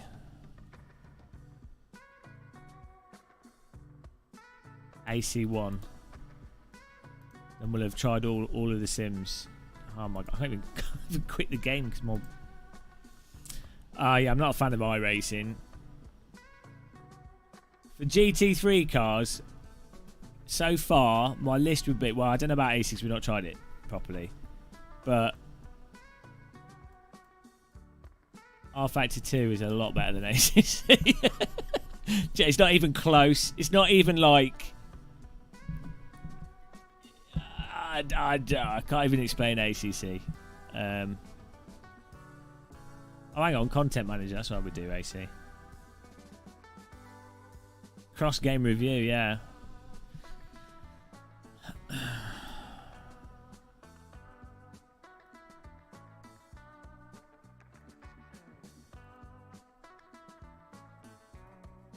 So what was it? 650. Well, that was a 750S. We don't have that for AC. We've got a 650S. Silverstone. It's the best we can do. Elgato, no signal.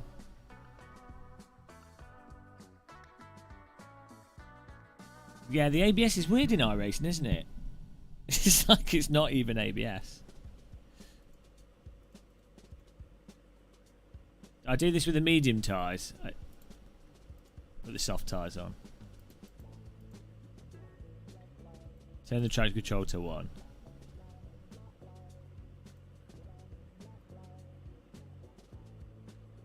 More ABS. Right, let's go with that.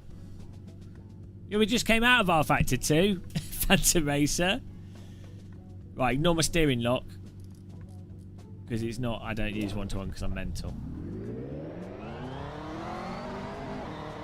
Don't worry about that, guys.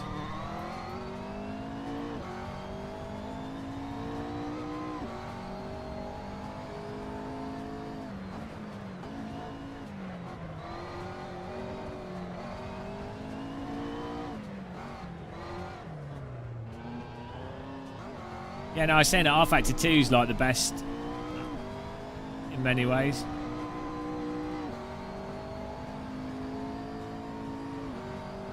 I mean, R Factor 2 actually feels very similar.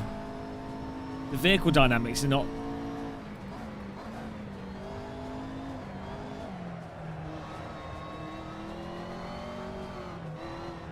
Yeah, the R Factor 2 tyres are more peaky than the AC's tyres here. These tyres are more mushy feeling.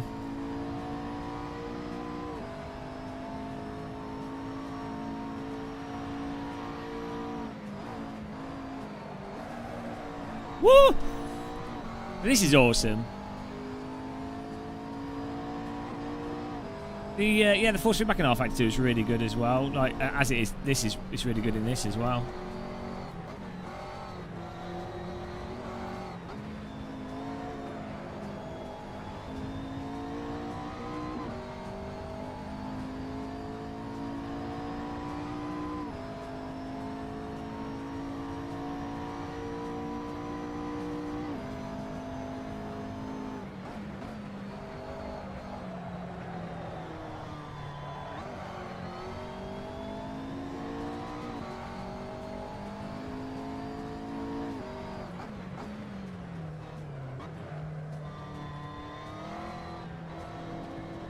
I've got my headlights on.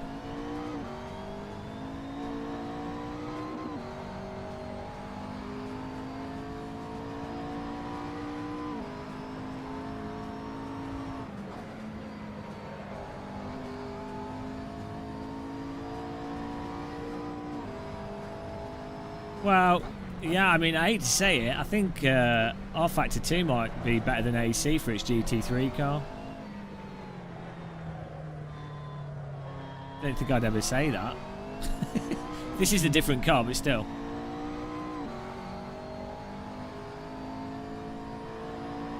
R Factor 2, the problem is it's really car dependent.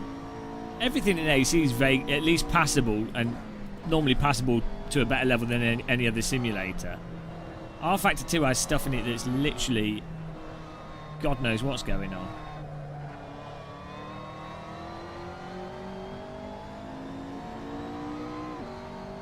I mean, this is fantastic as well. So yeah, in list of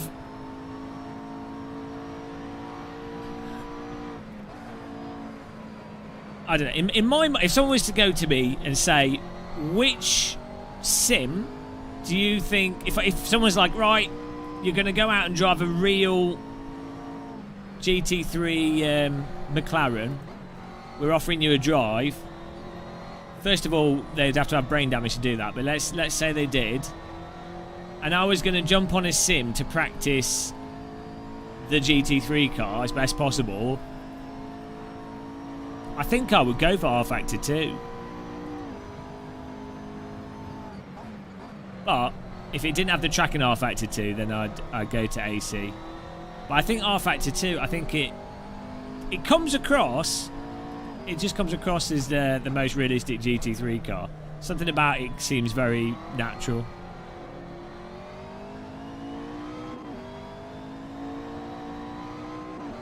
The driver approach seems the same to me. Like the driving approach is the same in R Factor 2 and AC.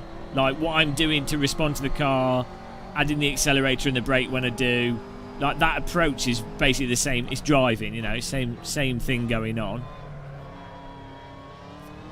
And also with Race Room as well, it's the same approach, but the Race Room tyres are really, really, really mushy. They're like road tyres with its GT3 car. But it's the same general approach. Like, ACC, the approach of driving is different to Race Room AC and R Factor 2. So what is that? What what is it? Maybe ACC is the only one that's realistic. That's the actual approach of driving.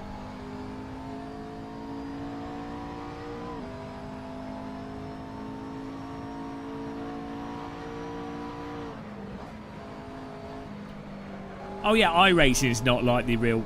Put iRacing with ACC. to me, it makes sense.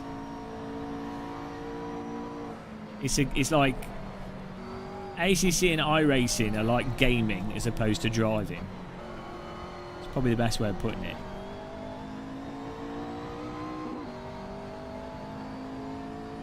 Let's call it peaky tyre syndrome.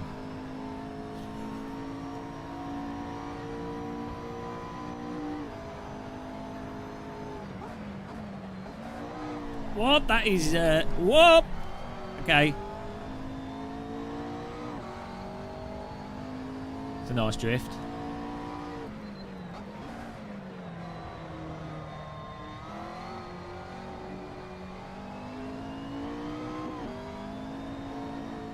That would upset all the fanboys, wouldn't it?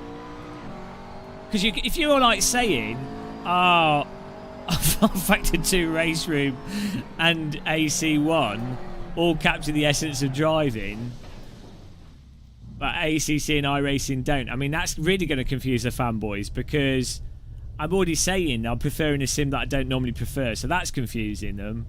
And then you're saying 3 completely different simulators that handle totally differently. I need to fit AMS2 in there somewhere. That would really confuse people.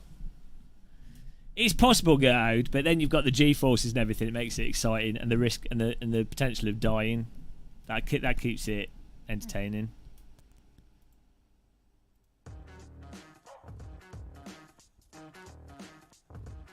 Nicky JJ, all the online paid trainers. Maybe it's where the money is. I know a couple of race driver trainers that don't use ACC, so maybe that's more a result of ACC being popular, GT3 cars being popular, and that's where the money is. Possibly.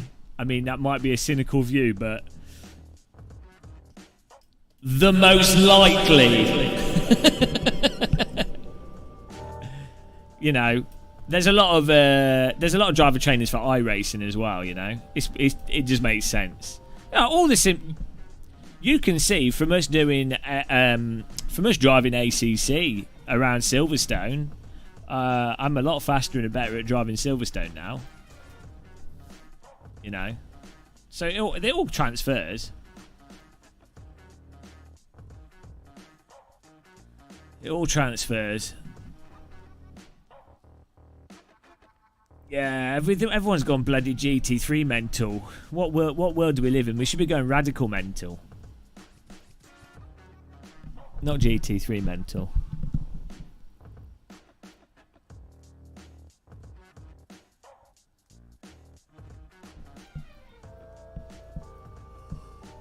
Oh dear. I need to get something nice to eat. When you say mushy, how do I mean? I mean, when I say mushy, it's like if you were to imagine a tyre curve, a mushy tyre curve would be like a blancmange, like a mound, a molehill. That's what the tyre curve would be if it's mushy. Whereas if it's peaky and tight, it would be like a spike or like a castle battlement. So like, you know, tyres are going to be from a range of this to this, or even a real tyre is like a real tyre is not like a uniform symmetrical shape, is it? It's like a weird grip, a little bit of fall off, a bit of grip and a bit of fall off, and then total drop off. It's weird. Tyres are weird.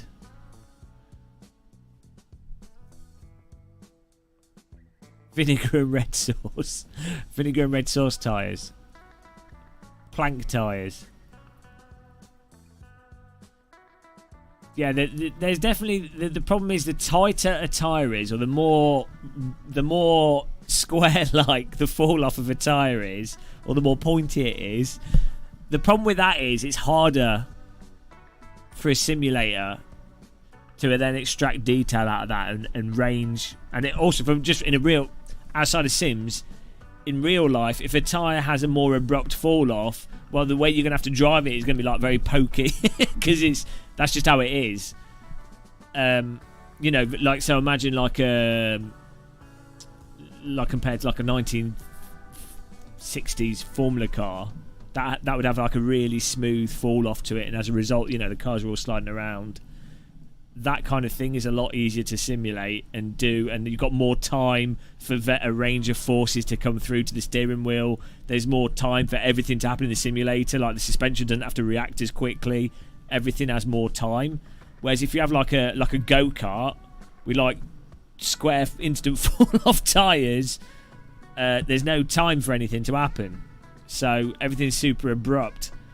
So to capture that, you're going to need equipment that's really good at being super abrupt, like a DD wheel and what have you. And even then, it's going to magnify issues of like latency in the hardware, and that's why go-karts, I think, are partly why I think go-karts and Formula 1 cars are particularly difficult to simulate well compared to like vintage cars that slide around a lot, or simulate in a convincing way. What are we doing tomorrow? Eating donuts. Well, I don't know what I've learnt from the last 3 days. Probably that I need to quit sim racing. We need to stop sim racing. Oh, I've had £21 of donations this stream. Thank you, guys. Who donated? You're all insane. I know Thomas did. And I know... Let's have a look here. Someone donated really early on.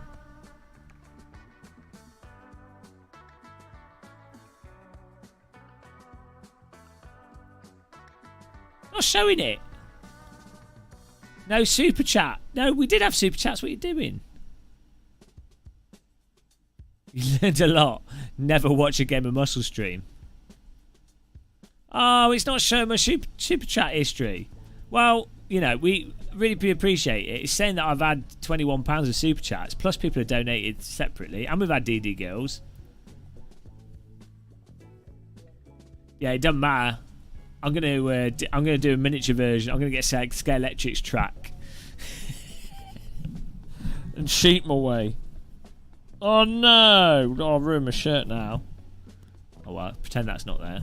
Got some jam on my shirt. Pump up the jam. What kind of donut do I prefer? Oh, I don't know. I like just a basic jam donut, you know. But basic jam donut's fine. I have no idea what's going on in your picture. It looks like someone's stomach with glazing on it.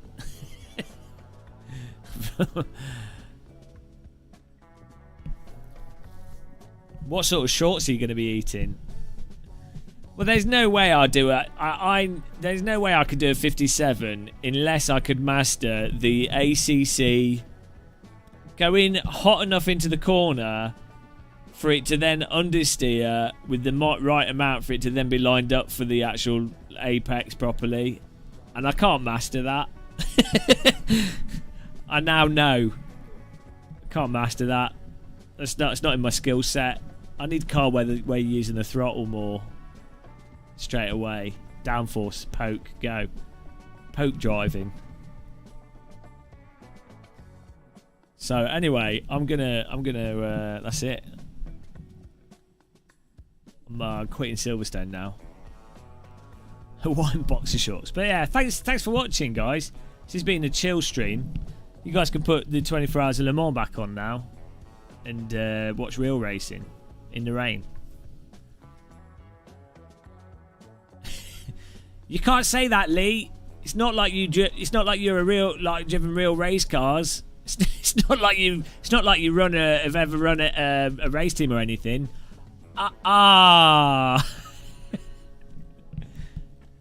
invalid view. GT3 cars are popular, and it's a nice simple package, and it's and it's on consoles as well as PC, which is good for if you get numbers.